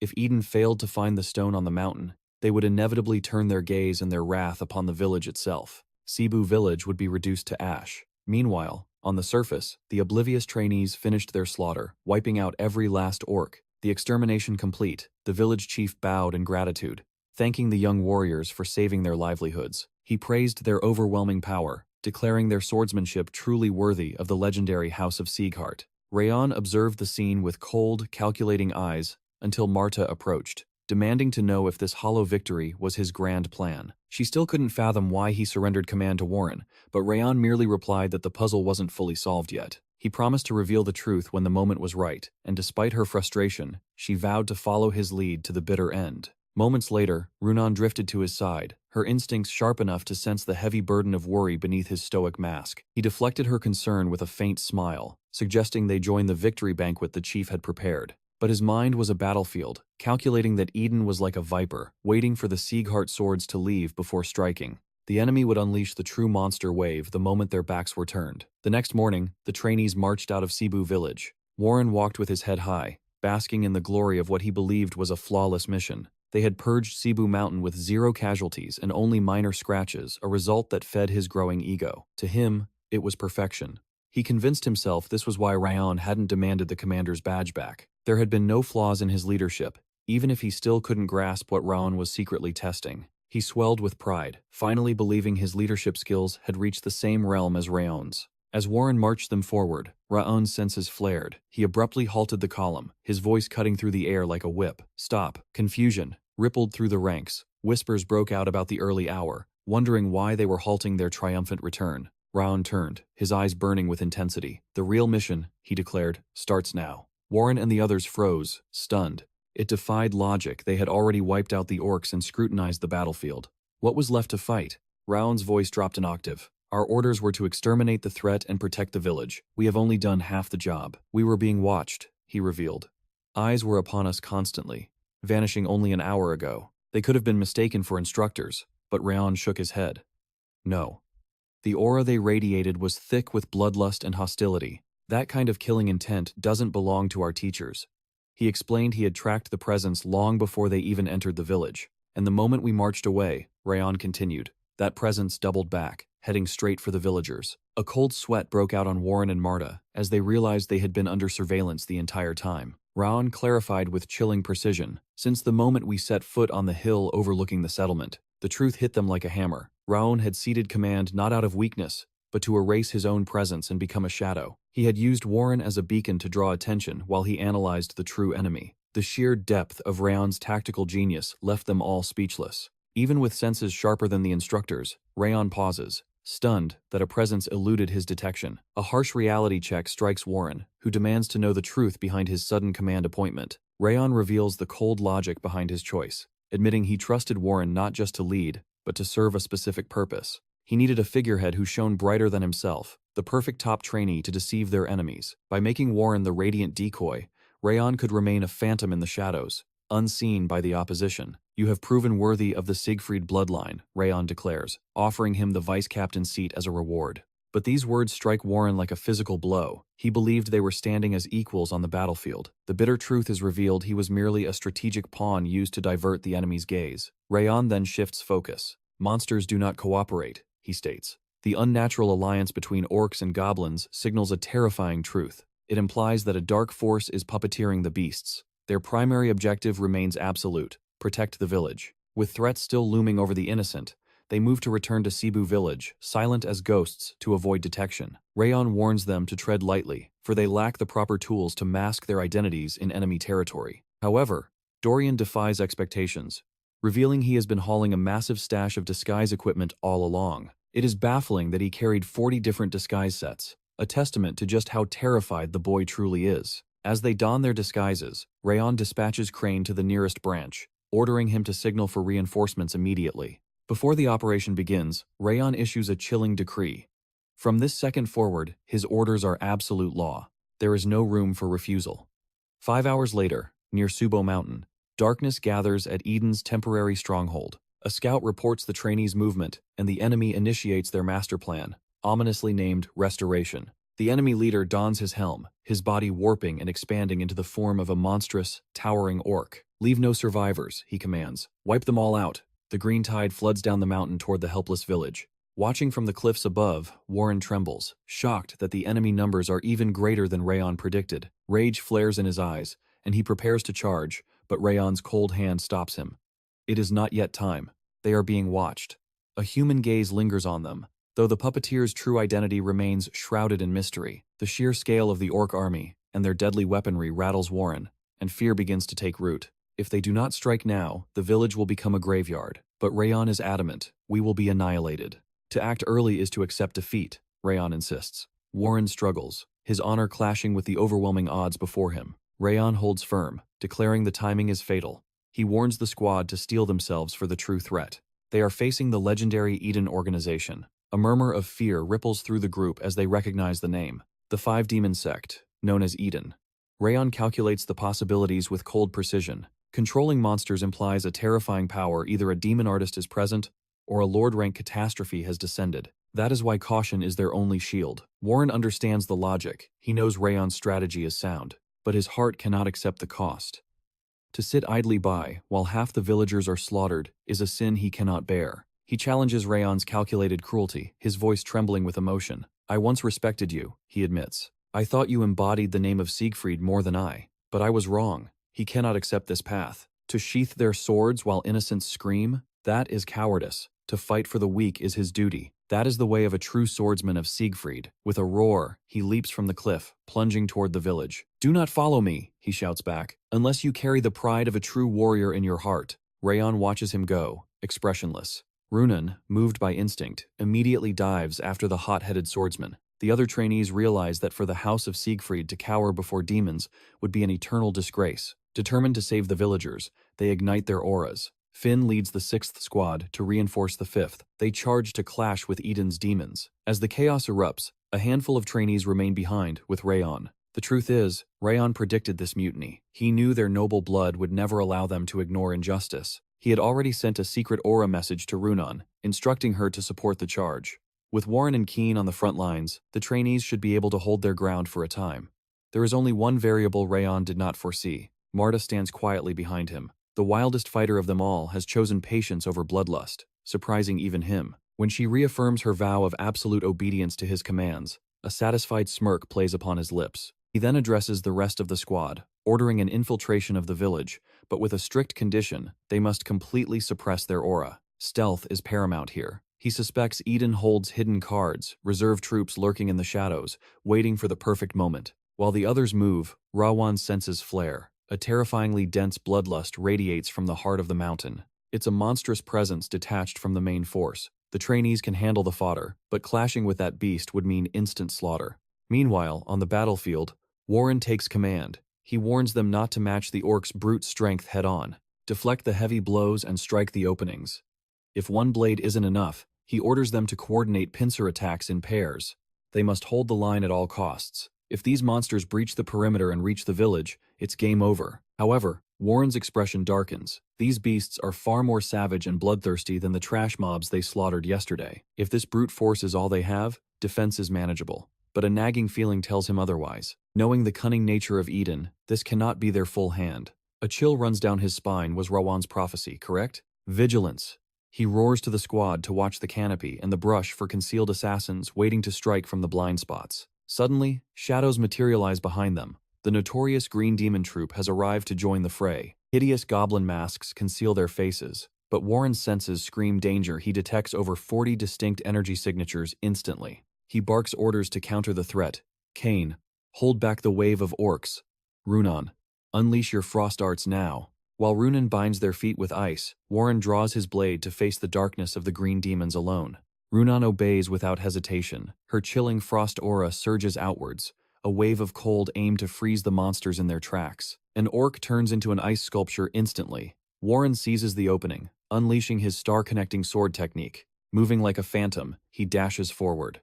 With the sword of autumn wind, he reaps their lives in a single, breathless motion, but his senses fail him for a split second. A lethal shadow lurks in the branches, right in his blind spot. A rain of death descends. Poison needles, Warren screams for everyone to manifest their aura shields immediately.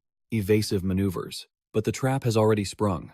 A toxic purple miasma begins to rise from the earth itself. Lungs burn as they gasp for air. This is no ordinary poison, it is a potent toxin far deadlier than anything they have faced before. Cover your mouths, but the warning comes too late. Strength drains from their limbs, and their swords clamber to the ground. Even the mighty Warren stumbles, his knees buckling as the poison circulates through his meridians. His body begins to turn to stone. Runan sways dizzily, vision blurring. Yet the relentless sea of monsters shows no sign of thinning. Is this the end? Total annihilation seems inevitable. Suddenly, a catastrophic explosion tears through the center of the battlefield. As the smoke clears, a fierce silhouette emerges from the dust. It is the explosive prowess of Marta. Behind her stands the second squad. She sneers at the enemy, ready to take out the Eden trash and incinerate them all. Leave no survivors. The desperate trainees have never been happier to see her fury. She is their savior in this hour of doom. Her violent entrance was a miracle. The sheer pressure of her explosion blew away the deadly poison fog just in the nick of time. With the air clear, their battle spirit ignites. Even with Raon missing, hope returns to their eyes. The tide of battle has reversed. Victory is within reach. The green demons panic, stunned by the resilience of these fledglings. Cowards, they turn to flee to save their skins. But suddenly, a looming shadow blocks their escape path. The boss has arrived. You dare run? His voice rumbles like thunder.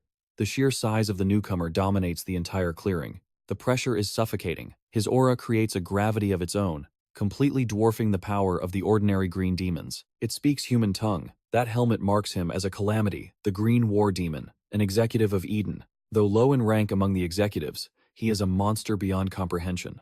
Why is a commander stepping onto this small stage? The demon muses aloud, recalling intel that the targets had fled.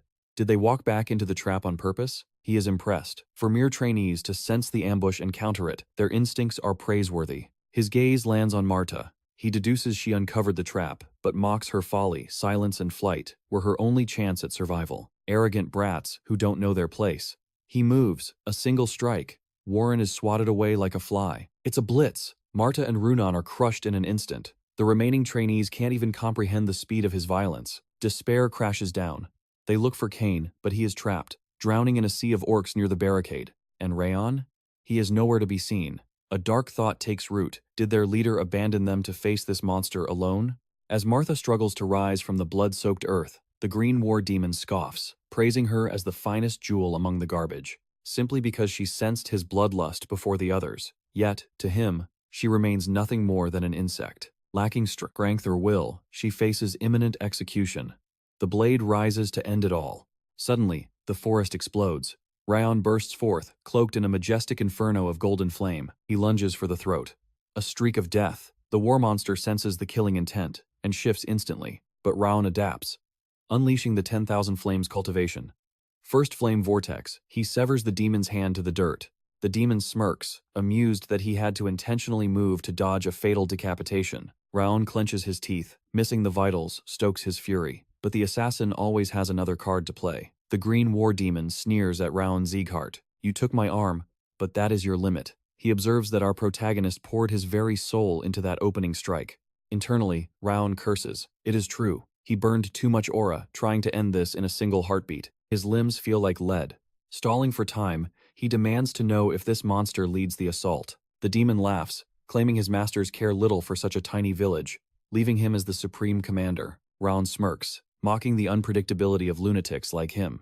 Rage flares in the demon's eyes. He snaps that Raon's tongue is as sharp as his blade, ignoring his refined appearance. Let us see how long you can speak when you are dead. The demon charges. Raon realizes neither of them is at full power. Seizing the opening, he launches a desperate counterattack. The demon's eyes widen as Raon deflects the heavy blow. You are sturdier than you appear, the monster admits. Raon retorts coldly. If I could not block a strike like that, I would have to hang up my sword forever. The demon howls with laughter, unleashing a barrage of steel. He acknowledges the brat's spirit, mocking him as a mere greenhorn while swinging with intent to kill. Meanwhile, Burin watches from the sidelines, his mind reeling in disbelief at the spectacle. Raon is clashing head-on with the monster that crushed them instantly, and he wields the star-connecting sword, the very technique Burin mastered. He thought he could catch up to Raon, but the gap is undeniable. Our boy has already transcended. He is far beyond the level of a trainee. Martha staggers over, whispering that this is Raon's true power. What they saw before was merely the tip of the iceberg, but she notes a fatal flaw. A stalemate is not victory. He has not recovered his aura since the ambush. Martha watches with dread, questioning the outcome. Can Raon slay a war demon on fumes alone? Suddenly, Runan steps forward, her voice void of fear. "We must help," Martha scoffs, struggling to even stand on her own 2 feet. "You? You are even weaker than I am." Yet, Runan remains as still as a frozen lake. Her unnatural calmness sends a shiver through Martha. Ashamed of his hesitation, Burin draws his blade. "I am going too." Martha stares at them as if they are mad. "Have you forgotten his power? The 3 of us are nothing but insects to him. We cannot abandon a comrade," Burin declares, clutching his hilt. "We are swordsmen of Zieghart." Martha grinds her teeth, finally relenting. "Fine.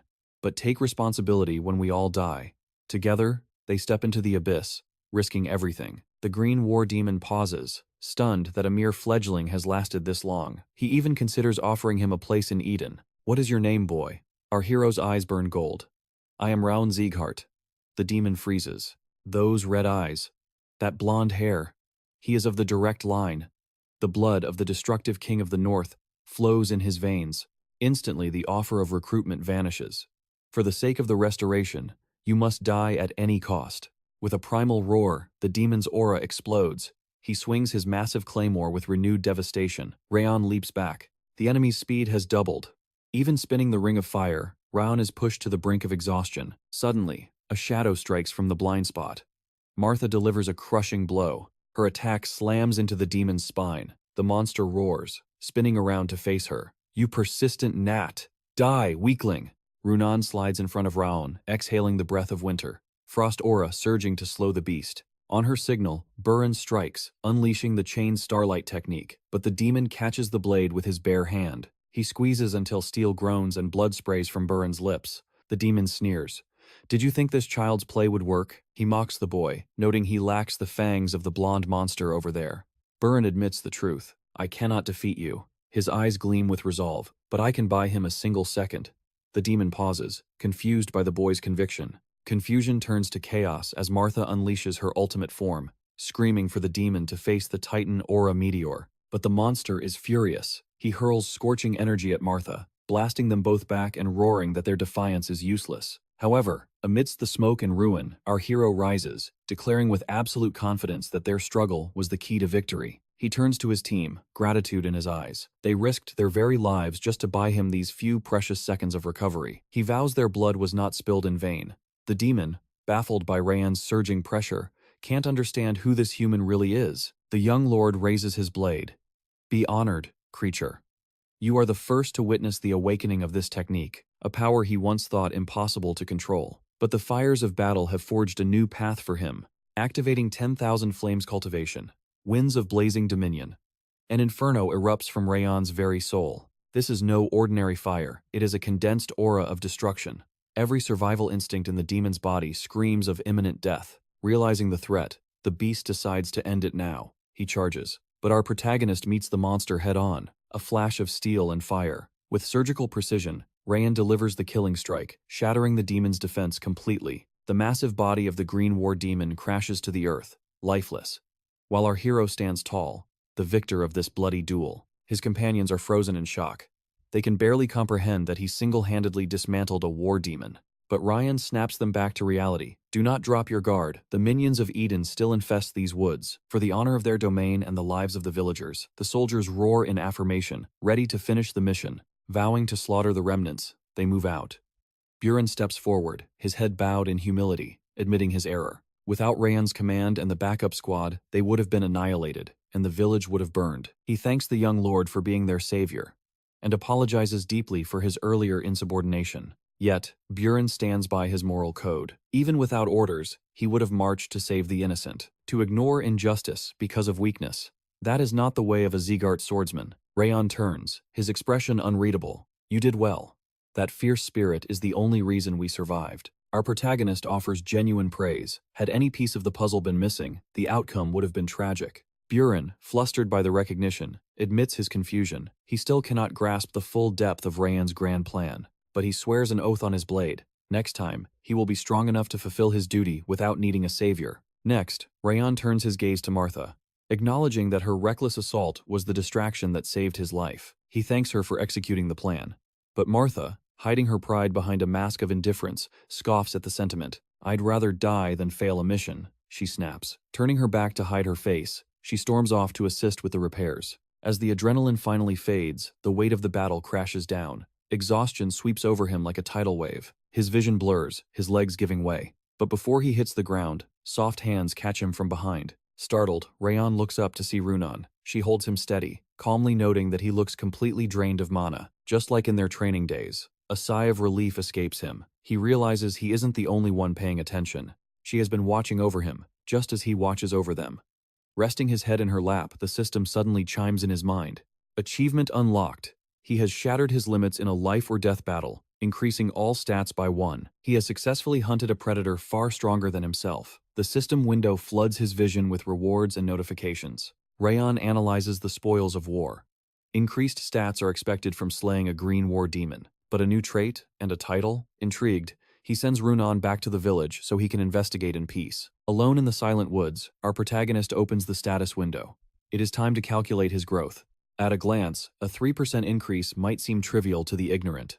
But for a growing martial artist, these increments compound over time. As he faces god-tier enemies in the future, this power will become permanent and absolute. He inspects the backstab trait. Raon muses that this skill is perfectly tailored for the path of an assassin. Had he possessed this earlier, his first ambush might have ended the war demon in a single heartbeat. Suddenly, the King of Wrath manifests, screaming in indignation at the system's generosity. Why reward him for killing such trash?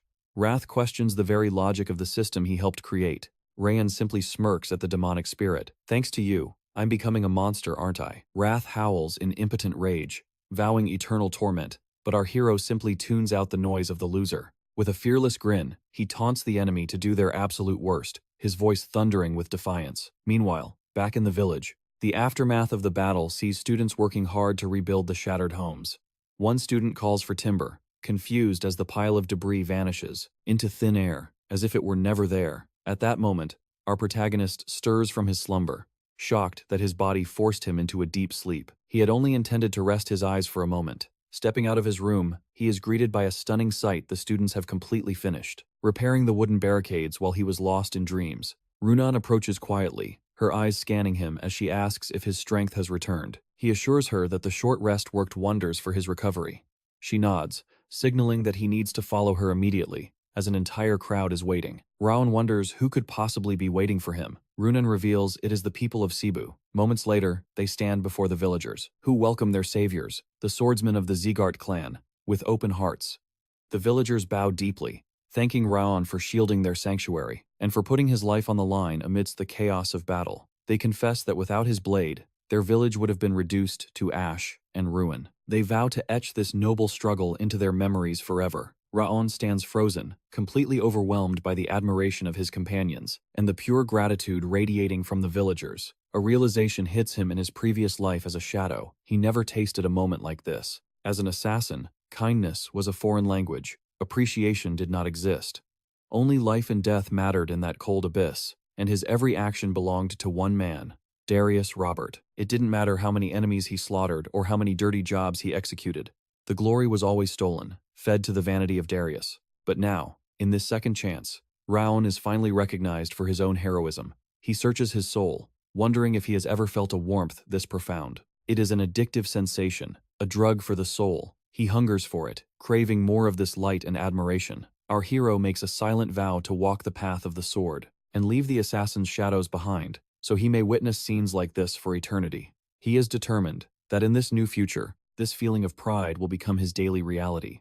Later that night, under the starlit sky, the villagers gather to share stories. Meanwhile, Raon seeks out the village chief, asking for a moment of his time. There is a burning question that he must ask away from prying ears. The chief obliges, and Raon guides him to a secluded spot. The old man wonders what weighs on the young hero's mind. Raon cuts to the chase, asking if the chief knows which dark faction controlled the orcs and orchestrated the slaughter. The chief's expression darkens as he confirms the truth. The azure-haired swordsman had revealed it was Eden, one of the infamous 5 demons.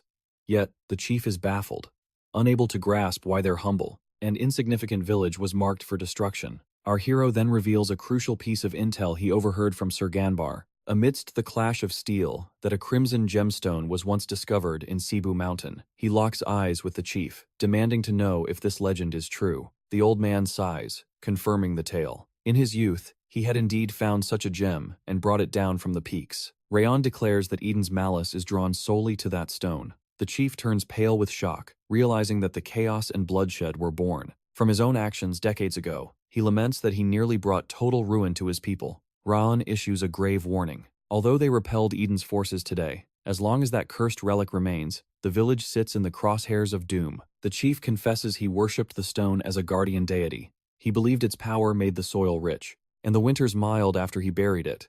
He never dreamed it was actually a magical beacon summoning Eden's monsters to their doorstep. Panic rising, he asks if they should unearth and destroy it. Our boy shakes his head, stating he will take the burden with him. The chief is stunned, calling him their saint. Raon explains the grim reality. To Eden, humans are merely fuel for their dark restoration. They will hunt that gemstone to the ends of the earth, even if it is cast aside. Taking it to the fortress of Zieghart is the only safe option. The chief trembles with anxiety, fearing that the mighty house of Zieghart will become the next target because of them. He hates the idea of shifting this danger onto their savior. But Raon stands tall, assuring him that facing such threats is the very duty of the Zieghart bloodline. The chief, relieved, offers his deepest thanks, whispering that they owe the Zieghart clan once again. Our hero pauses, puzzled by the phrasing.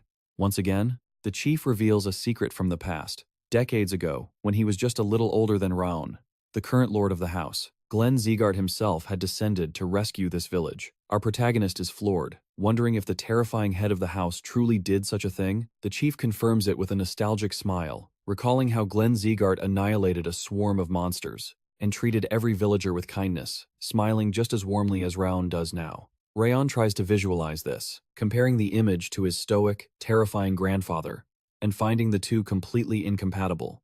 The old chief apologizes for his ramblings and invites our hero to the burial site of the artifact. Upon reaching the cursed ground, the chief admits his naivety, having believed the stone was a blessing when it was actually a seed of disaster. They unearth the object. Our swordsman examines the cloth wrapped around it. The old man explains it is an heirloom, a special fabric designed to suppress the gem's blinding crimson malice. Raon peels back the cloth and stares into the abyss. It is the Goblin King's magic stone. He realizes with horror that if Eden gets their hands on this, a monster of apocalyptic proportions will rise. Just as the artifact threatens to unleash the Goblin King's might, he commands the elder to seal it. But his words die in his throat, as a titanic shadow engulfs them from behind. The intruder scoffs, amused that the gemstone remained hidden from his senses, despite his relentless hunt. He realizes the cloth was suppressing its mana. Without that simple seal, the entire village would have been reduced to ash long ago. Raon senses the lethal intent instantly and demands the stranger's name, drawing his blade in a blur of steel.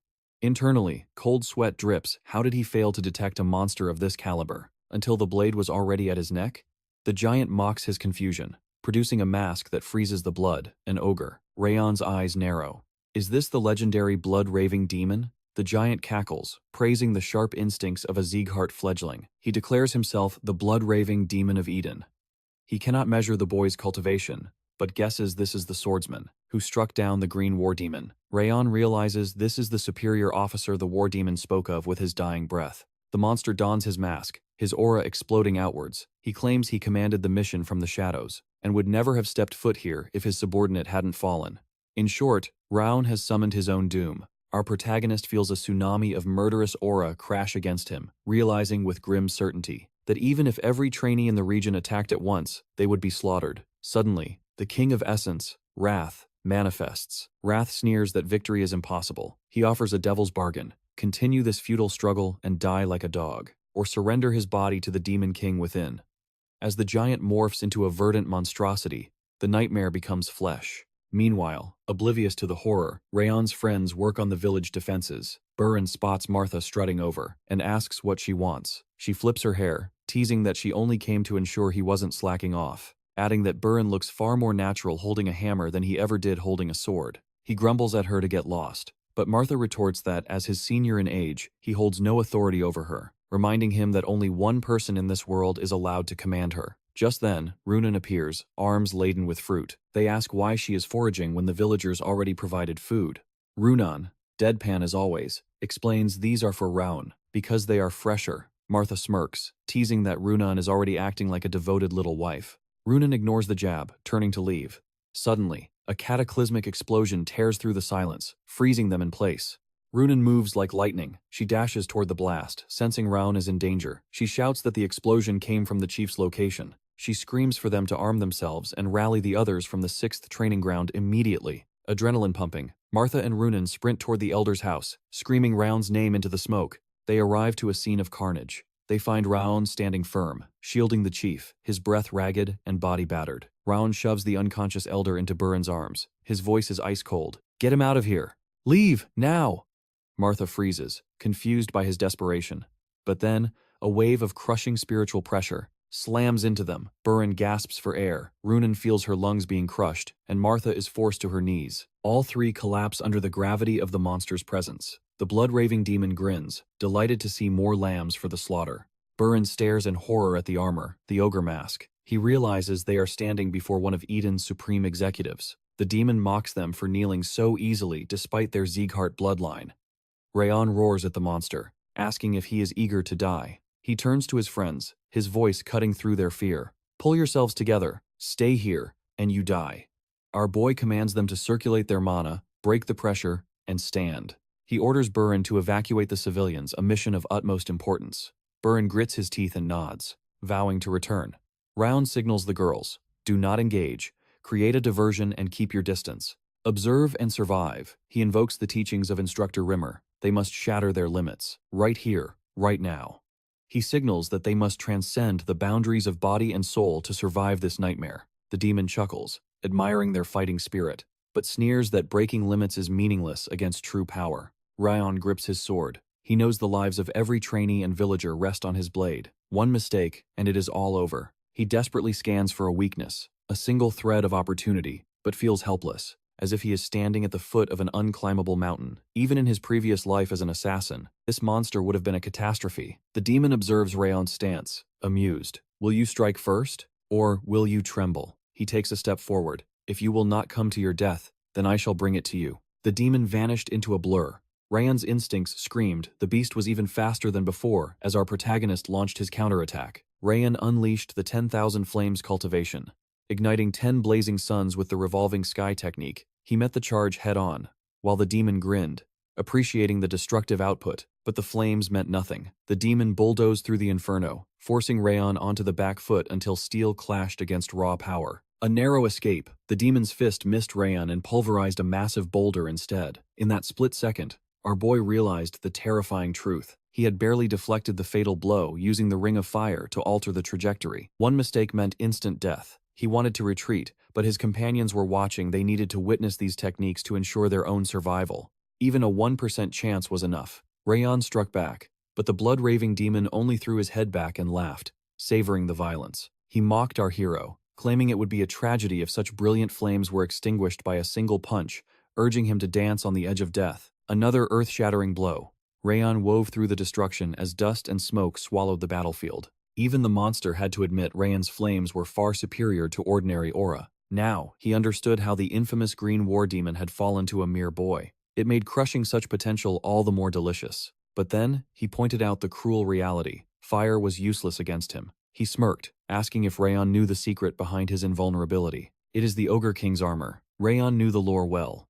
Ogres, the tyrants of the forest, could walk through raging hellfire without a scratch. They destroyed castles while shrugging off thousands of flaming arrows. The blood-raving demon possessed this very resistance. Seeing Raon's attacks fail, the beast taunted him why persist with a useless attribute. He sneered that any aura Raon unleashed would be futile. But our hero simply looked him in the eye. "If fire won't work, then I will simply adapt." Instantly, the scorching air turned frigid as he unleashed his cold aura.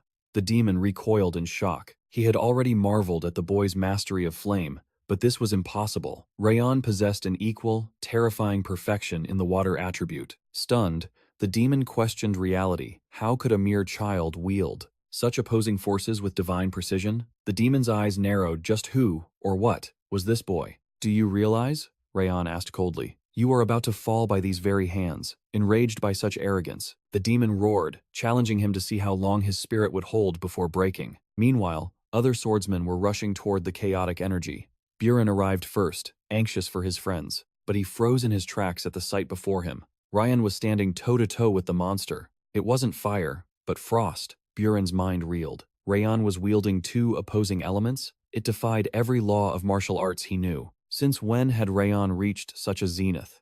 Across the continent, warriors were judged by the strength of their aura, a hierarchy that determined life and death for all weapons. The division depended entirely on a warrior's cultivation level. First, the beginners who barely feel the flow.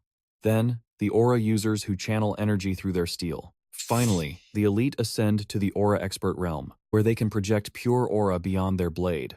Buren realized with trembling hands, Raon had reached the level of an expert. He was wielding actual sword energy.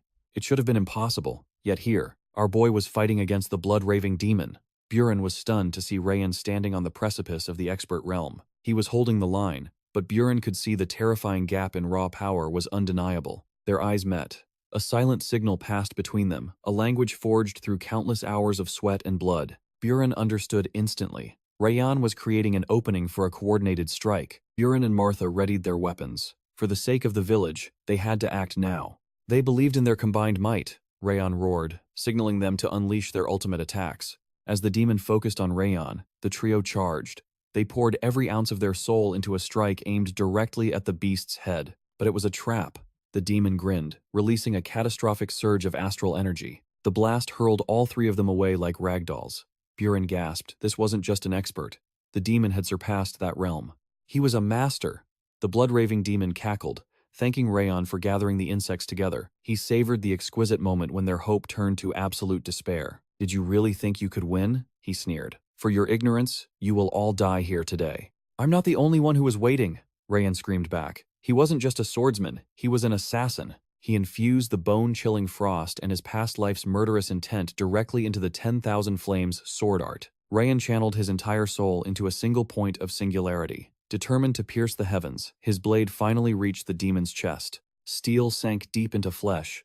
The blood-raving demon crashed to his knees.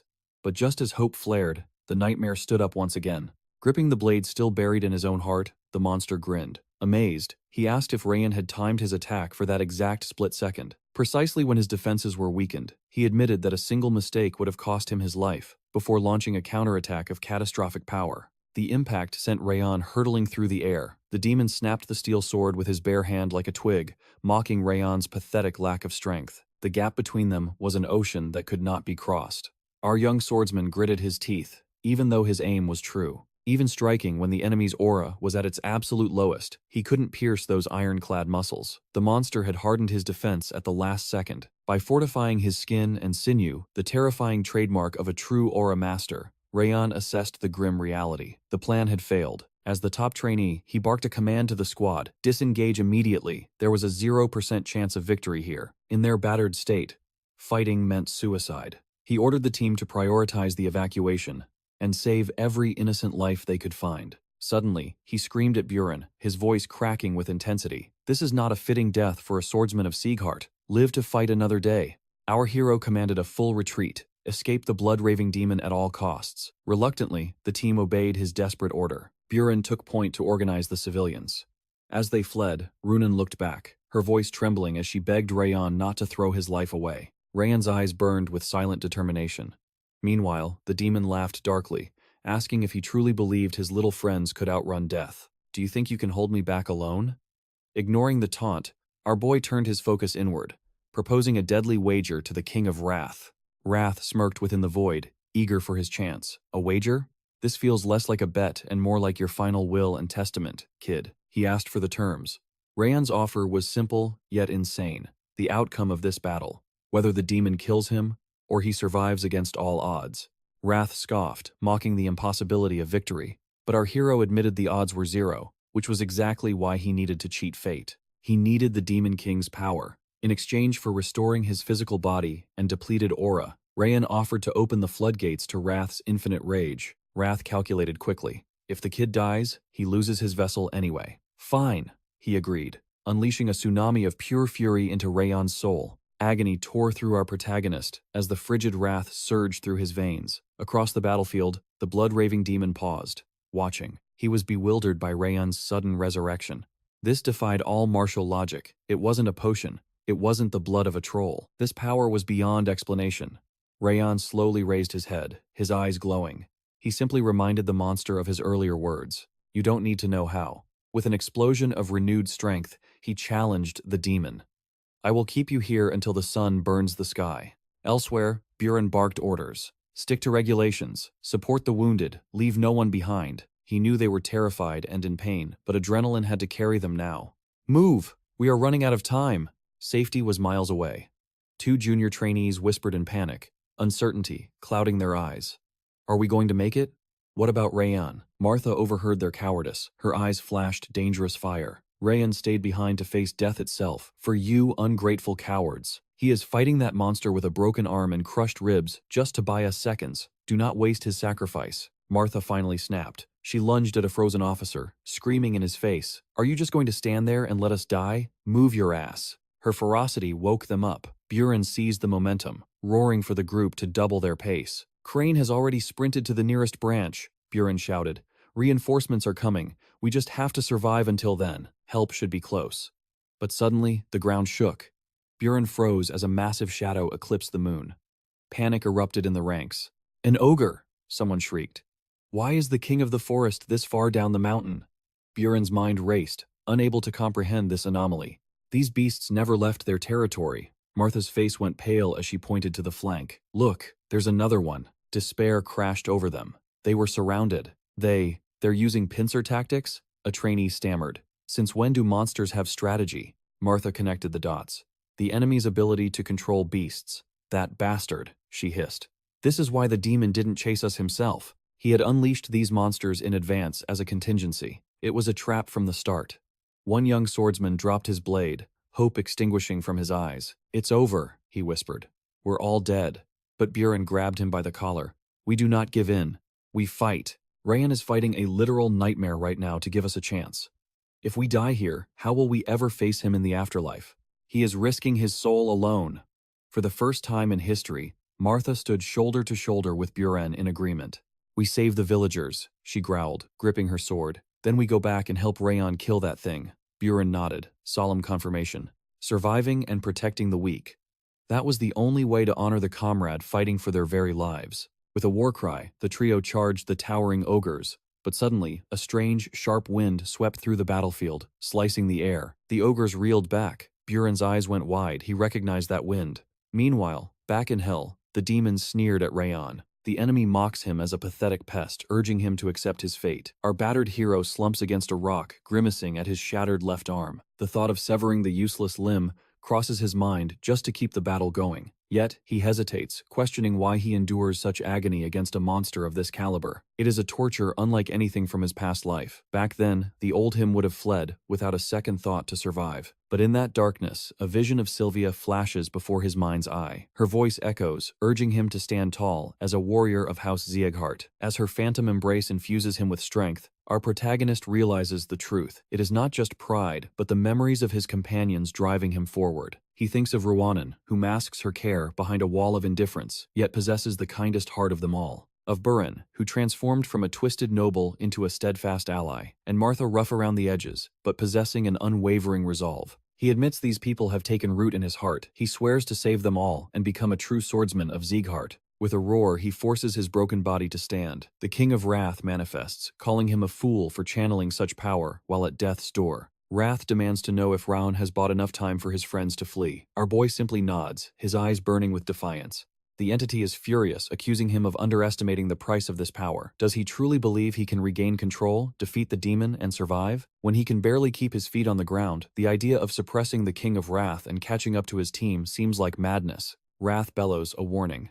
Raon might survive the possession, but his soul will never return if he surrenders his body now. Yet Raon draws in more power. The spiritual pressure becomes unbearable, and he collapses with a gut-wrenching scream. Seeing his prey broken, the demon sneers that Raon is finally finished. The monster declares a sadistic new plan. He will hunt down Raon's companions, first saving the boy for last. He relishes the thought of making our hero watch, as each of their heads is severed. Despite the agony, Raon refuses to accept that future. Gritting his teeth until they nearly crack, he vows to hold the line. As the blood-raving demon turns to pursue the others, a killing intent explodes. Our hero stands tall. He shouts his true name to the heavens, declaring himself the descendant of Glen, the destructive king of the north. He is the swordsman destined to stand above all others on this continent. His resolve blazes like a sun. He swears on his life that, as long as his heart beats, this demon shall not pass. The monster pauses, genuinely surprised by his spirit. Acknowledging Raon's courage, the demon promises to remember his name before delivering the death blow. The attack begins. Our protagonist admits he has zero strength left to dodge. He closes his eyes, awaiting the end, when suddenly, a majestic gust of wind shatters the attack. Rimmer descends, blocking the monster's blow with ease. Raon can only smirk and mutter that his teacher is late. Rimmer casually apologizes for oversleeping and tells his student to rest. The demons freeze instantly, recognizing the newcomer. It is Zieghart's sword of light. Rimmer greets them with a lazy smile, remarking that it has been too long since he faced the blood-raving demon. The monster demands a reason for his interference. Rimmer's eyes go cold. He replies that he cannot allow trash to trample on their precious new sprouts. The demon scoffs, mocking the great House Zieghart for becoming soft enough to send a has-been like Rimmer to babysit trainees. He claims this proves their decline. The battle erupts, but the demon quickly notes something strange. Even with his center of balance disrupted, Rimmer deflects heavy blows effortlessly. The demon wonders if the rumors of his injury are true. Rumors that Rimmer is a cripple with his energy center completely shattered. Rimmer laughs it off as baseless gossip. He advises the monster to check his sources, quipping that demons are always centuries behind on the news. After all, he retired from the front lines ages ago. He feigns ignorance about why such rumors exist. The demon accuses him of lying, declaring that Rimmer's blade has changed. Once it carried immense killing intent, but now it feels like a gentle breeze, a blade far too weak to cut through demonic skin. Steel clashes against steel. Rimmer pushes the demon back, mocking his barbaric fighting style while dominating the exchange. Meanwhile, our hero watches with hawk-like intensity, analyzing how Instructor Rimmer flows seamlessly between offense and defense. He moves as fluidly as a leaf drifting in the wind. Raon realizes that Rimmer's surprise counters are technically flawless. He is even weaving astral energy into his strikes. Raon wonders why he is dragging this out. Rimmer could have ended this instantly. A realization strikes our protagonist. Rimmer is deliberately showcasing his swordsmanship, turning a life-or-death battle into a lesson. If true, the man is absolutely out of his mind. Amidst the sparks, Rimmer asks the demon why he is struggling to win. Even against a weakened opponent, he warns the monster that he might lose his helmet at this rate. This provocation ignites the demon's fury. He demands Rimmer stop playing games. Rimmer sighs, noting it is getting hard to hold back. He decides to close the curtain, since his teaching material is getting too rowdy. He calls out to Raon. "Watch closely," he commands. "This is the pinnacle of Zieghart's battle arts, the realm you must one day reach." First comes the creation of the sword field, followed by the eye of the storm. The demon panics as the wind begins to swirl. He realizes the storm surrounding Rimmer is actually his sword field. The overwhelming aura seals off all escape routes. Resolved to end this, the demon chose a collision course of pure destruction. Roaring into the heavens, he lunged to crush Rimmer into dust, but the elf was faster, meeting him in mid-air. Distance vanished in an instant as their attacks crashed together. An explosion of dust obscured the sky. As the smoke cleared, the demon realized the horrifying truth. Rimmer had neutralized the impact, channeling the wind itself into his blade. A perfect sword field. But how could an outsider to the main bloodline achieve such mastery? The demon's confusion was palpable. Rimmer smirked, revealing his secret. It wasn't a true field, but a mimicry woven from his high elven affinity with nature. The demon scoffed, acknowledging that a tiger remains a beast even when wounded. But as his life faded, his gaze turned cold. His only regret was failing to slaughter the boy, Raon. He turned away, bitterness coating his tongue. That failure would cost his organization dearly. Rimmer's eyes narrowed dangerously. Silence. He would not tolerate threats against their future king. The demon laughed, admitting Raon possessed the aura of a ruler. But do not be arrogant. Eden holds monsters that rival him. A warning of the darkness yet to come. With those final words, he succumbed to the Zieghart sword of light and collapsed into the abyss of death. Rimmer sheathed his blade, his focus shifting instantly to Raon.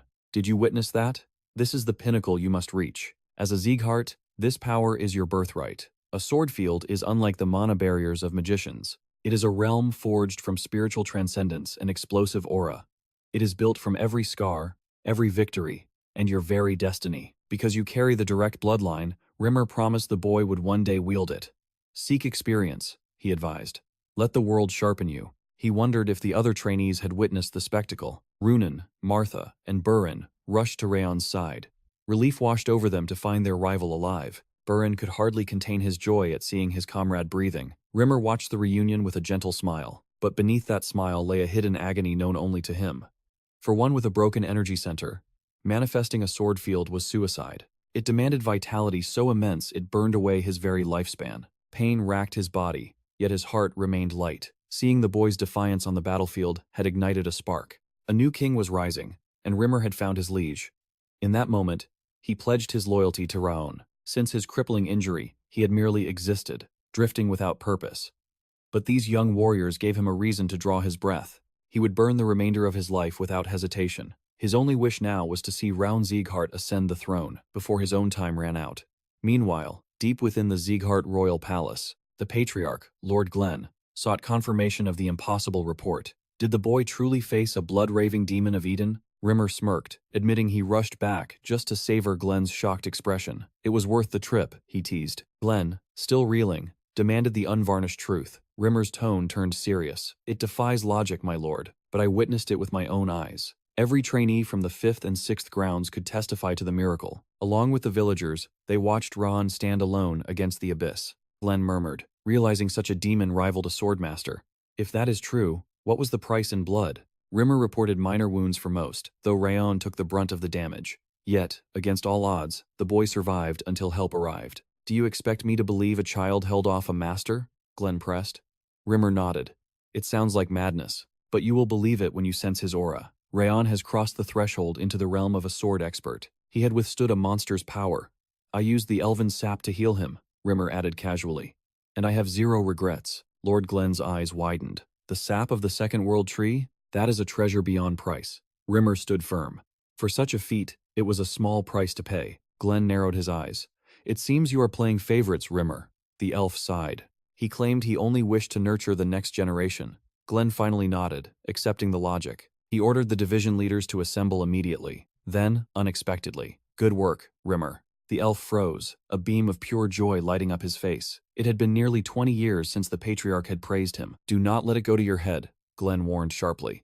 I would praise you more if you weren't such a troublemaker. As Glen asked for their arrival time, Rimmer confirmed they were close. Outside the palace, Raon reflected on the mission. They had won, but the shadows of Eden had left their mark. The real war was just beginning. They lingered amidst the ruins to help rebuild the village, and since our hero's body was shattered from the battle, he sought sanctuary in the chief's quarters to recover. The moment consciousness returned, he immediately checked the spoils of his wager with wrath, but the Demon King frantically tried to nullify the contract. He roared that since Rimmer struck the final blow, the bet shouldn't count.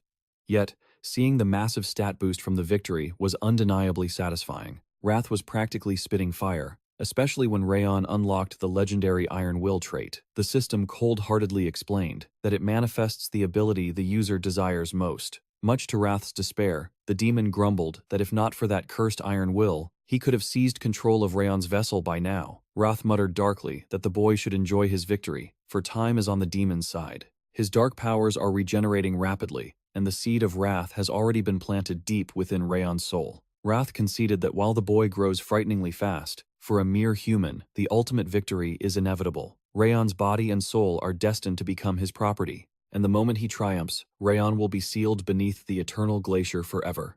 Meanwhile, back at the main palace, the surviving trainees stand in rigid formation as Zieghart's external commander, Iliun, steps forward to address them. As he welcomes them home, Dorian whispers a prayer for the legendary Rest Rune and mumbles deliriously about bead ice cream. Martha exhales, admitting she truly stared death in the face, while Buren remarks that simply returning alive is a miracle in itself. The commander nods at their battle-worn states, but announces one final trial remains.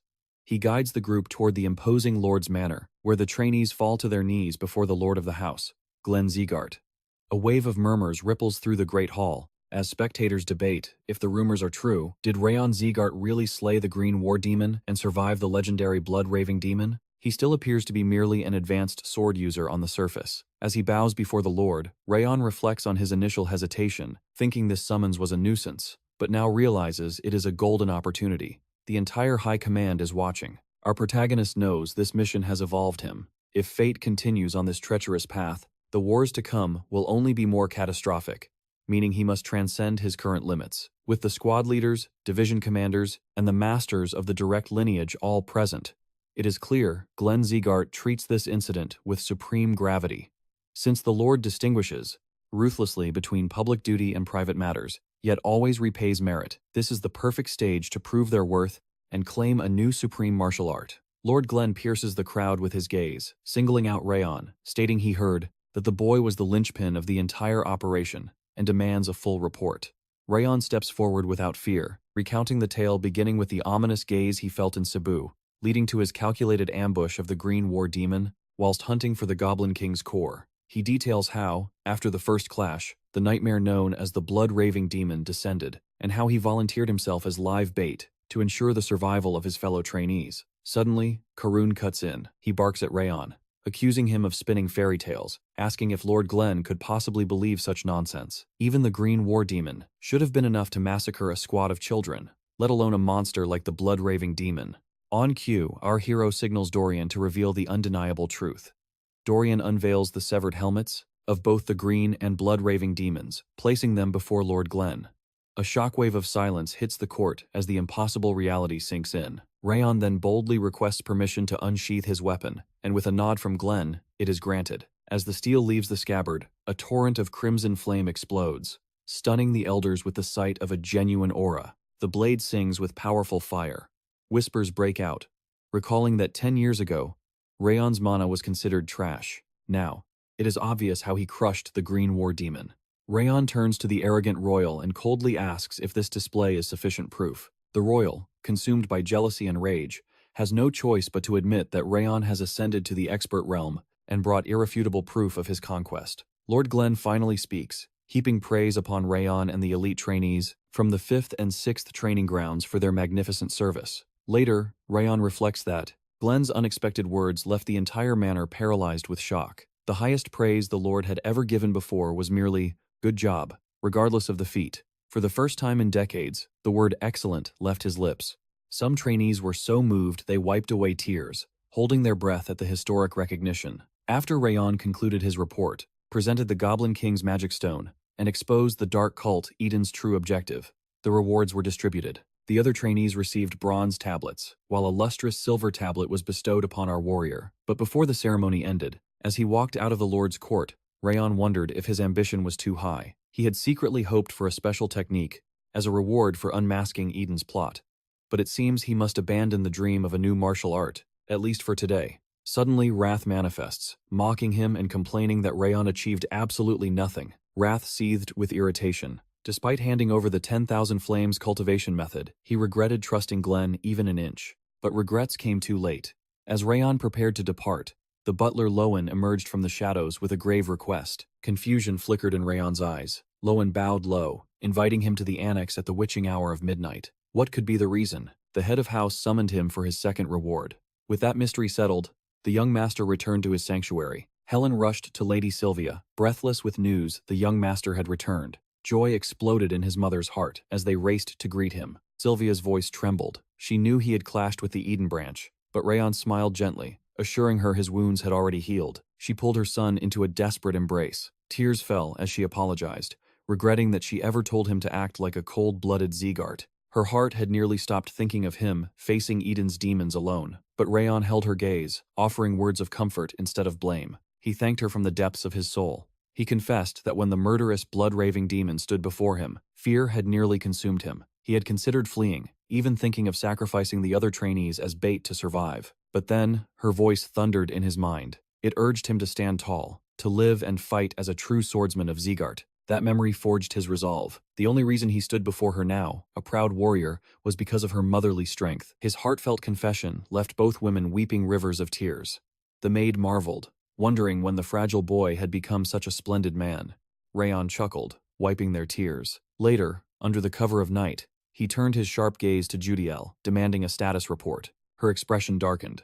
The Central Martial Palace had ordered her return a thinly veiled death sentence to dispose of a loose end. They sought to punish her failure to report his advancement to sword expert, using her blood to wash away the humiliation of the audience chamber incident. But Raon's eyes went cold. He refused to let a valuable double agent die after all the effort he took to turn her. He commanded her with absolute authority, follow his plan if she wished to keep her head. Judiel blinked, stunned by his confidence. He orchestrated a masterstroke. She was to write to the palace immediately, claiming she had been appointed as Raon's exclusive personal maid. The excuse? His mother's worry for his fragile health. This narrative would paralyze the palace's suspicion instantly. It would trick them into believing she was perfectly positioned to gather even more intimate intelligence on the Zieghart heir. Furthermore, she was to leak a partial truth, that Raon had recovered significant strength, a secret known only to the head of house and instructor Rimmer. This bait would prove her continued value. He ordered her to dispatch the letter at once and maintain a mask of perfect composure. Judiel bowed, accepting her mission, but as she left, the Demon King wrath materialized, pouring scorn on Raon's strategy. Why keep such a flawed pawn? Raon smirked, retorting that she wasn't useless, she was the perfect trap to strike at Karun's throat. He would not discard his people, as he had once been discarded in a past life. With his resolve set, he moved to the final quest of the night. Entering the royal court, Raon bowed before the majestic Lord Glen.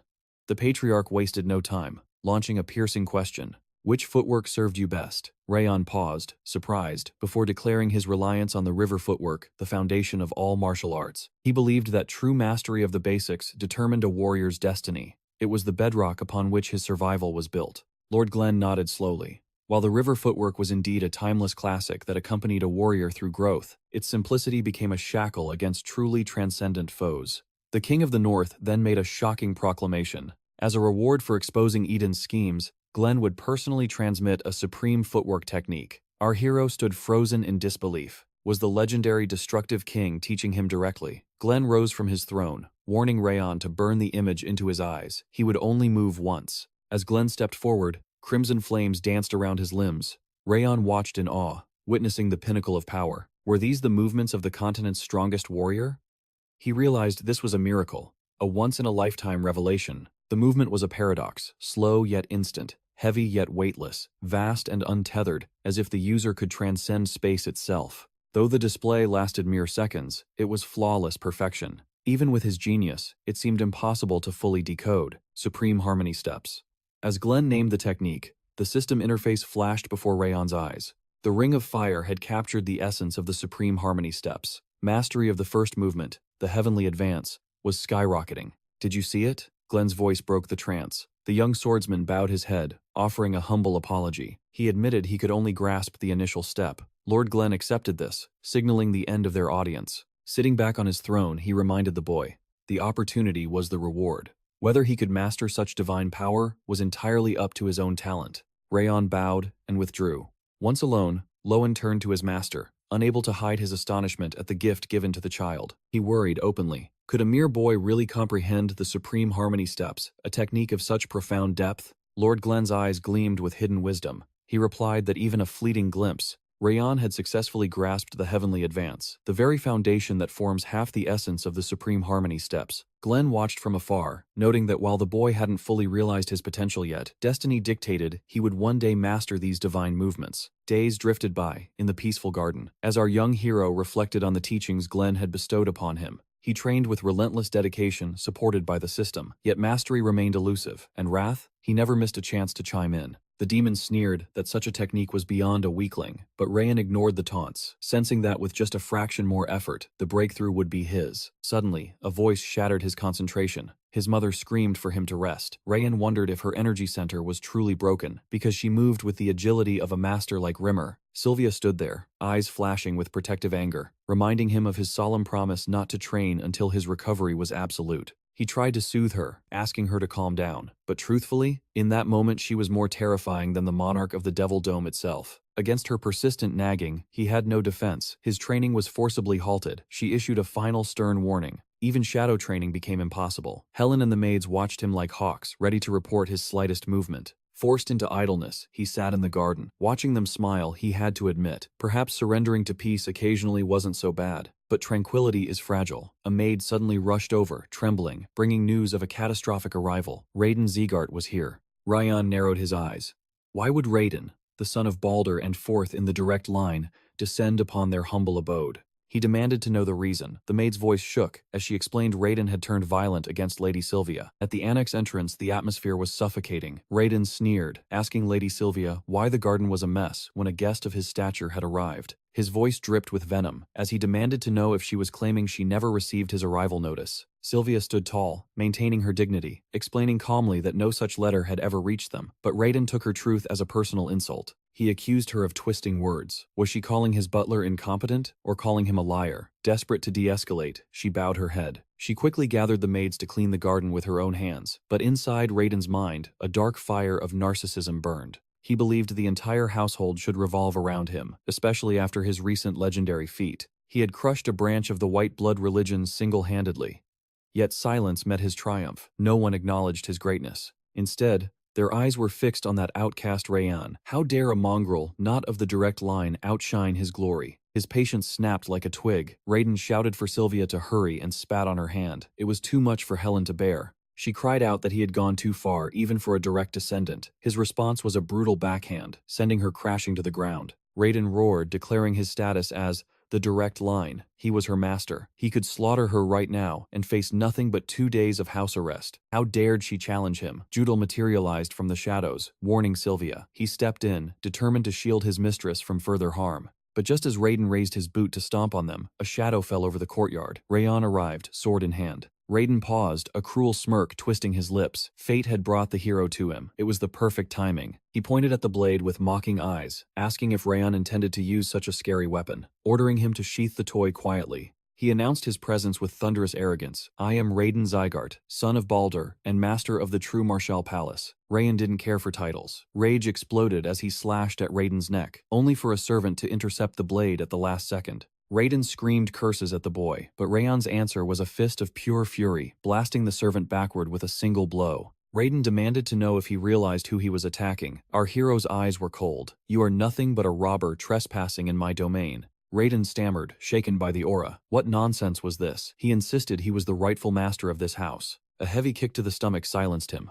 Raon crushed the claim, and the claimant Raiden crumbled to his knees, gasping. Spitting blood, he called Raon a bastard and swore eternal vengeance. The young swordsman looked down on him. You are nothing like the head of the house. And this annex is not your home. It belongs to my family. Just as Raon prepared to end him permanently, a massive pressure descended. Rakiel appeared, ordering him to stand down. Raon recognized the uniform of the Heavenly Blade Division, the personal swordsman of the head. Why were they here? Raiden saw his chance and screamed for the division to execute Raon. Kill him for daring to strike the direct line. But Rakiel's voice was like ice. He replied that he follows only the head's orders. He suggested Raiden withdraw immediately. Raiden insulted him, calling him a mere guard dog, but his butler whispered frantically, advising retreat. To escalate matters against a heavenly blade was suicide. Reluctantly, the bully agreed to back down, but he left with a parting curse, promising Raon would pay for this humiliation with pain worse than death. Silence returned to the garden. Helen wept, apologizing to Sylvia, blaming her own weakness for the trouble. But Lady Sylvia held her close, expressing gratitude for her loyalty. She promised she would resolve this matter. In her own way, however,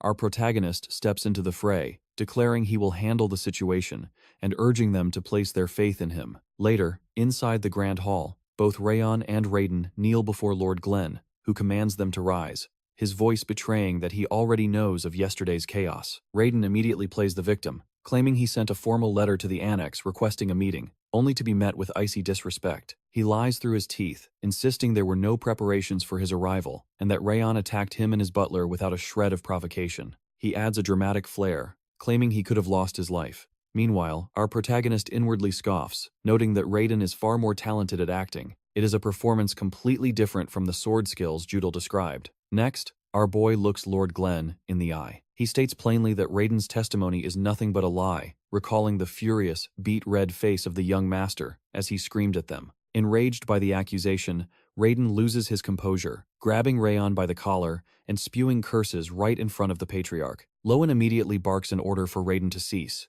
reminding him of whose presence they are in. Lord Glen, noting the conflicting narratives, decides to summon a third party. Rakiel steps out from the shadows, bowing respectfully as he introduces himself to the Lord. Identifying as a member of the elite Heavenly Blade Division, Rakiel prepares to give his account of the events. He reports the cold truth. The annex never received a letter, and Lady Sylvia was simply tending her garden with the maids when Raiden intruded unannounced. Our hero is genuinely surprised. He fully expected Rakiel to twist the story to favor the direct bloodline out of blind loyalty. But instead, the swordsman upholds his honor and simply speaks the truth. Hearing this, Lord Glen turns a sharp gaze upon Raiden. He demands to know if Raiden dared to lie to his face. Cornered, Raiden pivots, insisting the real issue is that a lowly collateral dared to strike a direct descendant. He argues that such an act threatens the very hierarchy of the house. Lord Glenn acknowledges that this is indeed a grave matter. While it is a crime for a collateral to attack the direct line, the patriarch declares that both sides share the blame and will face punishment.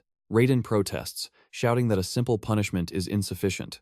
Our protagonist interrupts, bowing and accepting whatever penalty the Lord deems fit. But he insists there is one thing he must do first. Lord Glenn's interest is piqued, and he asks what that might be. Raon explains that Raiden humiliated his mother and used excessive violence against their maids, crimes for which he has not yet paid. Lord Glenn reiterates that both parties are at fault, and notes their behavior has been disgracefully loud.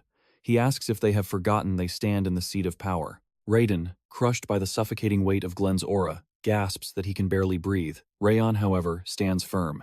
He states that this pressure is exactly why he seeks justice, recalling Lord Glenn's own philosophy, that this house belongs to swordsmen. Therefore, a swordsman's worth should be determined by the sword. He boldly requests permission for a duel to settle the score. Lord Glenn considers the proposition, musing that it might offer a bit of entertainment, and finally agrees, setting the stage at the great training ground. The duel is set for 1 week from now. Later, Raiden stands before his father, Baldur, who questions if this ridiculous duel is truly happening. Raiden confirms it, explaining that Raon had the audacity to demand a duel right in front of their grandfather. The terms are brutal. If Raiden wins, they will shatter Raon's energy center. But if he loses, both he and his butler must beg for forgiveness. They must apologize to everyone in the annex, and the true martial palace will be banned from ever approaching the annex building again. Baldur scoffs, remarking that talent is irrelevant. Raon is merely the son of Sylvia and some nameless nobody, and he instructs his son to teach him a lesson. He orders Raiden to demonstrate the crushing weight of the direct line. Raiden assures his father there is no need to worry. He claims he was only caught off guard before because he was unarmed. Now, however, Raon stands no chance against him. Since he has reached the intermediate expert realm, the gap is absolute. Satisfied, Baldur advises him not to get too excited. He warns him not to accidentally kill the boy, as a death during a formal duel would stain their reputation. Instead, he suggests a crueler fate: cripple Raon by severing the tendons in his wrist, destroying his future as a warrior forever. Meanwhile, back at the annex, Lady Sylvia and Helen watch with heavy hearts as our boy practices his sword forms. Helen, trembling with anxiety, mentions that their young master is set to duel Sir Raiden, a confrontation that feels like suicide. She wonders if they can truly just stand by, noting that Raiden is an intermediate expert, while Raon is only at the novice level. She frantically suggests it might not be too late to stop this madness. Sylvia admits the duel is dangerous. She notes that if Raon hadn't panicked earlier, things might be different, but she also warns that Baldur's flexible sword style is treacherous. Raiden has learned a style that specializes in exploiting openings, making him a completely different beast in battle. Still, Sylvia tells Helen to have faith. Helen is shocked, asking if she truly intends to let her son walk into the tiger's den. Sylvia confesses she is terrified as well, but she believes there must be a reason Raon looked them in the eye and asked for their trust. She decides to believe in her son's resolve. As our protagonist continues his grueling training, Judel arrives with a basket of lunch. She offers him sandwiches for convenience and advises him to eat slowly, ensuring he doesn't ruin his condition before the big fight. To his surprise, nestled beside the meal lay a secret tome, detailing the intricate arts of the flexible sword. Raon marveled at the precision within. Every technique was compiled with masterful clarity for immediate comprehension. He couldn't help but wonder how Judel gathered such high-level intelligence and bound it into a manual in merely a single day. First, she shielded his mother, and now she delivers the key to victory. A profound sense of gratitude swelled within his chest. The hours melted away as both warriors honed their blades. Finally, the destined morning dawned, drawing every gaze in the mansion to the arena. As they took their stances on the training grounds, Raiden sneered, declaring he had waited an eternity for the chance to crush Raon beneath his heel. With malice in his eyes, he vowed to break him so completely that Raon would never be able to lift a sword again. The referee signaled for the combatants to step forward. Raiden licked his lips, eager to savor the despair on our hero's face. However, Raon simply met his gaze with eyes cold as ice, calmly questioning if Raiden would even remain conscious long enough to see anything at all. War drums thundered, signaling the start of the duel. Raiden roared that the time for bluffing was over and launched a ferocious charge, but in the blink of an eye, shock froze his face. Raon had vanished into thin air, reappearing like a phantom directly behind him, blade resting casually on his shoulder. Frozen in terror, Raiden stammered, Unable to comprehend when our protagonist had breached his defenses, Raon coldly declared that Raiden would face death 8 times today. Casting his sword aside, he unleashed a punch so devastating it sent Raiden hurtling across the arena. Coughing up blood, Raiden's mind reeled in chaos. His eyes couldn't even track the shadow of Raon's movements. But Raon commanded him to rise, reminding him of the debt to be paid. With another bone-shaking strike, he announced, "This is for the deception regarding the letter." Raiden scrambled to his feet, cursing vilely as he desperately tried to counterattack. He screamed that Raon would regret sparing him. But before his strike could land, his target dissolved into mist once again. "I am on your left," our boy whispered, smashing the hilt of his sword into Raiden's face as the price for his sins. "This is for spitting on my mother's cherished flower." The next blow landed with sickening force, and this is for trampling it into the dirt, and this is for striking Helen. Sprawled on the ground, Raiden's worldview shattered. He realized Raon was utilizing the star-connecting sword, combined with the fluid river footwork. How could a supposed novice from a lower realm dominate him so completely? As he drowned in confusion and pain, Helen watched from the sidelines with tears welling in her eyes, realizing the truth. Raon could have claimed victory in a single heartbeat. Instead, he was systematically dismantling Raiden, piece by piece. This wasn't just about winning, it was divine retribution. In a household where bloodline dictated worth, someone was finally punishing a member of the direct line to avenge the tears of the so-called worthless servants. Lady Sylvia covered her mouth, deeply moved. She remembered how her own father's obsession with absolute power had turned the Zieghart house into a frozen wasteland. Despite her noble blood, she had always felt like a stranger in her own home. In the end, she chose to flee. She had run from the cruelty, lacking the courage to face reality. She realized now she should have forged her own strength to endure. But now, her son was showing the world what it truly meant to stand tall and fight against insurmountable odds. As our hero hurled Raiden into the dirt like a ragdoll, Sylvia understood the lesson he was carving into the earth. One must advance and face hardship head-on. Finally, the referee surveyed the carnage and ruled Raiden completely incapacitated. Winner, Raon Zieghart. As the declaration echoed, Baldur exploded with fury, screaming at his fallen son. He demanded to know how this disgrace had occurred. Meanwhile, amidst the crowd, Rimmer cheered wildly, boasting to all who would listen, "I told you he would win." Beside him, Dorian, Martha, Burin, and Renan celebrated their friend's legendary triumph. Observing the spectacle, Rowan whispered to Lord Glenn. In all his decades serving the Zieghart family, this was the first time he had witnessed the house united in cheering for a collateral child. Casting aside the rigid chains of status, Lord Glenn nodded slowly. While the loyalty of Raon's companions was indeed unexpected, what truly shook the lord of the house was the duel itself. Raon had executed the legendary Supreme Harmony steps, a divine footwork Glenn himself created only after conquering the darkness and achieving martial transcendence. It was an art so profound most would fail to grasp it in a century, yet this boy had mastered its essence in a mere 2 weeks. Glenn looked down at the arena, listening to the roar of the crowd chanting Raon's name, acknowledging the charisma the boy wielded. He reflected on his own past. Because he once starved for power, raw strength became the only currency the Zieghart house respected. It was a cold reality he was now too old to rewrite. Yet, he wondered if perhaps someone born outside the main lineage, a child who intimately knew the bitter taste of injustice, might be the one to finally heal this broken family. Rising from his throne with absolute authority, Glenn declared that the duel was concluded, and the wagered conditions must now be honored. He commands Rowan to seize the true Martial Palace's entire budget for the year, demanding he find any pretext to bleed them dry. Rowan chuckles darkly, assuring his liege the message is received. Under Glenn's steely gaze, the price of defeat is exacted. Raiden is forced to his knees, confessing his sins before the gathered crowd. Head bowed in shame, he begs forgiveness from Raon's mother and the maids. The true Martial Palace receives a grim ultimatum. They are warned never to touch the annex again. The maids, their nightmare finally over, weep tears of pure deliverance and joy. With the storm past, they return to the sanctuary of their home. Lady Sylvia turns to her son, her eyes searching his face. She asks when he became a warrior capable of such feats.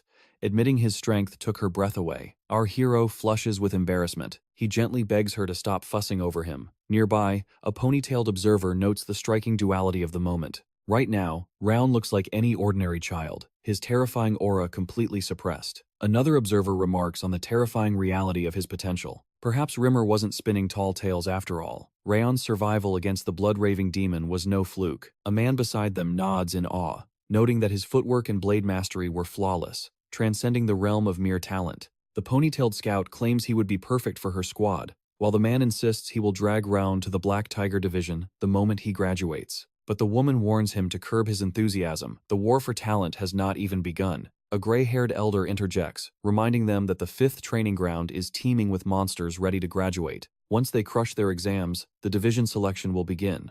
Raon shines brightest, but he is not the only star in this sky. Martha, Burin, and Runan, each one possesses the power to claw their way to the absolute peak. No matter where they land, the upcoming ceremony will be legendary. Later that night, in the quiet of his chambers, Judiel probes her young master, asking if the duel and its outcome were part of his grand design from the very start. He admits he orchestrated most of it, his victory a calculated certainty. Judiel shivers, calling him a truly terrifying individual. Yet, she adds that his kindness outweighs his ruthlessness. Our boy blinks in surprise, as she expresses her deepest gratitude. She has not forgotten how he shielded her from Sir Karun's wrath. Wishing him sweet dreams, she quietly withdraws. Raon analyzes the encounter. Judiel's mask had slipped her emotions earlier, were raw and genuine. Seeing her desperate attempt to protect Sylvia, he realizes her loyalty is real. He decides it is safe to reveal a secret, that the berserker rage he displayed was nothing but a performance. Meanwhile, at the main palace, Rimmer swaggers in to greet Lord Glenn. He flashes hands dripping with golden rings. Both Glenn and Rowan stare, wondering where this pauper found such wealth. Rimmer brags shamelessly. He bet against the true martial palace master and cleaned house, all thanks to his star pupil, Raon. He even used the winnings to stockpile precious elixirs for the entire training ground. Glenn raises an eyebrow, amused. He asks if Rimmer is essentially robbing his own grandson. Sipping tea, Glenn notes this gaudy display isn't the real agenda. He demands the truth. Rimmer's expression shifts. He has a proposal. Glenn is intrigued. He thought he gave Rimmer full autonomy. Rimmer clarifies, this isn't about daily drills, it is about the graduation exam, the final hurdle for the trainees. Glenn asks for specifics. Rimmer argues that the standard tests, simple spars, or instructor approvals are a joke for this batch. These aren't normal children. They have crossed blades with the elite knights of the Owen Kingdom. They have walked through the Valley of Death and survived trials far beyond the scope of mere trainees. That is why the 5th training ground demands a trial worthy of their strength. Lord Glenn leans forward, asking what he has in mind. Rimmer drops the bomb. A survival exam. They must survive in the wild world, stripped of all assistance. No family name to protect them. Even if they aren't swordmasters yet, they must aim for a realm beyond safety. Glenn mulls it over, then observes something startling. Rimmer himself has transformed. Rimmer blinks, confused. Glenn recalls the past. Ever since Rimmer's energy center was shattered, and he left the front lines, a shadow had haunted his eyes. But now, leading these trainees, the fire of passion burns within him once more. He looks just as alive as his students. Rimmer scratches his head, flustered by the unexpected praise. Rowan nods in agreement. Rimmer grins, claiming he has realized he is a genius not just at the sword, but at molding the future. He boldly declares he might even be raising the next king of Zieghart. Glenn asks if he means Raon. Rimmer shrugs, it could be Burin, Martha, or Runan. Glenn orders him to submit the official plan within a week. But he warns, fail to impress him, and this conversation never happened. Rimmer just smirks. He has already got the paperwork ready. Later, the trainees assemble in the great training ground. One student notes the instructor is missing. But this is standard operating procedure. Instructor Rimmer would not be Rimmer if he actually showed up on time. Whispers filled the room, joking that he probably gambled the night away or passed out in a pub. Suddenly, a boot crashed against the timber as Rimmer kicked the door open, announcing his chaotic arrival. He claimed a heartfelt visit to the orphanage made him late, but Dorian scoffed, muttering, if you're gonna lie, at least make it art. Rimmer ignored the shade, insisting on his truth, but his expression turned grave. He had a decision to announce. After watching their growth, he declared the time for games was over. The graduation exam begins now. In the past, a simple duel or a nod of approval would suffice, but this generation is different. A confused trainee asked for clarity, and Rimmer smiled grimly. You've already tasted blood against Owen's knights. You've clashed with the South-North Union and survived the ambush of Eden. A standard duel is beneath you. Now, you must face the vast, cruel world itself. The topic is simple yet brutal. Survival. In 1 month, you strip away your trainee titles. You will be cast into the wilderness with nothing but a single blade. But for the cowards, there is an easier path. Runan turned to Raon, her eyes asking a silent question. Our hero didn't hesitate, he nodded. Then I go too, she stated flatly. Dorian, sensing the drama, sighed but stepped up to join the fray. He figured the crazy instructor had a method to his madness. Martha just laughed, her aura flaring. Survival? I've been fighting to live since the day I was born. Rimmer blinked, surprised by their lack of fear.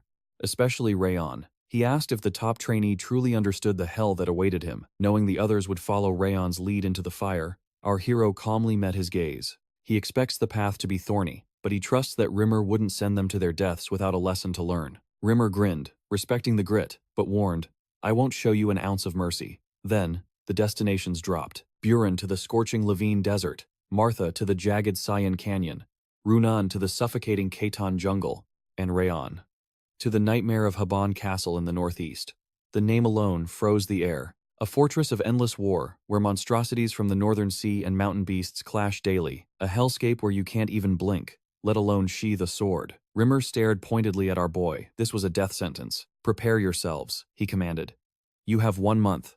Later, under the pale moonlight, Raon pushed his body to the limit. From the shadows, his mother and Helen watched the grueling display. Helen clutched her dress, terrified by his exhaustion. She prayed he would refuse the suicide mission to Haven Castle. Even Lady Sylvia felt a chill at the danger, but she saw the fire in his eyes. He wasn't just training, he was evolving. Haven Castle was the forge he needed. She resolved to be his silent pillar of strength, letting him sharpen his resolve without interference. Sweat poured from our hero. Fatigue clawed at his bones after a week of hellish training, yet doubt lingered. The beasts of Haven Castle possess hides like iron and frames like giants. Standard steel won't cut it. His clan's swordsmanship relies on balance, but balance doesn't kill monsters.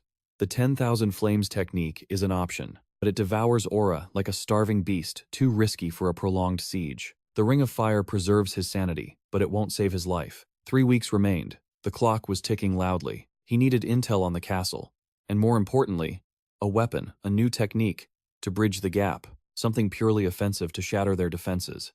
It was time to invest in his own power. Standing before the Iron Throne, Lord Glenn looked down. "You would trade your hard-earned tablets for a technique?" Glenn raised a brow. He had expected the boy to use them to buy his mother's way back into the direct line. Raon admitted that was his original path, but the mission in Sabu village changed his perspective. After his duel, he realized the family only tossed him Crumb's silver tablets, not the gold he needed. He recalled Glenn's warning about the difficulty. Our protagonist finally understood the game. Only golden tablets could restore Sylvia's crown. Hoarding silver would change nothing. It was wiser to burn the silver now for power, ensuring he survived long enough to claim the gold later. A rare smile touched Glenn's lips. A sharp instinct. He agreed. Knowing what awaited at Haven Castle, he tossed a manual through the air. "If you doubt my choice, leave it. It is called Fangs of Insanity." The name alone sent shivers.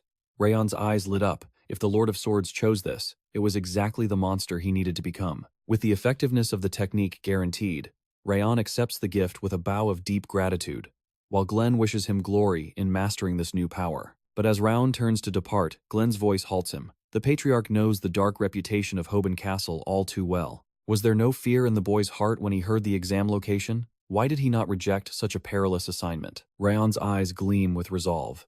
After his clash with Eden, a profound realization had taken root in his soul, and Glenn leans in, his interest piqued. Our protagonist declares that surviving a single brush with death grants more enlightenment than a full year of meaningless meditation. He understands the harsh truth now. To shatter his limits and ascend to a higher realm, he must walk through the fire of adversity. Furthermore, his faith in instructor Rimmer is unshakable. He knows his teacher would never assign a trial that led only to certain death. The path ahead is paved with thorns. Yet Raon believes that when he looks back, he will see it as a blessing in disguise. Moved by his spirit, Glenn imparts a final nugget of wisdom. A sword art is not rigid. Broadening his mind is the key to unlocking its true potential. Raon thanks him for the guidance. Suddenly, a familiar presence emerges from the shadows. Rimmer steps out from behind Glenn's chair. This spirit is exactly why Rimmer values Raon so highly. His face lights up with pride, seeing a disciple who truly grasps his master's will. It is this very mindset that elevates our hero above the likes of Buren or the sharp-tongued Martha.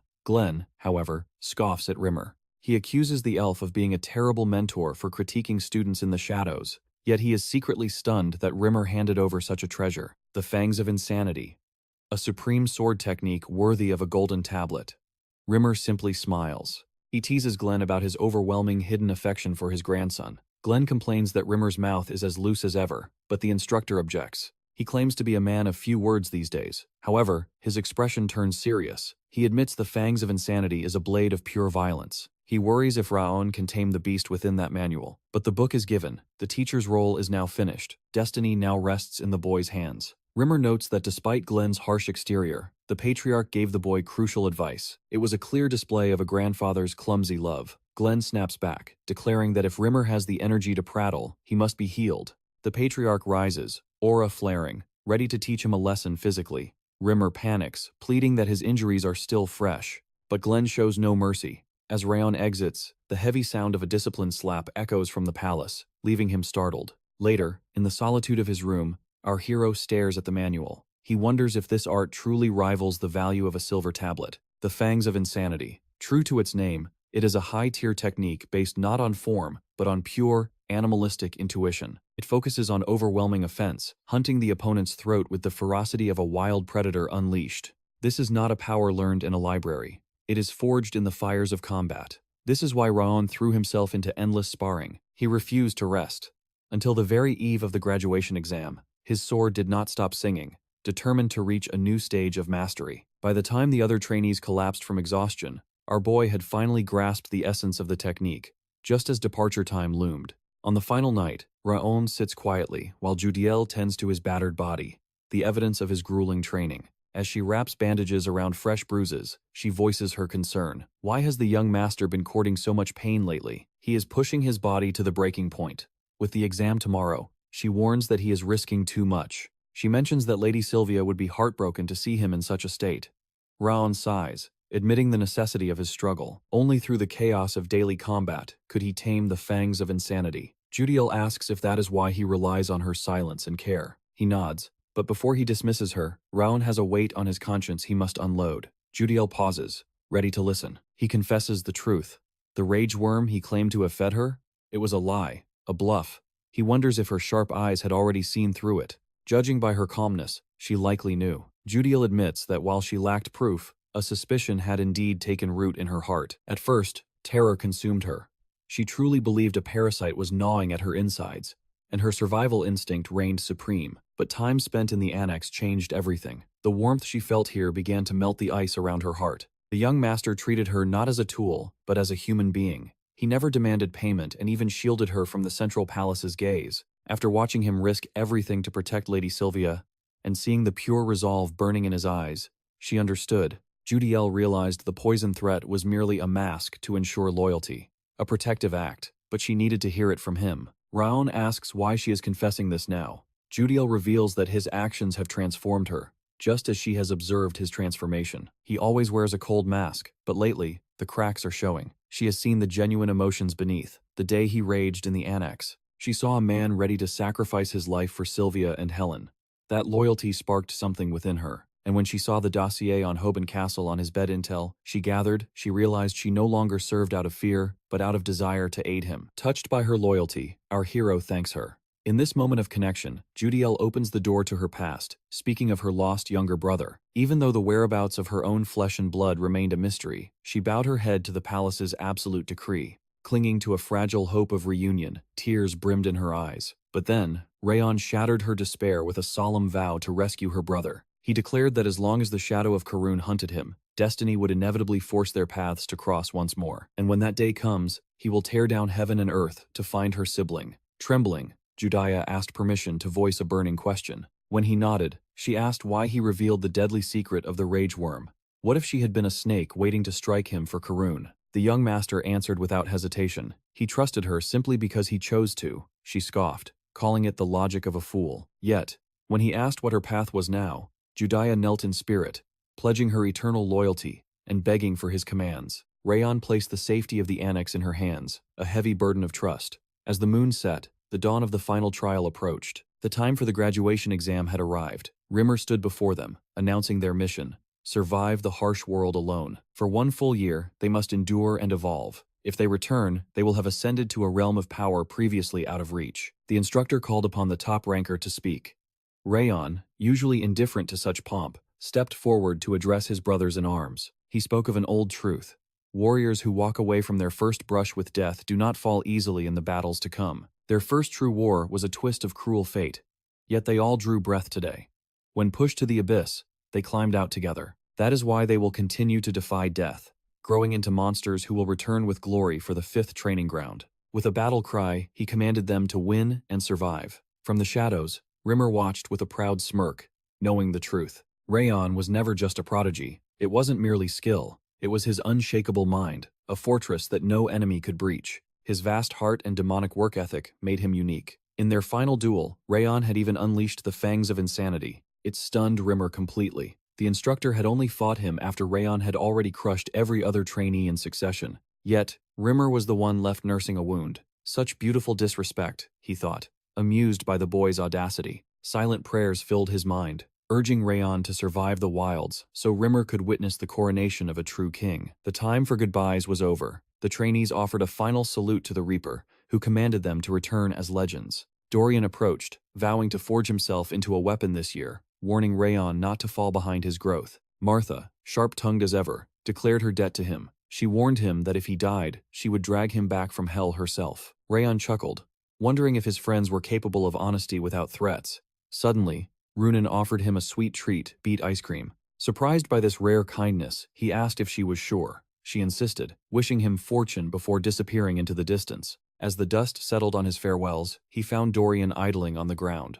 Raon nudged him, signaling it was time to move. Dorian whined, questioning why he, of all people, had to tag along to Haven Castle, but Raon had a detour in mind. Dragging his complaining companion, he revealed their true destination, the city of greed, Chameleon. He needed gear fit for a war. Before stepping onto the true battlefield, they needed preparation. Moments later, they were navigating the chaotic heart of the Chameleon market. Raon scanned the stalls with a hunter's eye. Despite the mountains of merchandise surrounding them, nothing caught his interest. The items he sought were not trinkets for commoners. He realized the true treasures would be hidden in the shadows. Sensing the shift, Dorian broke the silence, asking his young master what kind of legendary artifact he was hunting for. It was obvious the surface shops held no appeal. He gestured at a storefront they had passed for the 10th time. Pointing out their endless walking, he asked if Raon intended to enter. Raon turned the question around on him. He asked if Dorian knew the secrets of the Chameleon black market. Dorian nodded, his expression shifting to one of confidence. Raon was intrigued.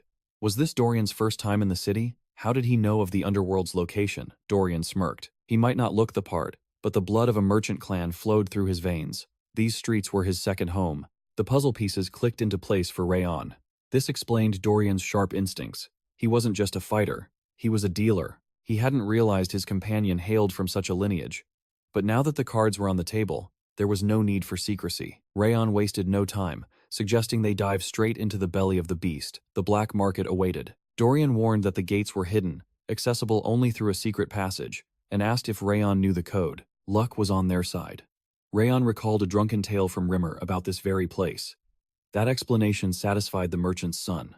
Dorian hadn't realized the casino was the front for the black market, but if the instructor knew it, the path was surely valid. Together, they slipped through the hidden entrance, descending into the vast, sprawling underground of Chameleon. Dorian gasped, stunned not by the danger but by the pristine order. It was cleaner and more magnificent than the world above. He voiced the question lingering in the air, wondering if fate would guide them to Raon's prize. They snapped open the auction catalog, scanning the pages until they found a bench to strategize. Flipping through the parchment, it didn't take long to find the target. The black butterfly. Just as he predicted. It was scheduled for this evening's gala, starting at a staggering 10 gold coins. Dorian's eyes went wide at the price tag. He asked if Raon truly intended to bid, his voice trembling at the cost. The young master offered a grim confirmation. While emptying their travel funds might secure the item, it was a gamble that left them dangerously exposed. He decided a detour was necessary. To the pawn shop, to turn trash into treasure and bolster their war chest. Dorian followed, confusion written on his face, until he realized Raon planned to liquidate some inventory. They needed every coin before the gavel fell. An hour passed, and Dorian looked for his companion, finding him lost in thought. Instead of rushing to the auction, Raon was scanning the shelves, eyes hunting for a hidden diamond in the rough. With time to spare and capital in hand, he searched. Yet, the shelves seemed filled with nothing but disappointment. He murmured that true artifacts often hide in plain sight, waiting for a master's eye to awaken them. Just as he resigned himself to leave, something called out to him. A faint pulse of energy caught Raon's attention. A ring. It felt eerily familiar, stirring whispers of the first head of the Zieghart bloodline. A memory resurfaced, triggered by the 10,000 Flames cultivation technique. The connection was undeniable. He never imagined destiny would place it here. Feigning indifference, he asked the price. The owner, sensing a sale, spun a tall tale. He claimed the ring granted Herculean strength and spiritual clarity. He demanded 5 gold coins. Dorian gasped, accusing the merchant of highway robbery in broad daylight. He called the bluff instantly. You clearly bought this junk with silver, yet you demand gold? Dorian argued with venom.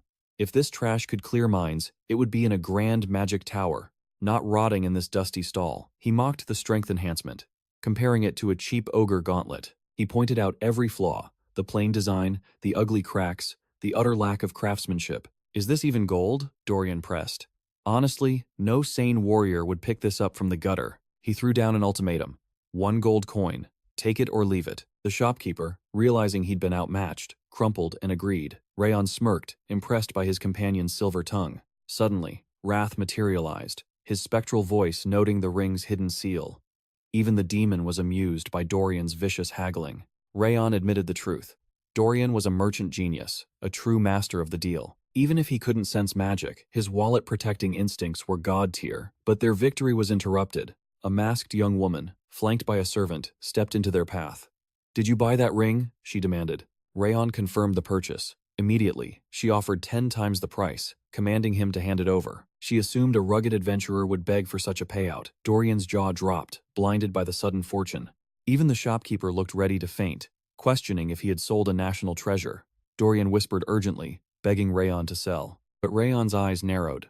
This woman knew exactly what this artifact was. Her desperation hinted its value exceeded even 100 gold coins. He politely declined. She raised the stakes 20, then 30 times the cost. But Raon stood like a mountain. Even at 50 gold coins, his answer remained a cold no. "I do not sell what is mine," he stated simply. The woman's butler stepped forward, his voice dripping with a subtle threat. He warned Raon that greed would lead to misfortune. Raon didn't flinch. "I am not intimidated by status or shadows." He dismissed them cold-heartedly. The young woman's mask cracked, her patience evaporating into rage. She demanded the ring, her facade of civility crumbling. Raon observed the shift, mocking her arrogant nobility. She hissed a final warning. "You have no idea how cruel and dangerous this world can be to commoners. Those who do not bend, break," she implied.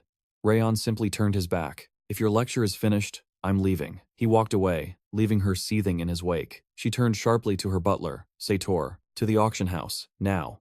She knew he would be there. She vowed to crush him with her wealth, no matter the cost. Meanwhile, the auction began, the crowd buzzing with excitement. The first item sold for 70 gold coins, followed by a rare silver monostone. And finally, the Ring of Raging Flame took the stage. The trivial items on stage bored him to tears. Raon waited in silence, wondering if his prize would ever appear. Finally, the moment arrived. A magnificent black butterfly, a creature that devours monostones to survive, possessing a deadly allure and a fragile existence. The bidding war erupted at a modest 2 gold coins, quickly spiraling to 7. But then, our boy stepped in, confidently dropping a bid of 13 gold. He hoped this aggressive move would crush the competition. But suddenly, the masked woman raised her paddle. 50 gold coins! The entire hall gasped in shock. The auctioneer screamed, declaring a record-breaking win. Victorious, she turned to her guard, Satar, and signaled their immediate departure. Her sharp eyes had not missed a thing. Rayon's gaze had been locked on that butterfly. She knew, without a doubt, that this was his true target. With a cold sneer, she declared her business with him finished. Dorian watched her go, realizing she wasn't even bothering to hide her murderous hostility anymore. Panic set in as he asked, "Young master, what now?" It could be years before another legendary black butterfly appeared in this underworld, but Rayon's expression remained as calm as a still lake. He simply smiled and said, "Let's step out.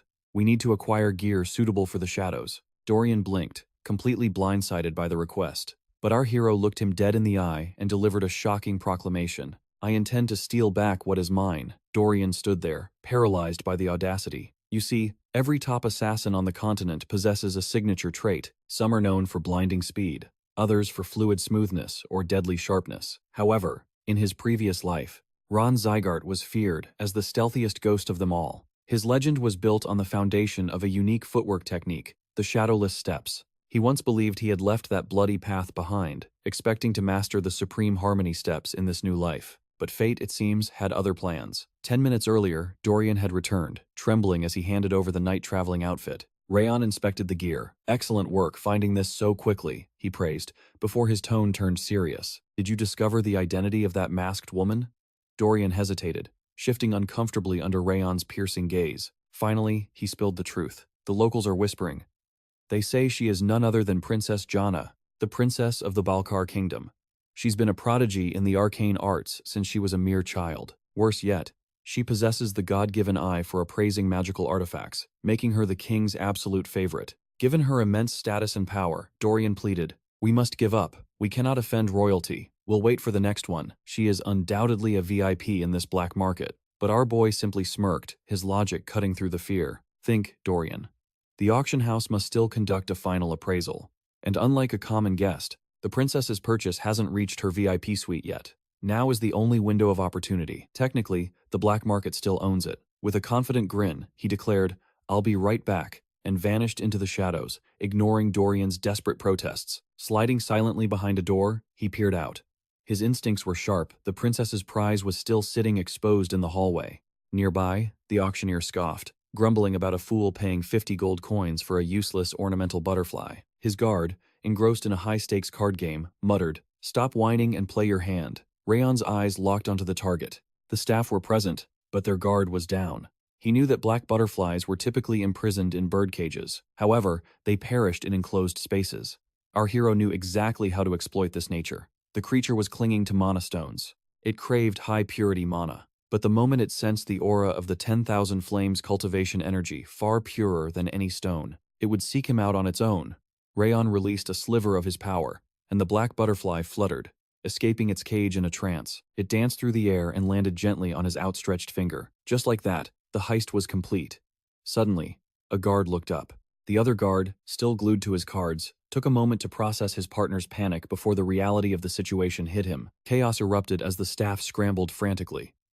But our protagonist had already melted away like mist. Meanwhile, Dorian paced back and forth, sweating bullets. He was terrified. If the young master was caught, this wouldn't just be a crime, it would be an international diplomatic catastrophe with the Balkar kingdom. His heart hammered against his ribs, regret consuming him. Why didn't he stop him? Suddenly, a familiar voice cut through his panic. Dorian jumped out of his skin. "Young master?" He hadn't even heard the door open. Our hero calmly dusted off his shoulder. "I just walked in." Dorian's eyes nearly popped out of his head. That calm demeanor could only mean one thing: victory.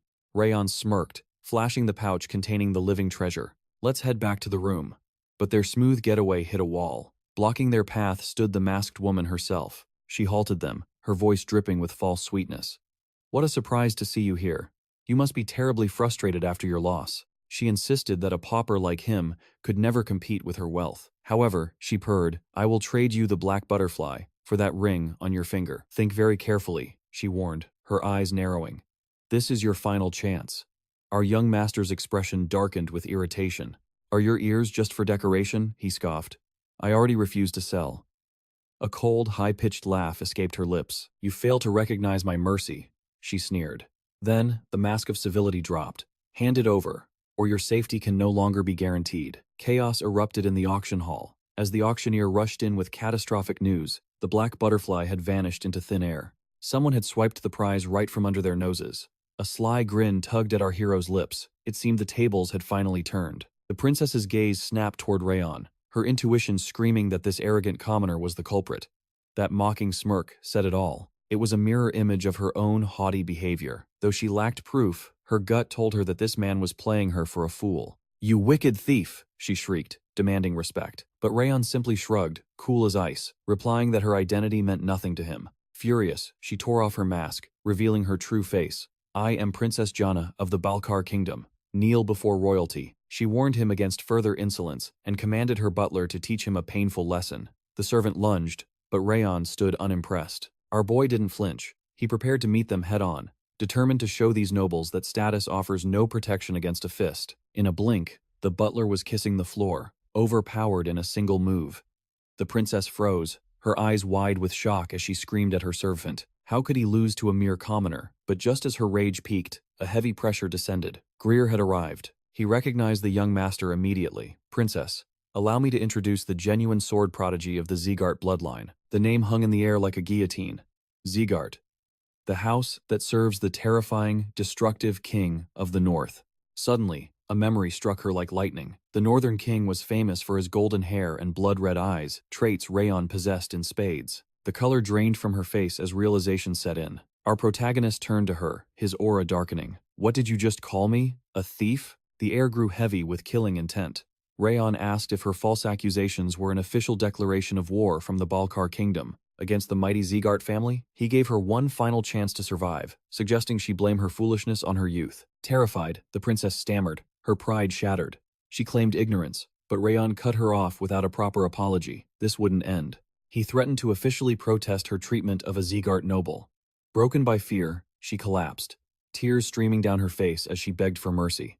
Accepted. Raon decided not to crush an ant, assuring her he wouldn't escalate the feud. It was time to leave. Greer cast a cold look at the sobbing girl, warning her not to disgrace her kingdom again. Then, he turned to Raon, asking if his timing was poor. Raon shook his head, grateful for the assist. "You saved me some trouble." Greer smiled, telling him to forget about the bratty princess. He promised to have a stern word with her later. With the pleasantries done, Greer asked the golden question. What brings a Zieghart to Cameloon? Raon explained he was on a mission. Curious why the young master would travel so far, Greer tilted his head. The graduation exam, Raon clarified. He was there to gather supplies before the real test began. Greer's eyes lit up with delight. And what equipment does a prodigy require? Raon admitted he needed a new blade. His current sword had served him well, but it was reaching its limit. It had been with him too long to handle his growing power. Greer stroked his chin, recommending a hidden workshop in the Western Craft District. The blacksmith there is a master among masters. He offered a personal introduction, regretting that his own mission prevented him from guiding Raon there himself. Grateful for the intel, Raon thanked him. Greer bowed, saying he looked forward to seeing both Raon and Owen grow stronger. Wishing him luck, the elder departed. Dorian let out a breath he'd been holding for minutes, amazed by Raon's reckless bravery against royalty. But he was thankful for Greer's intervention. Our protagonist smirked, admitting he had a plan, though Lady Luck had definitely tossed him a winning card. Dorian asked if they were heading to the smithy now. No, Raon replied, his eyes gleaming with a secret purpose. We go tomorrow. He had urgent business to attend to tonight. Later, as darkness cloaked the city, Raon sat in meditative silence within his room. The black butterfly rested on his hand. It is time, he whispered, for you to fulfill your destiny. The butterfly absorbed mana, but couldn't digest it. The two-tone flower couldn't gather mana at all, two flawed halves of a perfect whole. But when brought together, the curse shattered. The flower began to devour the mana stored within the butterfly. A brilliant light filled the room. It transformed into a highest-grade elixir, perfectly harmonizing the opposing energies of fire and water. Raon marveled at the sight. This was a secret lost to history knowledge he only possessed thanks to the memories of the 10,000 Flames cultivation. Suddenly, a blue screen flashed before his eyes. System notification. A strand of the Curse of Frost has been obliterated. Power surged through his core. His mana circuits toughened like steel, and his willpower skyrocketed. Every single stat began to climb. Having consumed the elixir, he checked his status window. The numbers were beautiful. He had evolved. When dawn broke, Raon told Dorian to prepare for the workshop, but the servant froze, noticing a terrifying shift in the young master. His aura had completely changed overnight. It was sharper, deadlier. Dorian wondered what kind of monster had been born in the dark. At first, Dorian had followed Raon out of simple curiosity. How could someone endure such ridicule and train so desperately? The world called him the shame of the house, looked down upon even by his own blood. But Dorian knew better now. As they walked to the 5th training ground, he realized the truth. This young master embodied the spirit of Zieghart more than anyone else alive. That is precisely why the disciples of the 5th training ground, though scattered to the winds, have pledged their absolute loyalty to Raon. Dorian firmly believes that with the young master's overwhelming power, he might even be the key to his own family's salvation. Yet, that is not the sole reason he walks this path. He drifts into deep contemplation, only to be snapped back to reality by Raon's sharp call. Wondering why he is spacing out, Raon reminds him of their mission.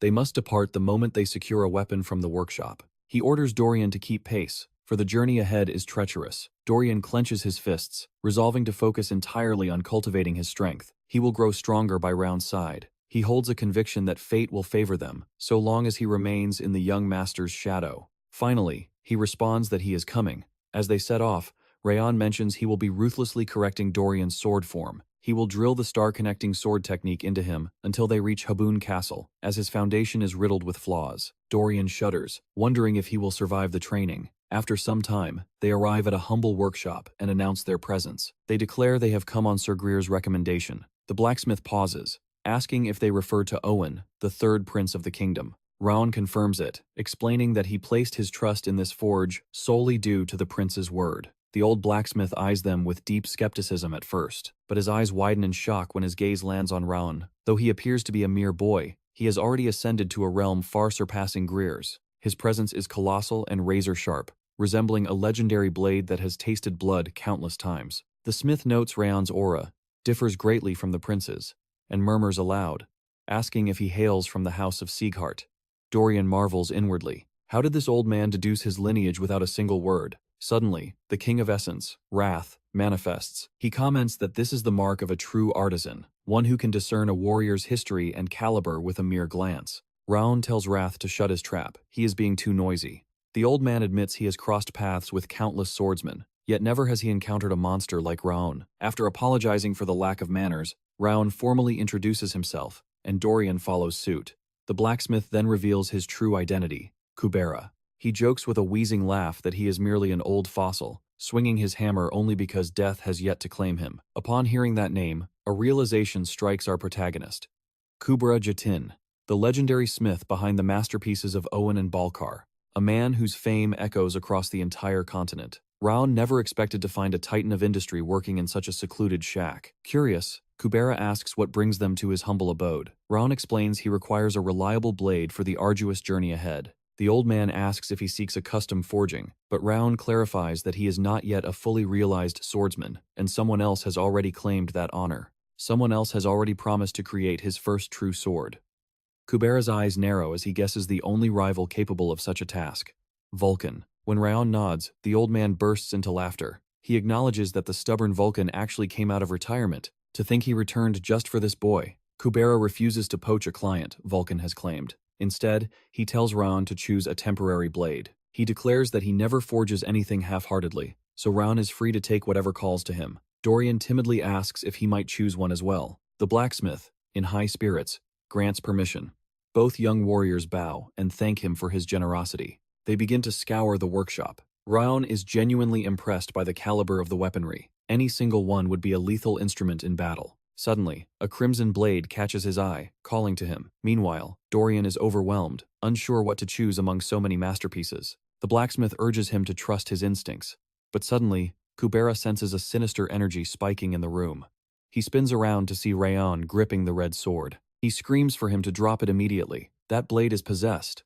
Its ghastly resentment devours the soul of anyone foolish enough to hold it. It consumes the wielder completely.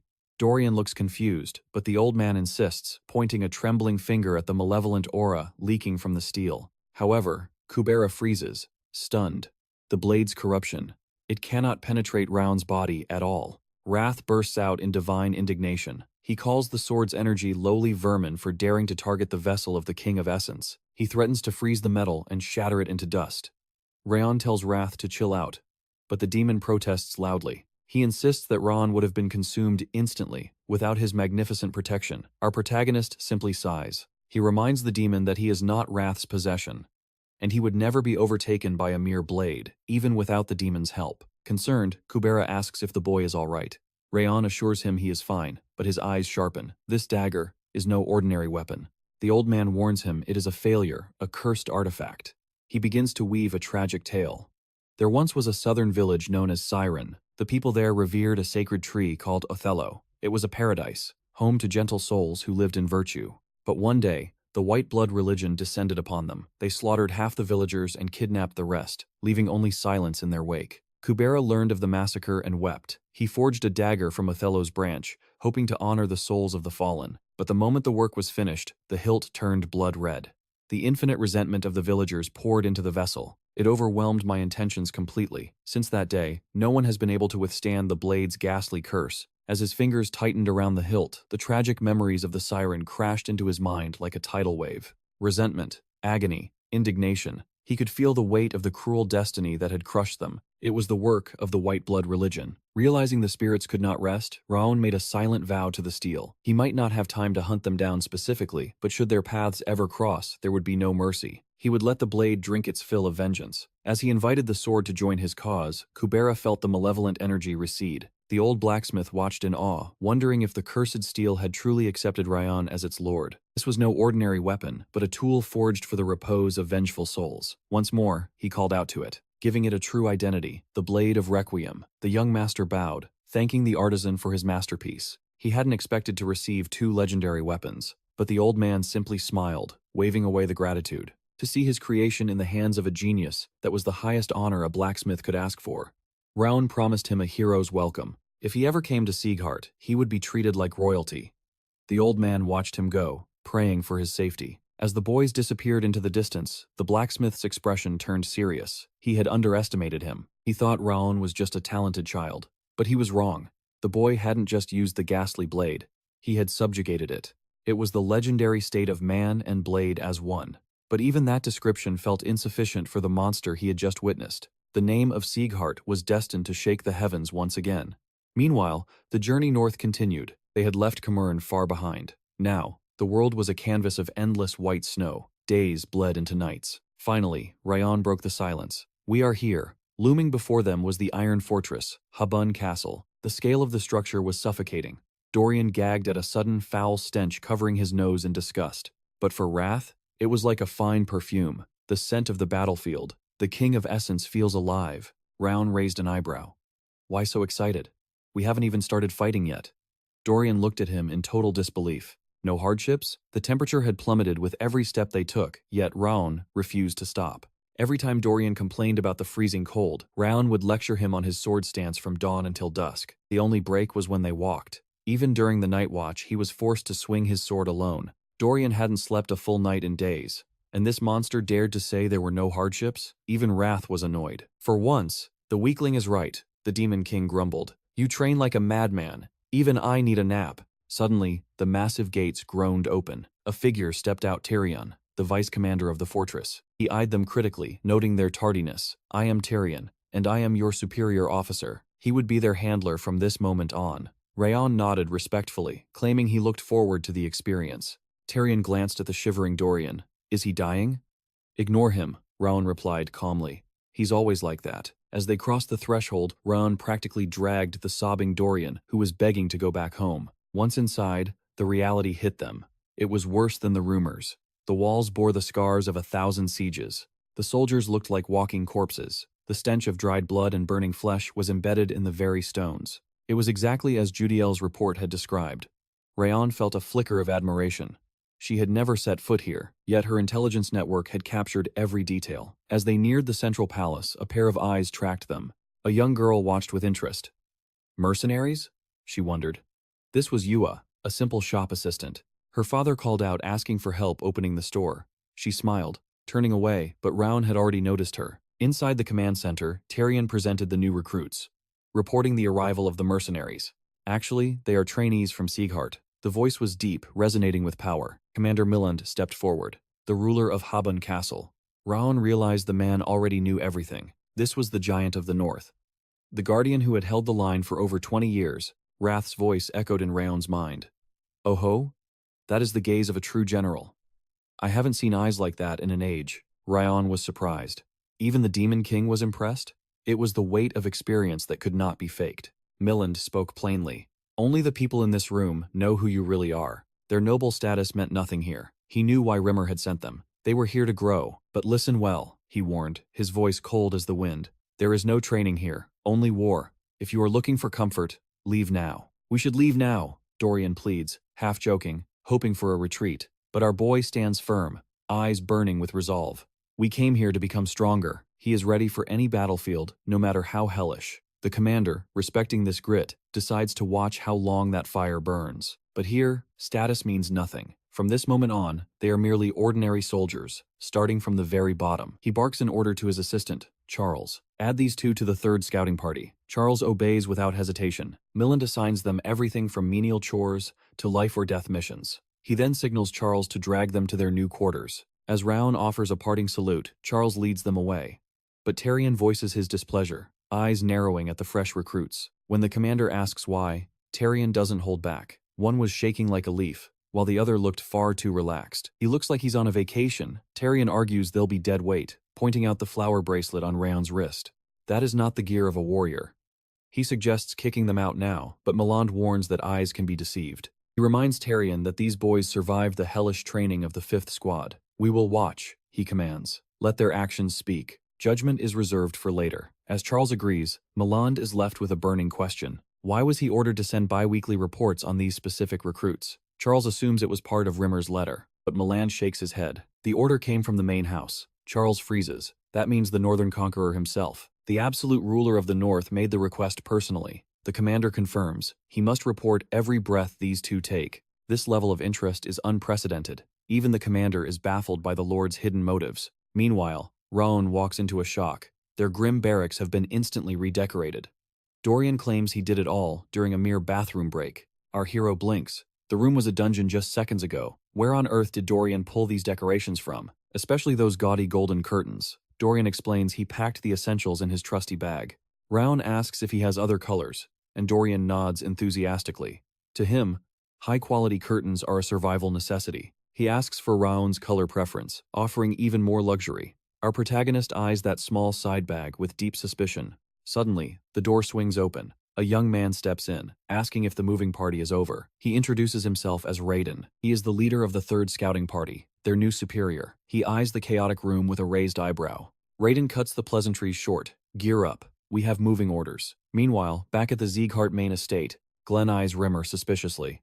Rimmer just beams, bringing up the rumors of the secret banquet. He knows they were mobilized to test Raon's potential. He teases Glenn, saying he didn't know the Lord cared so much for his grandson. Glenn lets out a heavy sigh. He assumes Lowen must have spilled the beans, despite the gag order, but Rimmer ignores the mood, proudly sharing news. Raon obtained the legendary two-tone flower. During the Snow Tiger mission, he not only absorbed the flower's power, but he also crushed the pride of the arrogant Balkan princess. Glenn grumbles that provoking a neighboring royal is hardly fun, but Rimmer defends his student instantly. Raon was not at fault. He merely returned the provocation he was given. Rimmer predicts that even the secret banquet's spies won't figure out how our boy stole the technique. But then, Rimmer is hit with bad news. Glenn has already summoned Raon and Dorian to return. Shocked, Rimmer asks, "Aren't you curious about his growth?" He even received a sword from Kubard. Glenn, however, reveals the true reason for their dispatch. They were sent away to avoid internal family conflict, but plans have changed. Rimmer notices something on the desk. "You're getting reports from Haven Castle?" Lowen quickly murmurs that he isn't the leak. Rimmer's grin widens as he starts chattering. "It's obvious you checked on him." He suggests Glenn should just admit he thinks Raon is the best. Rimmer adds that at this rate, the Cold War with the Annex will end. You might even reconcile with Sylvia. That did it. Glenn rises, eyes burning with embarrassment and rage. Rimmer tries to flee, but there is no escape. His screams echo through the halls. Meanwhile, back at Haven Castle, Raon tilts his head, feeling like he just heard a familiar scream. Soon after, Raiden leads the boys to Mount Sterling, a place of breathtaking beauty and absolute hell. Thick snow and monsters lurk everywhere. Raiden decides to test the rookie's instincts. He points to tracks in the snow. Identify them. Dorian guesses, ice troll? But our hero shakes his head. Troll prints mimic humans, Raon explains. They are larger and deeper than this. He analyzes the pattern. These belong to a quadruped.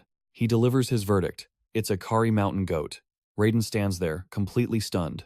Raiden challenged him to date the tracks, noting the earth was frozen but yielding. Raon's analysis was instant. These prints were fresh, barely a day old. If they pushed west, the beast was theirs. But Raiden wasn't done testing him. He pointed to deep gouges, scarring an ancient tree. Our protagonist didn't hesitate.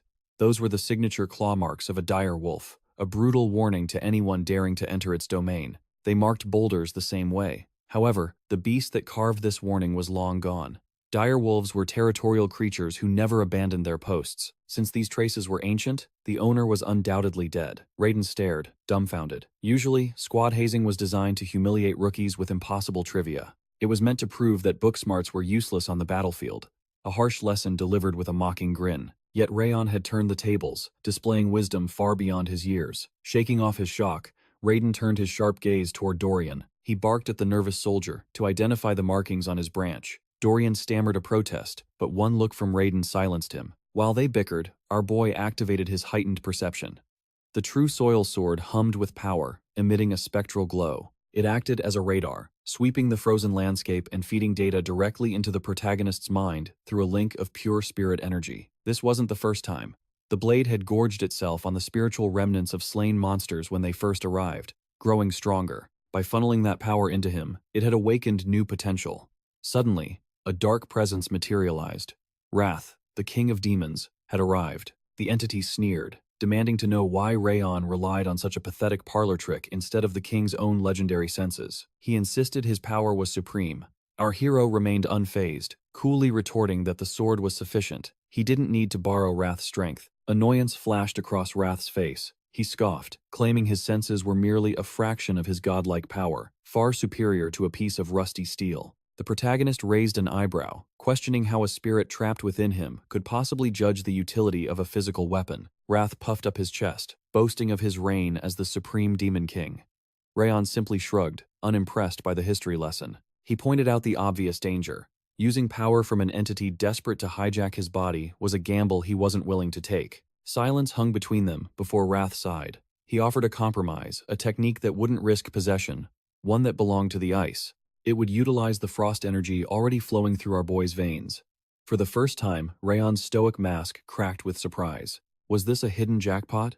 He sat in the snow, entering a meditative state as Wrath unveiled the secrets of the technique known as glacia. This was no skill for mortals. Only a vessel brimming with pure, unadulterated cold energy could hope to wield it. Mastery would demand blood and sweat. He instructed the protagonist to clear his mind and bridge the gap between his inner frost and the world. He had to synchronize his own icy aura with the freezing atmosphere around him, becoming one with the winter itself. Our hero watched as Wrath's energy mingled with the snow, but the Demon King chided him.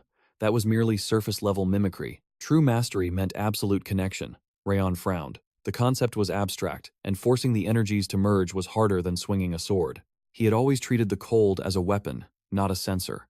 Then, it clicked.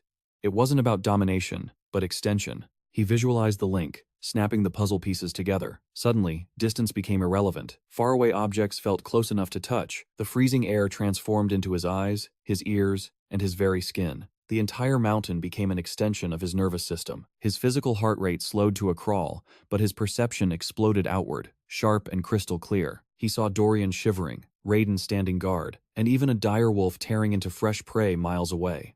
It was godlike omniscience. He could perceive every twitch of muscle in the distance. But then, a ripple of malice tore through his sensory web. Raon snapped out of his trance, warning Raiden that a shark mole was incoming. Raiden hesitated, confused by the impossibility. This was high-altitude territory. Aquatic monsters shouldn't exist here. But logic died instantly as the snow exploded and the beasts surfaced. "Retreat!"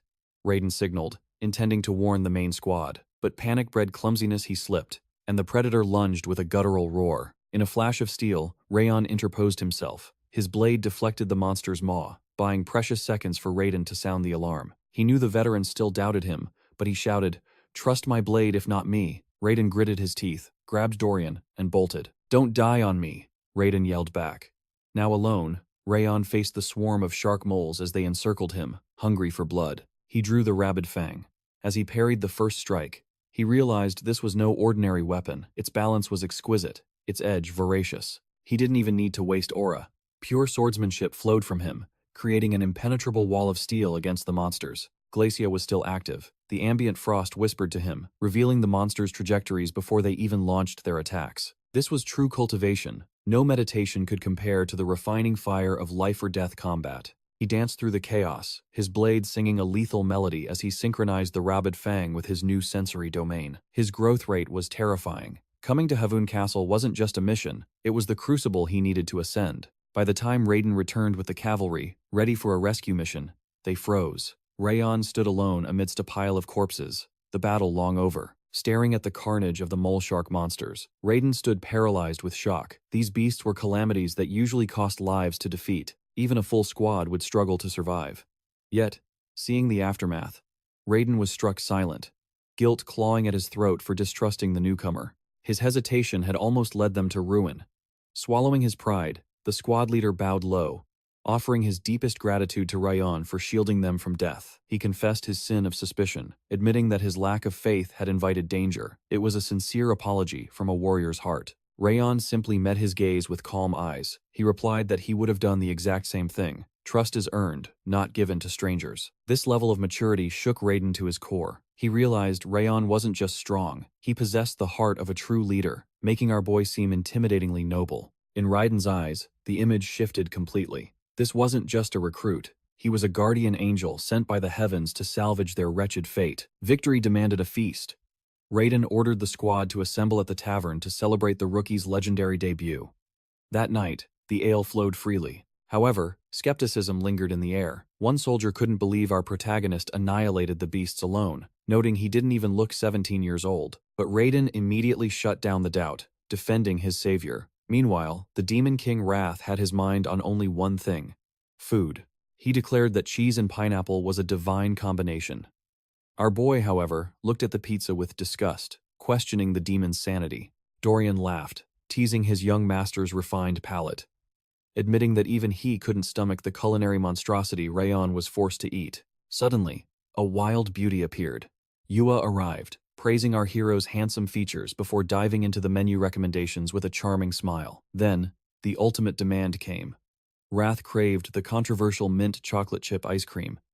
Rayon recoiled in horror, but Yua insisted it was a masterpiece. She claimed their version was legendary because the mint near Haven Castle was harvested fresh. But then, the Demon King whispered a reminder. He promised to teach Rayon a secret technique in exchange for the treat. Defeated by the bribe, our protagonist sighed and ordered the toothpaste-flavored dessert. He was still baffled that a tavern would serve such a thing. Sensing a moment to learn, the squad gathered around, asking how he decimated 6 monsters in a single breath. One soldier looked at him with awe, wondering how a mere boy attained such monstrous power, while thanking him profusely for their survival. They prophesied his rapid rise through the ranks. They wanted to bond before he became a legend beyond their reach. Our boy felt awkward, drowning in the sea of praise. He wasn't used to being the center of admiration. Finally, Yua returned with the mint chocolate glistening in the light, and Wrath trembled with excitement. The demon described the flavor like a poet. Arasima. Cold, sweet, and sharp, just like his own twisted personality. Suddenly, our protagonist cut through the noise. He asked if there were other applications for the Glacia technique.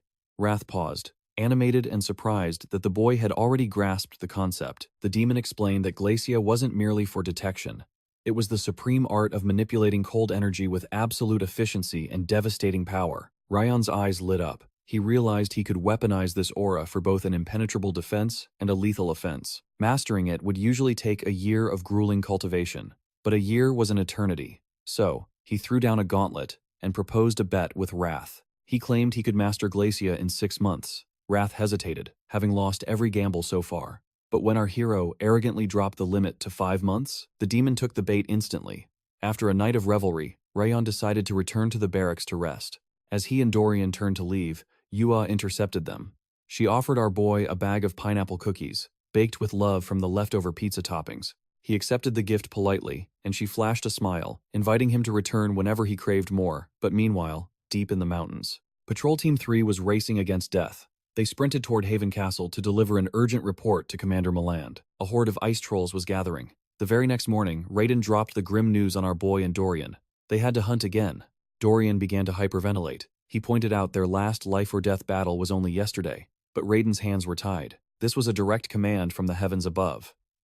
He explained that earlier that morning, Commander Meland received a disturbing intelligence report from Patrol Team 2. A cluster of 13 ice trolls had been spotted near Underground Pit Number 4, and the numbers were likely rising. Immediate extermination was required. Vice Commander Tarion suggested wiping out the trolls first to clear the path. Only then could they investigate the mole sharks near Pit Number 5.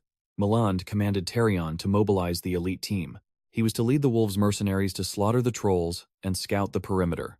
But unexpectedly, the vice captain made a strange choice. He decided to drag Patrol Team 3 into the fray. He had heard the rumors of Rayon annihilating the mole sharks unscathed. He believed our protagonist would be a valuable weapon for this slaughter. Back in the present, Raiden told the boys to gear up and rest while they could. Once the leader left, Dorian collapsed into a panic. The thought of facing another nightmare without recovery time terrified him. He asked with trembling lips if swords even worked on ice trolls. Meanwhile, our protagonist was calm, analyzing the enemy. Rayon knew their weakness. Ice trolls had thin skin adapted to the cold.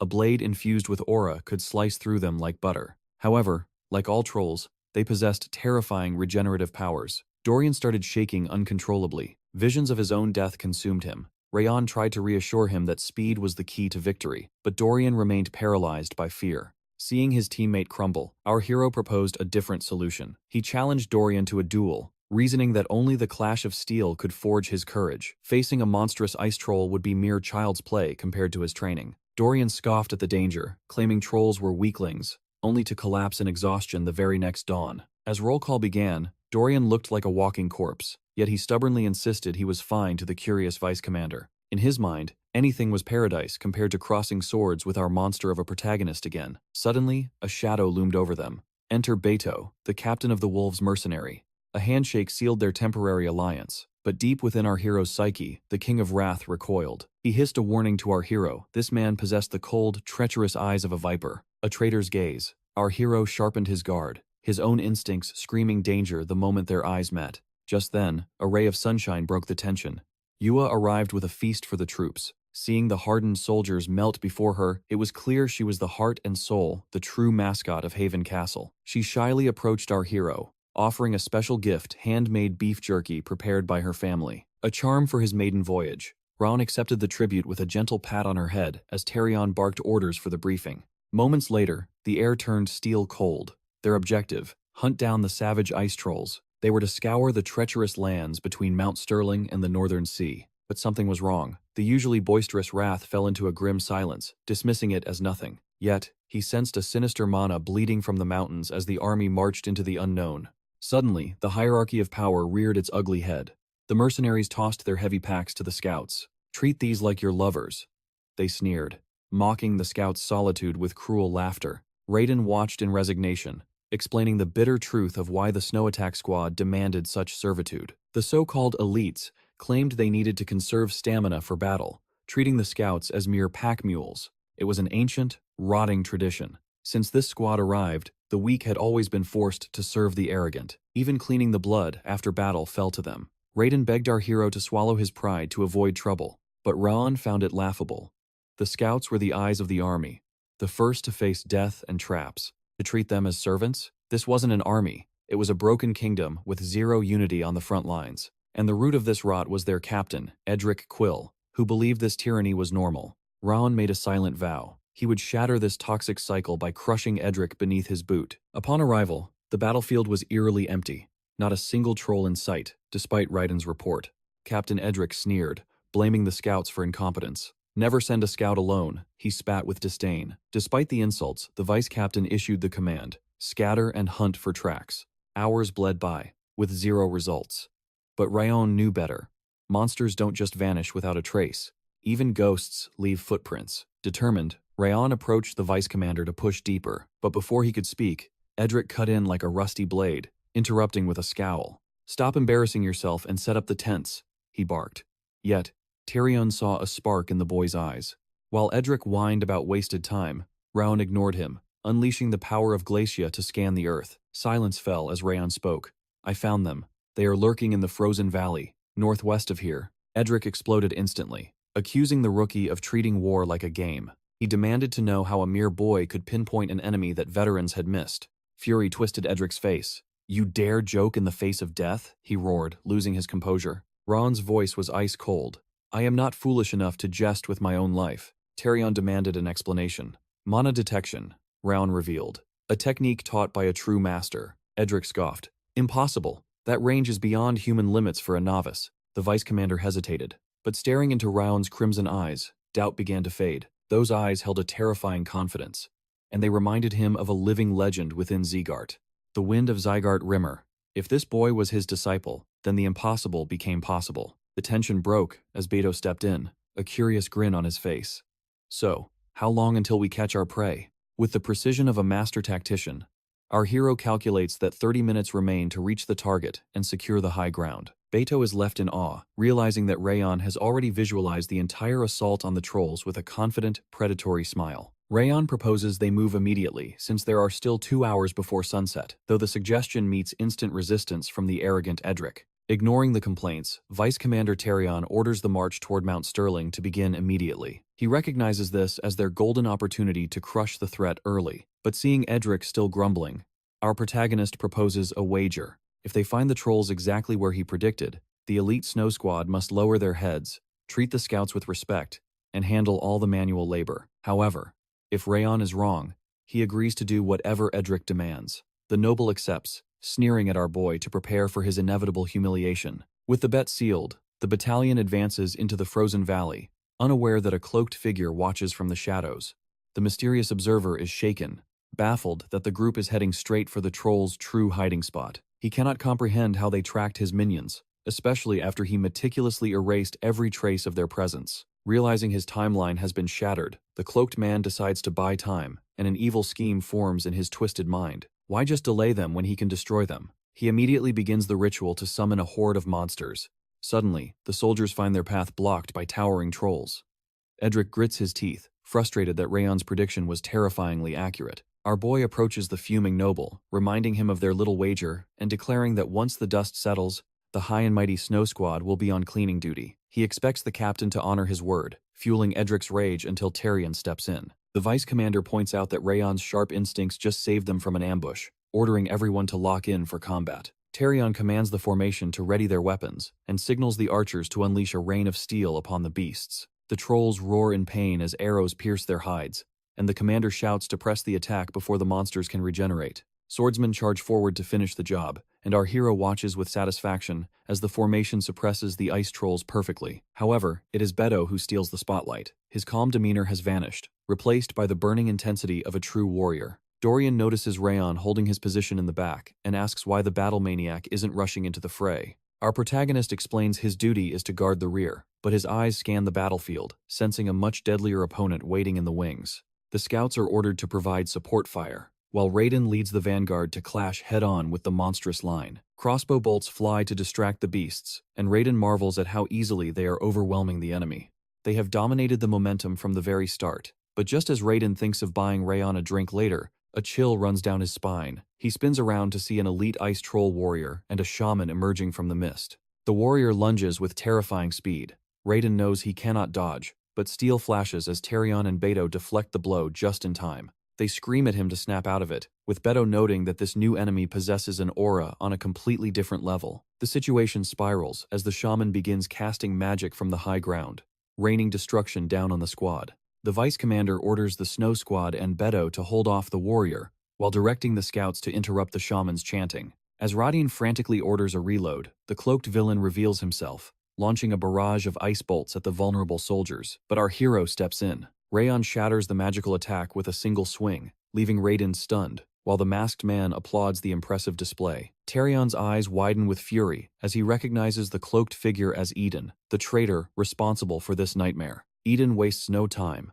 conjuring a massive formation in the sky and unleashing the forbidden technique, the Cold Shadow Demon Curse. The pressure is overwhelming. Soldiers are forced to their knees, their spirits crushed by the chilling aura as Eden declares their execution. But one man remains standing. Raon strides forward and strikes Eden, shocking the villain who cannot believe someone can move under the curse. Raon simply smirks, explaining that he has spent his entire life enduring curses far colder and more malicious than this cheap trick. Unleashing the Rabid Fang Sword technique, our protagonist dances through the frost, delivering a devastating blow to the sorcerer. He mocks Eden, stating that relying on borrowed power has made him weak, and as the villain falters, the curse shattered. Edric watches in disbelief, his pride crumbling as he realizes Raon conquered a spell that even brought the vice commander to his knees. Tarion immediately rallies the troops to wipe out the remaining trolls before they can recover, and then turns his blade toward the traitor. He corners the defeated Eden, demanding to know why he orchestrated this ambush when he failed to kill a single soul. Eden throws his head back in maniacal laughter,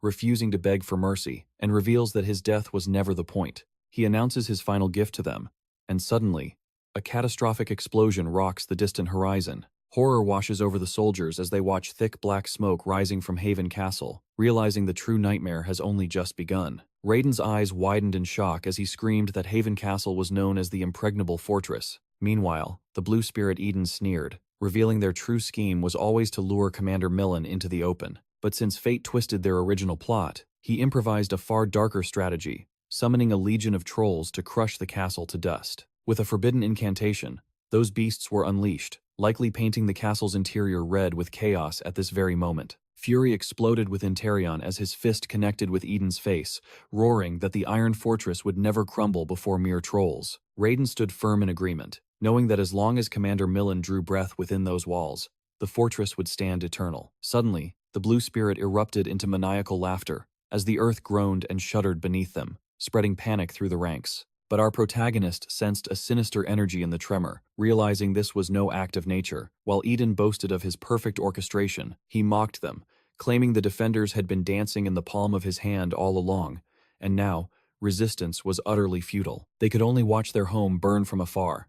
But as his mocking laughter echoed, an enraged Tarion silenced the traitor permanently with a single, lethal strike. Tarion immediately bellowed for all units to retreat to Haven Castle at full speed, where flames were already devouring the interior. Inside the inferno, Millen displayed cold rationality, commanding his forces to prioritize civilian lives while ordering the first squad to battle the blaze. The second squad was sent to hold back the ice trolls just as Tarion returned with the main force, prompting Millen to reveal the grim reality of their ambush. They had been blindsided by a horde of ice trolls, and the commander demanded to know if the scouting party had uncovered any other anomalies. Tarion reported that Eden was the mastermind behind the chaos, and confirmed they had already dispatched the blue spirit responsible for the summoning. However, he warned that the unnatural earthquake suggested the enemy's scheme went far deeper than a simple troll raid, though Millen remained skeptical. The commander argued there was little strategic value in seizing the fortress now, but Tarion offered a chilling counter-theory. The chaos was merely a catalyst to trigger a premature monster wave, combining ice trolls and the earthquake into a perfect storm of destruction.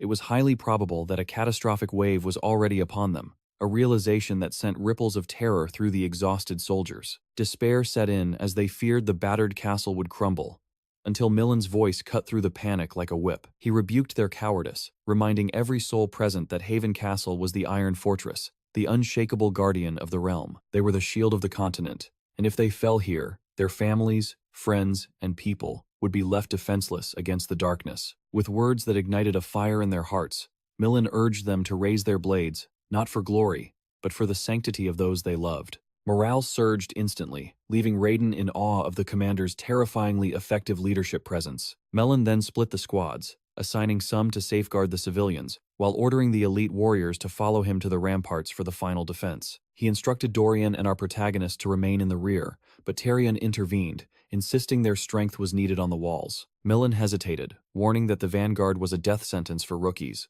but Tarion countered with undeniable facts. Our hero had annihilated the blue spirit in a single strike, and Dorian had survived unscathed. They were far from ordinary soldiers. Convinced, Millen commanded Raiden and Dorian to join him atop the highest walls to face the incoming storm. Once positioned, a scout's trembling finger pointed to the horizon, and even Millen froze in disbelief at the nightmare approaching them. Nearby, Bento asked if Eddie Quill had ever witnessed a wave of this magnitude, to which the veteran grimly admitted it was a terrifying first. Staring down the horde, Raiden recalled Rimmer's teachings, that Haven Castle was not a home but an eternal battlefield soaked in blood, a purgatory where warriors fought endless horrors from the North Sea to Mount Sterling, never once granted the luxury of sheathing their swords. In the present, a tidal wave of trolls surged toward the gates, and Millen desperately sought to comprehend the sheer scale of this calamity. He demanded a count, and the scout reported 1,000 visible units, but the dust cloud suggested a relentless force behind them.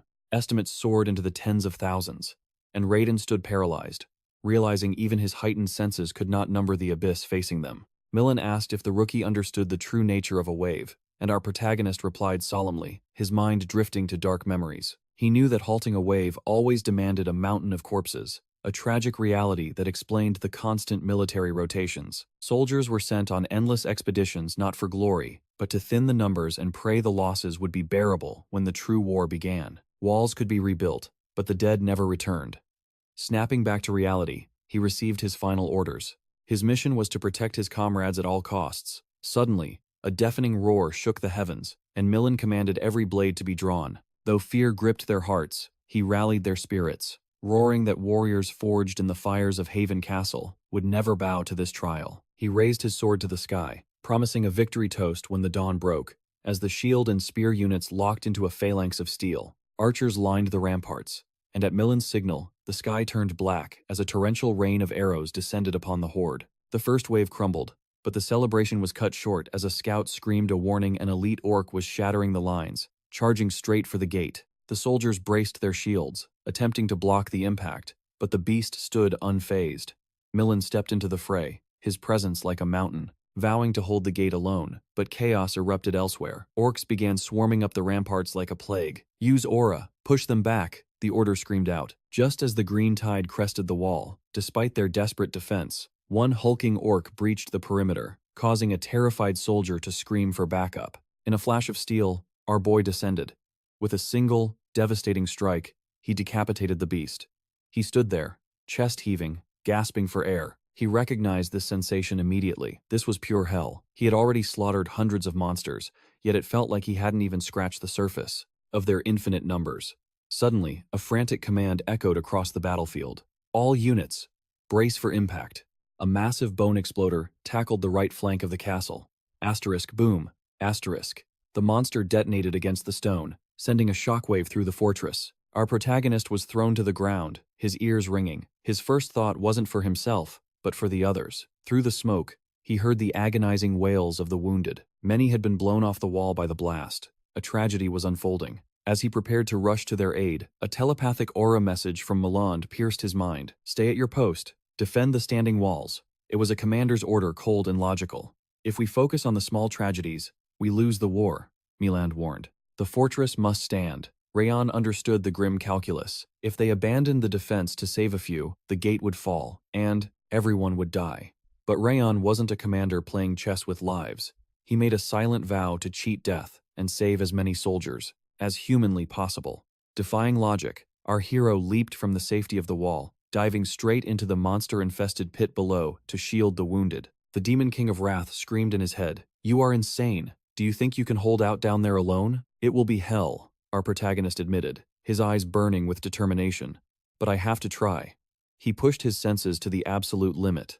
Wrath scolded him, "Fool, death is the only thing waiting for you." Internally, Raon knew the demon was right. Retreat was the rational, smart choice. But in this second life, he had sworn to walk the path of the sword, not the shadow of an assassin. Steeling his soul, he gripped his blade and declared, "I will not let a single one pass." Driven by a desperate will to survive, our boy began a dance of death, cutting down monsters with relentless fury. The battle stretched into eternity. His hands were torn, bleeding freely, and his aura reserves were dry. Yet, he became a machine, feeling only the sword slicing through flesh, seeing only the crimson spray of blood. Time lost all meaning. The blood-red moon flickered and faded in the sky as he fought on. Finally, silence fell. He stood alone, amidst a mountain of corpses. Far away, a mysterious masked enchantress observed Raon through her crystal orb. Her original plan was to raze Haven Castle to the ground to seize the incarnated body. Instead, she smiled, finding an unexpected harvest in our protagonist's heroic potential. As the morning sun broke, Raon jolted awake in a hospital bed, his memory hazy, filled with the crumbling walls, and his desperate struggle to hold the line until the dungeon gate closed. Suddenly, Yua crashed into the room. Tears streamed down her face like rain as she saw our boy finally awake. Later, the mood settled, and Dorian explained the situation. "Man, everyone was terrified. You were out cold for 3 days. We tried everything, but you were like a corpse. We thought you were actually dead." Nervously, our hero scratched his cheek, apologizing for the drama and thanking Dorian for the care. But Dorian shook his head. "Don't thank me. Thank her." He pointed to Yua. "She didn't leave your side once until the wave ended, and she still worked her shifts at the tavern. She must be exhausted." Just then, Yua returned with a steaming bowl of Kiev soup. "Eat slowly," she scolded gently. "I made the ingredients extra soft for digestion." Gratefully, Raon thanked her for her devotion. She blushed, but responded cheerfully, "It's just good business. Gotta look after my regulars." She winked. "You should drop by the tavern later to boost my sales, seeing as you're alive." "Deal," our hero laughed as he swung his legs out of bed. "Let's go to the Frost Branch tonight. I'm craving something greasy." Dorian, however, stopped him with a smirk. "Grease can wait. First, our protagonist needs to step outside. There are people waiting to see that you're okay." When Dorian threw the door open, a roar of applause erupted. The soldiers of Haven Castle saluted Raon as a true hero. Their relief was palpable. Several hardened warriors admitted they were scared he'd never wake up. "Thank you for protecting our home," one shouted. Another called him a legend for diving into the heart of hell. "Drinks are on me tonight," one promised, while another vowed to never forget this debt of life. Overwhelmed by the sudden adoration, our boy stood speechless. The crowd parted as Commander Milland arrived, a rare smile on his face. He addressed the troops. This monster wave was unprecedented. The scale was a catastrophe waiting to happen. Normally, we would be burying hundreds of brothers today. But thanks to one man, he gestured to our hero, who didn't hesitate to jump into the abyss. Not a single life was lost. Milan's voice turned solemn. "You came to us as a mercenary, Raon. But today, this entire fortress is in your debt." He bowed his head in sincere gratitude. At that moment, Edequil stepped forward, the atmosphere tense. Our protagonist braced himself, but Edequil looked humble. I misjudged you, the noble admitted. I thought you were just another filth-covered mercenary. Even after seeing your skill, I looked down on you. Edequil clenched his fist. But when you jumped down to save us, you showed me the true image of a swordsman. In a shocking turn of events, Edelweiss swallows his pride and bows deeply, offering a sincere apology for his past disrespect toward our protagonist. With the tension resolved, Commander Milan makes a grand declaration. Their legendary victory demands a legendary celebration, a feast of endless food and wine for 3 whole days. The announcement sends a wave of euphoria through the branch of frost. Roaring with excitement, the soldiers rush off to drown the horrors of war in drink and merriment. It was a celebration of life for those who had stared death in the face. Our hero watches them with a gentle smile, until Milan urges him to join the festivities. He promises to celebrate later, but duty calls first. The vice commander and the corps leaders are summoned to follow Milan for a private council. Ever the glutton, Dorian begs our protagonist to save them seats so they do not miss out on the banquet. Moments later, the atmosphere shifts inside the meeting hall. Mieland muses aloud, wondering if empty praise is enough for Raon. But Tarion slams that notion down, insisting that the greatest reward is necessary. Proper compensation is mandatory. After all, our boy did not just fight. He saved countless lives from certain doom. Mieland considers a gift more precious than mountains of gold, the sacred artifact of Haven Castle. Roden stands frozen in disbelief. He assumes Mieland intends to gift the snow-horned sword, while Tarion gasps, fearing they are handing over the lordship of Haven Castle itself to Raon. Mieland shakes his head. The sword is merely a symbol. Instead, he intends to bestow a masterpiece forged from the Orc Lord's Mana Stone, the White Soul Armor, a legendary artifact whose value far exceeds even the heralded snow-horned sword. Yet, considering the miracle our protagonist performed, Mieland insists it is the absolute least they can offer. He explains that his heart will only be at ease, knowing Raon is protected by such divine defense. Tarion and Raiden nod in solemn agreement. It is the perfect gift for a savior. However, the atmosphere tightens as Edequil raises a sharp, dangerous question. He questions if our hero is truly just a wandering mercenary. The martial arts he displayed were realms beyond the limits of a hired blade. Edequil observes keenly that Raon's abilities place him in a league of his own, far separated from the common soldier. He demands to know the boy's true lineage.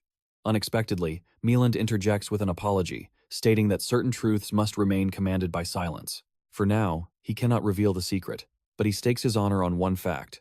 Our protagonist is genuine, and his heart is true. Mieland declares that when the stars align, Raon will reveal his own identity.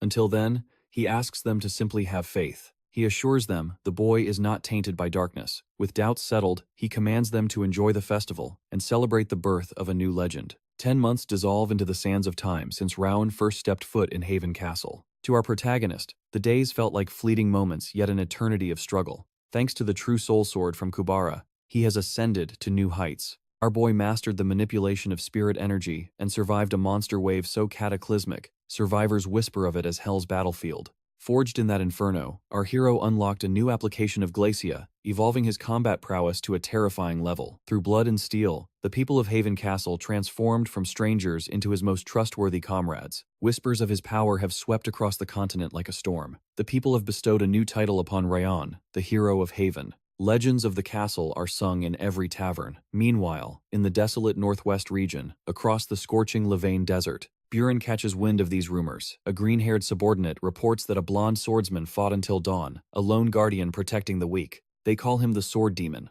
A rush of adrenaline surges through Buren as he realizes Raon is still evolving, still climbing the peak of power. The green-haired man sits beside him, curiosity piqued. He asks if this Raon is truly the mountain Buren strives to conquer. Buren confirms it. The man is baffled. Why smile? Should he not be frustrated that his target is moving further out of reach? Buren grins. He responds that the chase is the thrill. Hunting down a rival who keeps getting stronger, that is the true path of a warrior. The stronger our hero becomes, the higher Buren will rise to meet him. The green-haired man chuckles, teasing his leader. He suggests the two must be best friends. But Buren scoffs, insisting they are simply rivals bound by fate. Meanwhile, on the far side of the Levain desert, Martha listens to the same echoing rumors about the hero of Haven. Her assistant recounts the impossible tale, how Haven Castle stood against the apocalypse solely thanks to Raon. Martha lets out a heavy sigh, wondering just what kind of monster he is becoming. How high will his ceiling go? Her assistant scoffs, claiming rumors are always inflated. He insists Martha is superior, citing the beasts she recently slaughtered.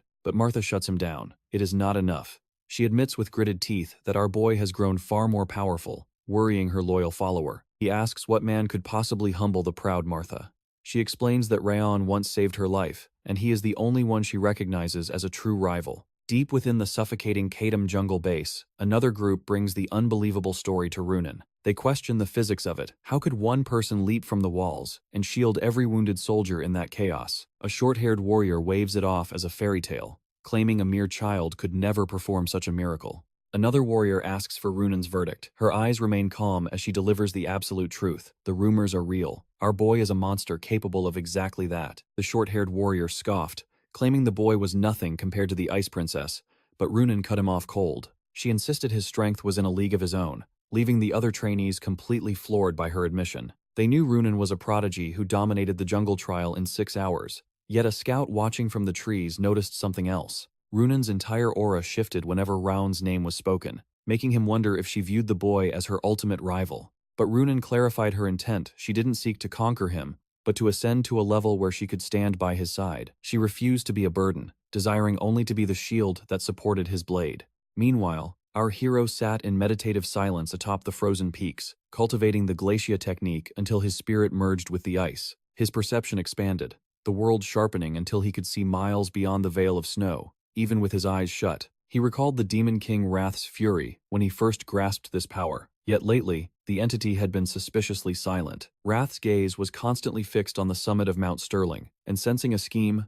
Raon decided to bait the demon into talking. He tried to provoke a conversation, but shockingly, the Demon King himself proposed a wager. Raon raised a brow, asking for the terms, and Wrath grinned. Could the boy survive at Haven Castle? With only 2 months left until graduation, our hero confirmed the timeline, but Wrath's voice dropped an octave. The demon bet everything that Raon would not live to see the end of those 2 months, a claim Raon dismissed as a bluff. Our boy fired back, reminding the demon of his history of lies, wondering if Wrath had finally lost his mind. After all, graduation was just around the corner, and the blue spirit had already been crushed. The enemy forces were scattered, and if Eden had any intelligence left, they wouldn't dare launch a suicide attack on the castle now. Raon figured his path was clear, just survive the cold, and return to the Zieghart clan in one piece. With a confident smirk, he shook hands on the devil's deal, causing Wrath to tremble with unholy excitement. 30 days drifted by in peaceful silence, leaving just 1 month standing between Raon and his freedom. Despite Wrath's dire prophecies, the castle remained quiet, frustrating the demon until he screamed at the mountain in pure rage. But then, the atmosphere shifted, as Raon noticed a murder of crows blackening the sky. They circled like vultures, waiting for a corpse, signaling that a beast was near. But then he stepped on something odd. Looking down, he found a frog, a creature that had no business surviving in this frozen hellscape, leaving him stunned. Before he could process the anomaly, the earth began to scream. A violent tremor ripped through the foundation. Alarms wailed across the fortress as scouts roared that a wave had crashed against the walls, spreading panic through the ranks. It wasn't monster season, yet the horde was here. Raiden grabbed Raon, urging him to the front lines. They sprinted toward the chaos, alerting every soldier in their path as the castle erupted into a battlefield. The sheer scale of the wave rivaled the legendary attacks of the past, leading Tarion to suspect Eden's foul play. But as steel clashed with Fang, our protagonist realized a terrifying detail: these beasts weren't attacking with bloodlust. They were stampeding in terror, running away from an apex predator that was far more dangerous than them. Suddenly, Wrath's voice dripped with malice, reminding the hero that he should have fled when he had the chance. This was the inescapable fate Raon had mocked, and even as the boy demanded answers, the demon laughed that it was too late. The ancient calamity had awakened, its hunger insatiable until it erased every living soul within these walls. As Wrath retreated into the artifact, he left one chilling clue: the creature might pause if fed a worthy sacrifice. Panic flared in Raon's chest as he demanded to know what was coming, but the demon offered no salvation. Wrath refused to explain further, fading into the void, and leaving Raon to face the nightmare alone. Desperate, our protagonist sprinted to Commander Meland, his voice heavy with urgency. He asked the impossible question: what is the protocol when facing a god they cannot kill? The veteran commander froze, admitting he had no plan, but his resolve was ironclad: they would fight to the last breath to buy time for the innocent. That was the very soul of Haven Castle. Suddenly, a beast lunged from the shadows, but Raon severed its head in a single motion. He realized they were walking into the abyss blind, but retreating meant abandoning their honor, which wasn't an option. For now, he had to hold the line. Nearby, Ediquel sensed the unnatural fear gripping the monsters. He ordered a counterpush while the beasts were disoriented, But the horror was far from over. Raon froze as he looked to the horizon. Wild animals were rushing the castle, seeking sanctuary from the doom approaching from the mountains. Never before had he witnessed such a chaotic anomaly during a monster wave. On the front lines, Mieland barked orders at Tyrion to mobilize the troops immediately. The command was absolute. Evacuate every single civilian, including those stranded beyond the castle walls. Tyrion froze, paralyzed by the sheer scale of the retreat. But Mieland's voice cut through the hesitation, insisting that time was a luxury they did not have. As Tyrion scrambled to obey, Mieland projected a desperate aura message directly to Raon. The instruction was grim. If the battlefield spiraled into madness, Raon was to abandon the castle instantly. When our hero demanded to know why, the commander's voice softened with grim realization. He finally understood the potential Raon held. He pleaded with the young master to prioritize his own survival, insisting that a destiny far greater than this battlefield awaited him. He swore a solemn oath to our protagonist. Raon's heroic deeds would be etched into the history of Habun Castle forever. But mere glory wasn't enough to sway him. Raon gritted his teeth, his eyes burning with defiance. He refused to turn his back on his comrades. He would not let the innocent be slaughtered. While he fled like a coward, he would stand his ground. Suddenly, a suffocating pressure descended upon the battlefield. A chill ran down his spine as he realized the sun had refused to rise for over 12 hours. Eternal night had fallen. From the darkness, a figure crowned with horns slowly approached the castle. It muttered complaints about the cold and fatigue, sounding utterly sick of existence itself. Having been forced from its slumber, the entity declared it had no choice but to erase everything in sight. Our boy froze, his instincts screaming that this was a predator beyond comprehension.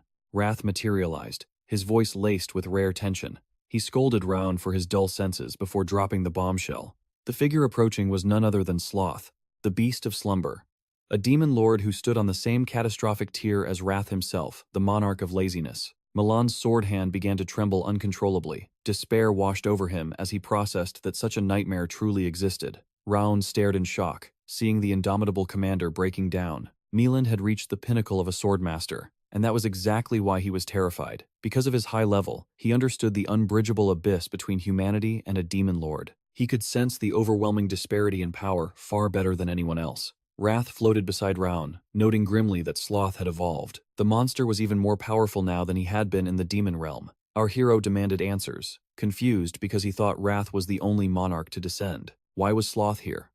Wrath hesitated, claiming Raon's current level was too pathetic to comprehend the cosmic mechanics. But seeing the urgency, he relented and revealed the truth behind Sloth's awakening. Over the past year, the constant wars and Eden's relentless attacks had shaken the world. Those tremors of conflict rippled all the way to the mountain's peak, disturbing the monarch's nap. Sloth had been drifting in and out of consciousness, fueled by irritation, but now, the beast was fully awake. Wrath decided to educate our boy on the brutal laws of their homeland. The demon world is a hellscape of endless carnage and insatiable desire. In such a place, sleeping openly is tantamount to suicide. It makes you pray. Yet Sloth, cursed with an inability to stop sleeping, ascended to the throne of a demon lord. His method was simple and terrifying: absolute annihilation of anything that disturbed his rest. For 1,000 years, he slaughtered anyone who dared to speak, fight, or even breathe too loudly near him. He bathed in blood until he was crowned a lord. And now, Wrath explained the grim reality. Sloth had descended for one reason only: to permanently silence everyone who had interrupted his slumber. Desperate, our protagonist asked if there was any way to halt this calamity. Wrath offered a slim hope. If a powerhouse like himself or Raon's grandfather were here, Sloth might retreat. It wasn't about fear, it was about effort. If the opponent was too strong, fighting would be too much work. Our hero was confused. Doesn't Sloth destroy everyone who wakes him? Wrath clarified the twisted logic. If a battle drags on, Sloth cannot sleep. And there is nothing in the universe he hates more than losing sleep. Raon frowned, realizing this monster made every life or death decision based on his nap schedule. Suddenly, Wrath presented a devil's bargain. Two paths lay before them: give Wrath full possession of his body to crush Sloth, or face total extinction. The Demon King asserted there was no third option. If our protagonist wanted to save a single soul today, he had to make the ultimate sacrifice. Raon was cornered. He knew the risks were catastrophic. If he surrendered his body, humanity might face the worst nightmare imaginable: the advent of two demon lords simultaneously. He steeled his resolve. If all else failed, he would allow the possession, but only on the strict condition that Wrath focused solely on blocking Sloth. Just as our hero prepared to accept the deal, Milan stepped forward. His voice was filled with a profound, heavy gratitude. He looked at Raon with the eyes of a proud mentor. Since Raon's arrival, the tide had turned. His leadership during the last wave had proven he was a warrior the world could rely on. Now, Mieland intended to set the final example. Mana exploded from his body, channeling into his blade as he prepared for death. He declared his mission complete. He had lived a full life, but Raon's era was just dawning. The young dragon had a legend to write, one that would far surpass the old generation. Inspired by this blazing bravery, Raon felt a flush of shame for even considering surrender. He ignited his own aura, standing shoulder to shoulder with the commander. He told Mieland firmly that this burden was too heavy for one man to carry. He would fight by his side until the end. Our boy roared for the troops to evacuate immediately. He shouted that this was Commander Mieland's direct order. Tarion screamed from the rear, refusing to abandon his leaders to a suicide mission. He insisted on fighting to the bitter end. But Mieland's voice thundered back, pointing out the harsh truth. Tarion could barely stand on his own 2 feet. His duty now was to save at least one more life. That was the purpose of their sacrifice. Tears streaming down his face, Tarion reluctantly ordered all units to retreat from the walls. They opened the south gate, fleeing into the unknown. Every second that Mieland and Raon held the line was a life snatched from the jaws of death. As the soldiers retreated, they screamed prayers for Raon and the commander to survive. Wrath smirked in the void, mocking their noble sentiments as useless. Because Sloth had already reached the gate, the demon lord mumbled about the biting cold, annoyed that these insects forced him to walk this far. With a lazy flick of his hand, he unleashed a cataclysmic wave of energy. The impact nearly brought our hero to his knees instantly. Raon realized with horror. The crushing pressure doubled, yet Sloth hadn't even unleashed his true power. Inside, Wrath issued his final ultimatum: hand over your flesh to me, or vanish into dust. But the fire in our hero's eyes refused to be extinguished. There had to be another path. He scoured his mind, recalling every scrap of lore regarding the Demon King of Sloth. Simplicity, annoyance, overwhelming might, and above all, a deadly obsession with sleep. The puzzle pieces clicked. Suddenly, Raon threw a curveball. Let's make a deal, Wrath. Stunned, the demon listened as Raon offered to shoulder his burning rage. Lend me the power to face Sloth. But Wrath scoffed at the notion, seeing no profit in such a reckless gamble. Raon countered with a cold truth. If you refuse, I'll never yield my body. We both die right here, right now. But if my plan fails, I surrender control instantly. Wrath ground his teeth, trapped by the logic. Silence fell between them as Merlin collapsed, her strength spent. Raon roared mentally. Decide, you stubborn demon. Cornered, Wrath finally relented. Fine, but you will pay dearly for this insolence later, human. Sloth froze, sensing a familiar, violent energy. Suddenly, our hero's voice boomed with authority, condemning Sloth's presence. You dare disturb the monarch of Wrath's domain? Inside, the real Wrath was struck dumb before exploding in disbelief. Since when are you my vessel? What is this madness? Internally, Raon smirked, revealing his petty motive. Consider this punishment for all your nagging. Wrath was left sputtering, completely bewildered by the audacity. And why is this castle suddenly mine? Raon ignored the screaming demon, focusing solely on the enemy before him. Sloth hesitated, his sleepy eyes narrowing. Are you truly that maniac's vessel? With regal calm, our hero nodded. The king is furious, Raon lied smoothly. His rage boils for anyone brave enough to trespass on his sacred ground. Shut your trap. I never said that. Wrath shrieked inside his mind, but Raon ignored the noise, calculating his next move. Protests were useless. Sloth could only feel the intense rage radiating from Raon emotion he had stockpiled for this exact second. Using the power from their wager, Raon assumed the persona completely. Engrave my will into your very soul, Sloth. Taking a deep breath, he channeled the demon's aura and roared. You shall die for stepping foot on my land. If you refuse to leave, I will ensure you never know the comfort of sleep again. Inside, Wrath was utterly confused. Have you lost your mind, human? But unexpectedly, the threat struck a primal chord of terror in Sloth. His mind raced with the ultimate nightmare, an eternity of wakefulness. Seeing the Demon King flinch, Raon mentally cheered. The bluff was working. It was time to win an Oscar. He suddenly feigned panic, stuttering as if struggling to hold back the beast within. No, please. Wait, my lord. Wrath watched in baffled silence, trying to decipher what kind of insane charade Raon was performing now. My lord, don't waste your energy on him. We need it to conquer the continent. Finally, Sloth broke his silence. His gaze locked onto the bracelet on Raon's wrist. Raon didn't falter, continuing to speak to the invisible demon. You wish to chase him to the ends of the earth? To haunt him until he can never close his eyes again? Sloth froze solid. The sheer horror of being endlessly hunted, denied his precious rest, was too much to bear. Would that maniac truly fight me for eternity? He muttered, fear creeping into his lazy heart. If he fought now, his nap time was over forever. This human held Wrath's bracelet and knew his deepest weakness. Sloth was convinced. This boy was the true vessel. Internally, Raon marveled at his own genius. He had crafted the perfect dilemma, using the bracelet as proof and weaponizing Sloth's greatest annoyance against him. The pieces fell into place. With newfound arrogance, our hero introduced himself as the chosen vessel of Wrath. I am the flesh destined for the king's descent. He then addressed the elephant in the room. Sloth's disturbed sleep. But we are not your enemies, Raon claimed, shifting the blame. It was Eden who used these monsters to wake you. We only fought to survive. We have no ties to those hidden cowards. Raon waited, his heart pounding. After a tense pause, Sloth yawned. If that is true, then I have no reason to fight. I shall return to my slumber. Sensing the pressure fade, Raon decided to push his luck. He twitched violently, as if Wrath was fighting for control. Panic washed over his face. No, stay back. Then, switching to a guttural tone, he barked, You think you can just leave, Sloth? You attacked my subordinates! Sloth tried to protest. But Raon, mimicking Wrath's arrogance, cut him off instantly. Silence, he commanded. If I hadn't graced this vessel, you would have wiped out my future army. A life for a life, Raon roared. You owe me a debt for the blood you've spilled today. The price had to be paid. The choice was absolute. Either Sloth abandons his precious sleep, or he grants his strength to this king's vessel. Wrath watched in horror, realizing this had been Raon's grand design from the very start.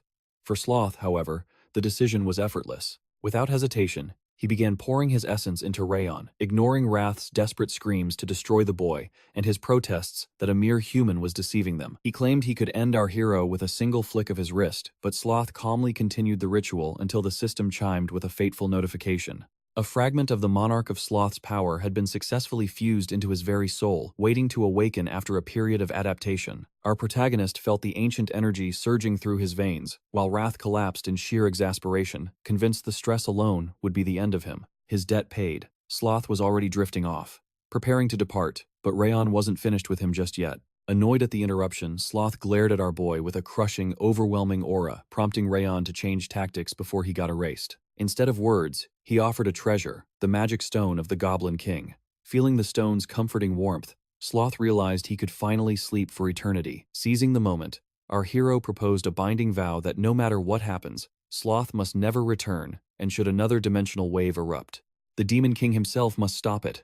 Sloth considered the terms, muttering that it wasn't difficult, and asked if this was Wrath's desire. Raon clarified immediately, This is my deal alone. A pact to prevent the sleepy monarch from ever ambushing them again. But Sloth decided to leave a parting gift. In exchange for the precious stone, he raised a hand and bestowed upon Raon a flower bracelet identical to the one Wrath wore. He explained it would serve him well in the future, leaving Raon completely baffled as to why a Demon King would offer flowers. Sloth merely replied that it suited his master's taste before vanishing into the void to escape Wrath's nagging. Raon told himself to hold on, he couldn't collapse just yet. Not until Sloth's presence had completely faded and the morning sun reclaimed the castle did he finally accept the danger he had courted. While Wrath sat in the corner, utterly defeated, and cursing his name, our protagonist felt a wave of relief wash over him. He was grateful for the hidden lore he possessed about Sloth, and that he had manipulated Wrath into accepting the bet, realizing with a shudder. If the soldiers in the castle had remained conscious, this desperate gambit would have been impossible. But as the hopeless night finally retreated,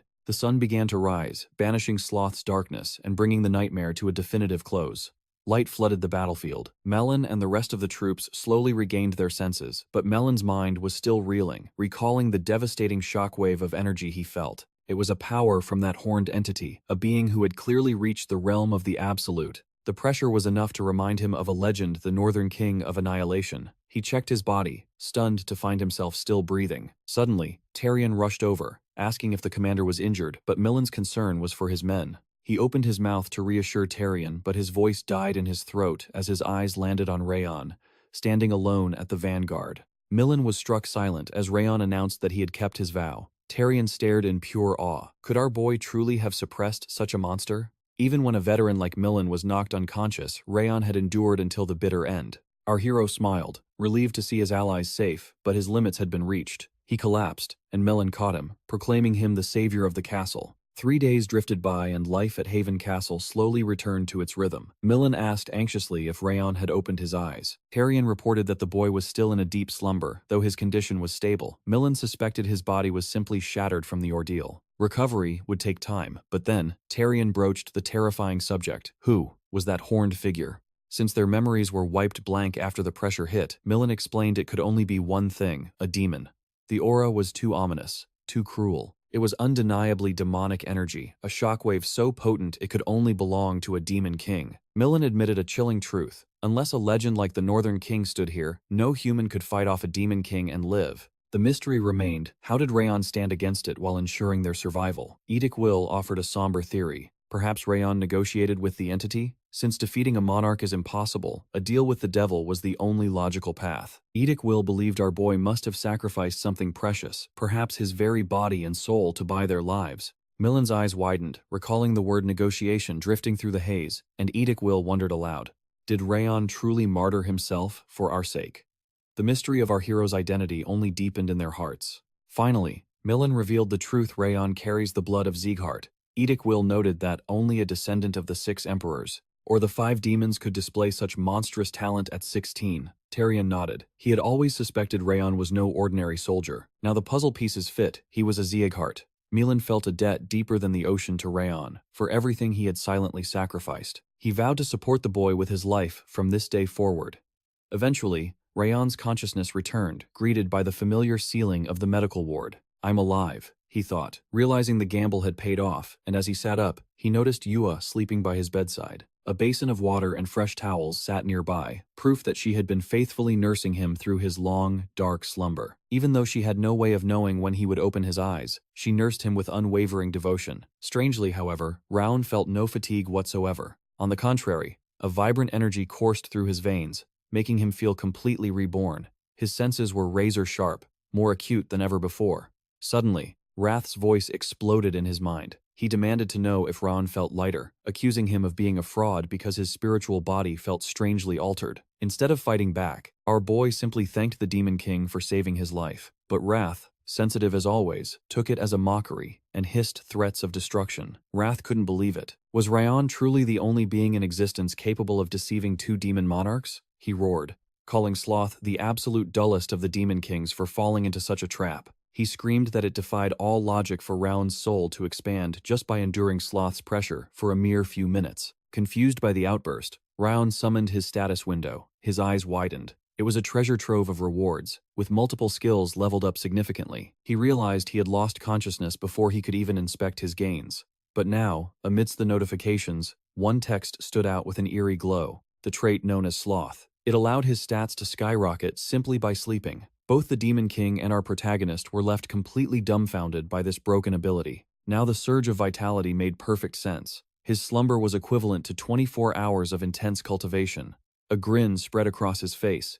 He had gained far more than he ever dared to hope. While Wrath seethed with rage at Sloth for failing to kill the boy, he demanded to know the exact numbers. Raon calmly checked the display and replied that his attributes had increased by a staggering 11 points. This revelation left the Demon King speechless, before his shock turned into volcanic fury. He couldn't believe how much our hero had leached from him. Raon, wearing a sly smile, noted that his stats were ticking up again, fueled purely by Wrath's exploding temper. Just then, Yua stirred from her sleep, and Rodden burst into the room. Both peppered him with questions about his health, but he waved them off, assuring them their worry was unnecessary. Raiden relayed a message. Commander Millen required his presence. Our protagonist made his way to the commander, who let out a sigh of relief to see the young warrior standing tall. He admitted he had never witnessed such a miraculous recovery, predicting our boy would eclipse his own power very soon. Raon lowered his head, humbly claiming it was mere fortune, but Milland waved away the modesty. Then, his expression grew serious. Apologizing for the intrusion, he asked the question on everyone's mind. How exactly did he handle the demon? The weight of every gaze in the room fell upon Raon. His mind raced. These people knew nothing of the true nature of Demon Kings. If they suspected his connection, he might be cast out forever. As he frantically constructed a plausible lie, Milland raised a hand, cutting off his train of thought. He stated that Raon was under no obligation to explain. This confused our hero, but Milland continued, revealing that they were well aware the monster was a high-ranking Demon King. Their theory was simple. They believed Raon had entered a desperate negotiation to force the entity's departure. They assumed Raon had wagered his very body and soul as collateral to save the others. Our boy stood frozen in disbelief as Enquil and Tarion nodded in solemn agreement. To them, negotiating with a devil was the ultimate act of self-sacrifice. Raon felt the situation spiraling completely out of his control. Our hero was at a total loss for words. Meanwhile, inside his head, Wrath was screaming that it was Sloth who surrendered a piece of his soul, not the other way around. He roared that a demon monarch would never covet a measly human soul. Ignoring the inner turmoil, Milan stood up to make a formal declaration. Since Raon had sacrificed so much for their sake, the debt must be repaid. He and all the captains snapped to attention, paying their deepest respects. They vowed that the full might of Haven Castle stood behind him. Whatever he desired, he needed only to speak the word. Raon paused for a heartbeat. Then, he made his request. He wanted a duel, a sparring match with Commander Meland himself. Before his return home, time flowed like water. Soon, Raon found himself just 1 week away from the final graduation. Thanks to the passive benefits of Sloth, our protagonist had fully assimilated his body's monstrous new strength, gaining profound insight into his evolved abilities. His physical condition had reached its absolute zenith. Today, he marched into the arena to face Meland, the roar of the crowd washing over him, urging him to take down the legend. They wanted to see a miracle before his departure. Meland squared up, his voice steady as he asked if the boy was truly ready. Our boy didn't hesitate. He assured the commander that he was more than prepared. He had been counting the seconds for this very opportunity. Meland signaled the start. Instantly, the air grew heavy. Our hero felt the suffocating, mountain-like aura of the master of Haven Castle pressing down on him. This was the pressure of a true master. Raon seized the initiative, launching a lightning-fast strike, but the commander deflected the blow as if swatting a fly. Steel clashed against steel in a blur of motion. A symphony of destruction echoed through the arena, sending shockwaves that rattled Edrakul to his core. Tarion watched, jaw dropped. It was impossible. Raon was merely an expert-rank swordsman, yet he was driving the commander back. Tarion muttered that such growth was unheard of. Raon's achievements defied common sense. At this rate, he was standing at the very threshold of the master realm. A spectator whispered in awe that Raon was nothing like the novice who had first arrived. Amidst the sparks and clashing blades, Meland analyzed his opponent. The boy's speed and raw power were undeniable. However, his blade lacked a certain sharpness. He reminded Raon that this was merely a spar, not a battle to the death. With a piercing gaze, he asked if Raon truly believed he could seize victory so easily. Our protagonist's answer was simple. I am getting stronger by the second. Gripping his rabid fang blade, he unleashed a ferocious new assault. His eyes locked onto a microscopic opening. Abandoning the blade, he threw a lightning-quick punch. It was a move no one expected, but Meland caught the fist with his bare hand. Without a split second of delay, he launched a counterstrike, forcing Raon to leap back, confusion written all over his face. Raon believed his devastating strike had finally cracked the defense, but Meland didn't just parry the blow. He was already poised to retaliate. Worse, the commander's breathing remained steady, utterly unfazed by the assault. Seeing the shock etched on our hero's face, Meland pauses the duel to teach a final lesson. You wonder how I predict every motion, he says, and why my aura burns endlessly without fatigue. The secret lies within the middle energy core, a gate that unlocks only for true masters. It is a wellspring of infinite power. It allows a master to channel heaven-shaking energy while expending merely a breath of effort. You stand at the peak of experts, Meland declares, but against a master's stamina, you are fighting a losing war. The truth hits Raon like a physical blow. This is the absolute wall between a genius and a legend. Yet, instead of despair, a grin cuts across Raon's face. He isn't defeated. He is exhilarated to see the road ahead. Moved by this warrior's spirit, Meland decides to honor him with the weight of true mastery. The temperature plummets as he charges his ultimate art, the Ice Dragon's Bane, a skill that once felled a mythical beast. Frost coats his blade, but our hero stands his ground, refusing to retreat a single step. This is his chance to ascend, summoning every ounce of his training and the combat memories from the Sloth battle. What is this technique? Meland demands, sensing the heat rising in the air. Raon fuses the Haven techniques with the ancient Thousand Flames art in a moment of brilliance. The 10th flame, he roars. Fire Dragon's breath, he unleashes the inferno. Fire meets ice. Meland prepares to test whose conviction is stronger, his sword or the boy's dragon. They collide. A cataclysmic explosion rocks the arena, drowning the world in blinding light and choking smoke. Tarion watches, jaw dropped. Is Raon actually matching the overwhelming force of a commander head-on? As the dust curtain falls, the entire stadium holds its breath in anticipation to see the survivor. Miraculously, both warriors remain standing. But Raon sheathes his blade and bows deeply. "Thank you for the guidance," he says, conceding the match with grace. The silence breaks into thunderous applause. They cheer for the commander's victory, but their hearts burn with admiration for Raon's incredible defiance. The crowd chants his name, celebrating the birth of a new monster. However, Milan hides a trembling hand. He expected to win with aura alone, yet he was forced to use his full protective energy. A chilling realization settles in. Supporting Raon's journey was the best investment he ever made. The time for departure has finally come. Raiden sighs, admitting the castle feels emptier without the chaos Raon brings. Beta offers his respect, while Raon turns to the commander one last time. Milan simply tells him to stay alive. Tarion insists on a reunion, and Bento prays their swords will cross again under better stars. Then steps forward. Edequil, our boy, smirks. "Planning to torment the rookies when I'm gone?" "Never," Edequil retorts, before breaking into a rare laugh. "It was an honor, Raon." A handshake seals their bond rivals turned brothers in arms. As Raon and Dorian walk away, the soldiers form ranks, saluting the young legend who changed them all. Outside, the journey resumes. "Don't stop moving," Dorian warns, calculating the route to graduation. Suddenly, a voice cries out. It is Yua, gasping for air, her face flushed from a desperate sprint. I made it." She apologizes profusely, handing over a heavy bundle of homemade meals prepared with love. Wrath chimes in, hoping for pineapple pizza, but Ryan smiles gently at her effort. Yua grips her skirt, eyes trembling. "Rayon, I have a request." The air grows heavy with unspoken words, but she falters, shaking her head. "No, I will tell you later." As the duo disappears into the horizon, Yua clutches her chest. She makes a silent vow to the heavens. One day, she will be strong enough to walk the eternal path of life by his side. Seasons turn. A full year has drifted by since the exam began. The 5th training hall pulses with the aura of transformed warriors. Swordsmen boast of their gains, eyes set on the expert level. But a shadow looms over the celebration. Rimmer observes the silence until a nervous voice speaks up. "Instructor. Will Rayon make it back in time?" Whispers of worry spread like wildfire. Rimmer stands, a knowing glint in his eye.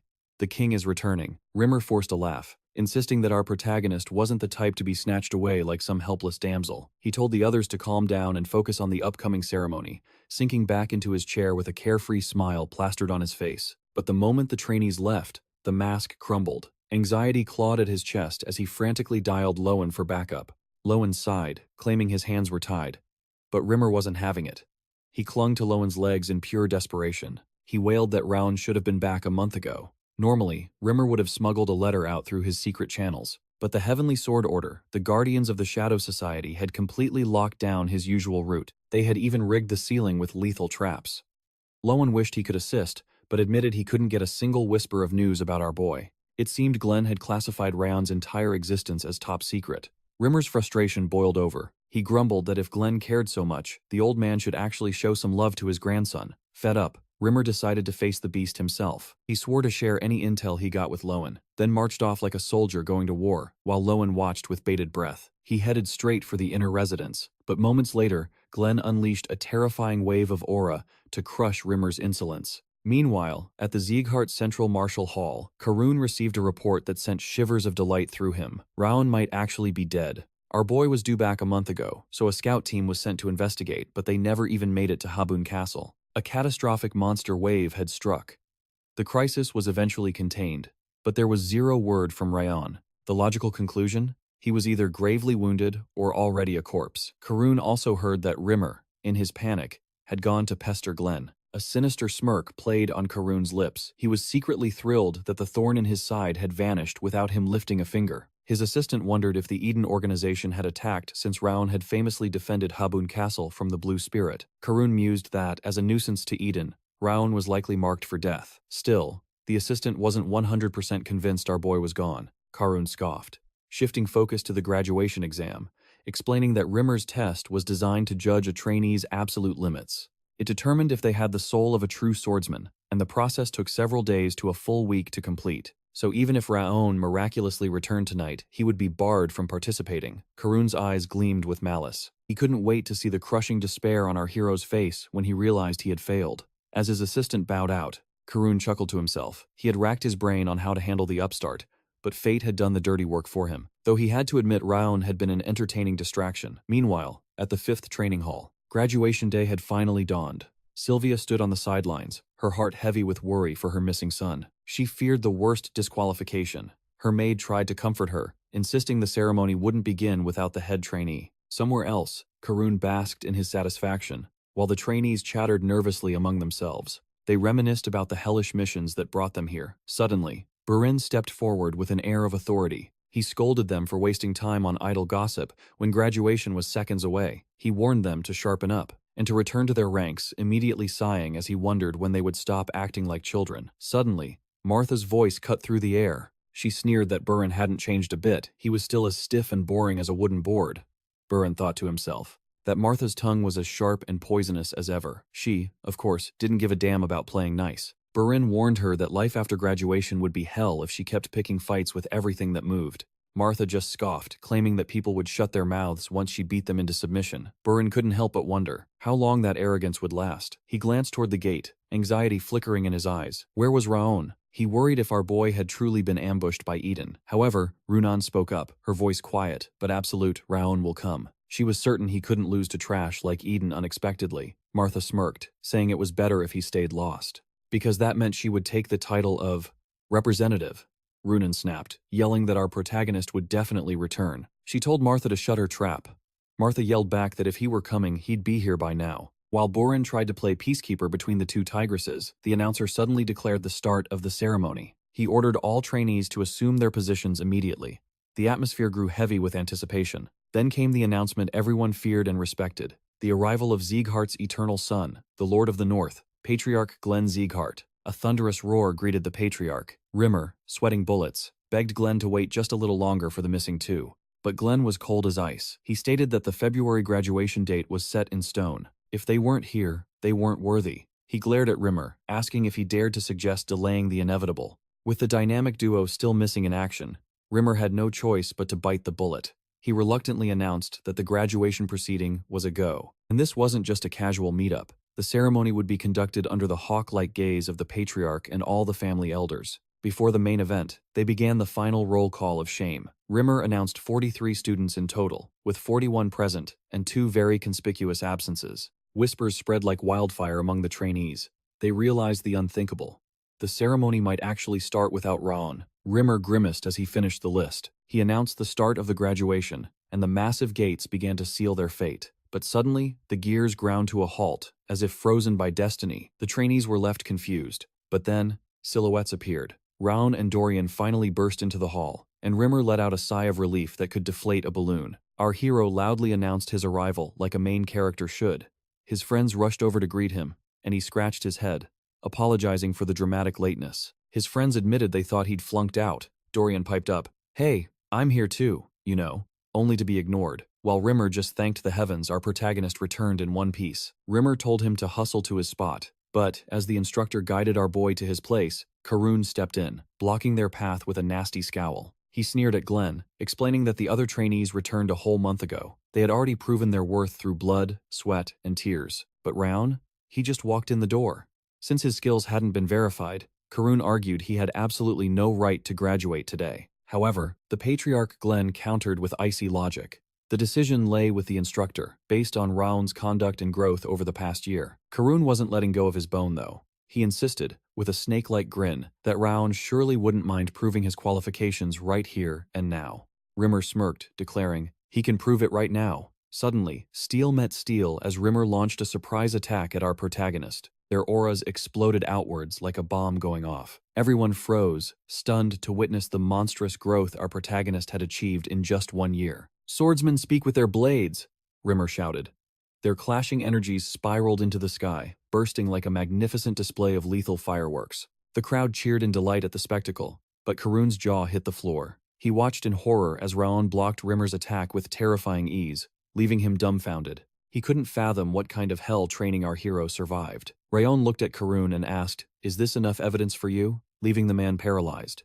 Defeated and out of excuses, Karun clicked his tongue and sat back down in his chair. Rimmer then turned to Glenn, asking if they could finally get this show on the road. Glenn eyed the destroyed floor of the training ground and noted he'd have some questions for Raon later, but he gave the nod to proceed. Rimmer sent head trainee Raon to the front and restarted the final roll call, this time with pride. 43 trainees, all present and accounted for, and with that, the graduation ceremony of the 5th training hall finally began in earnest.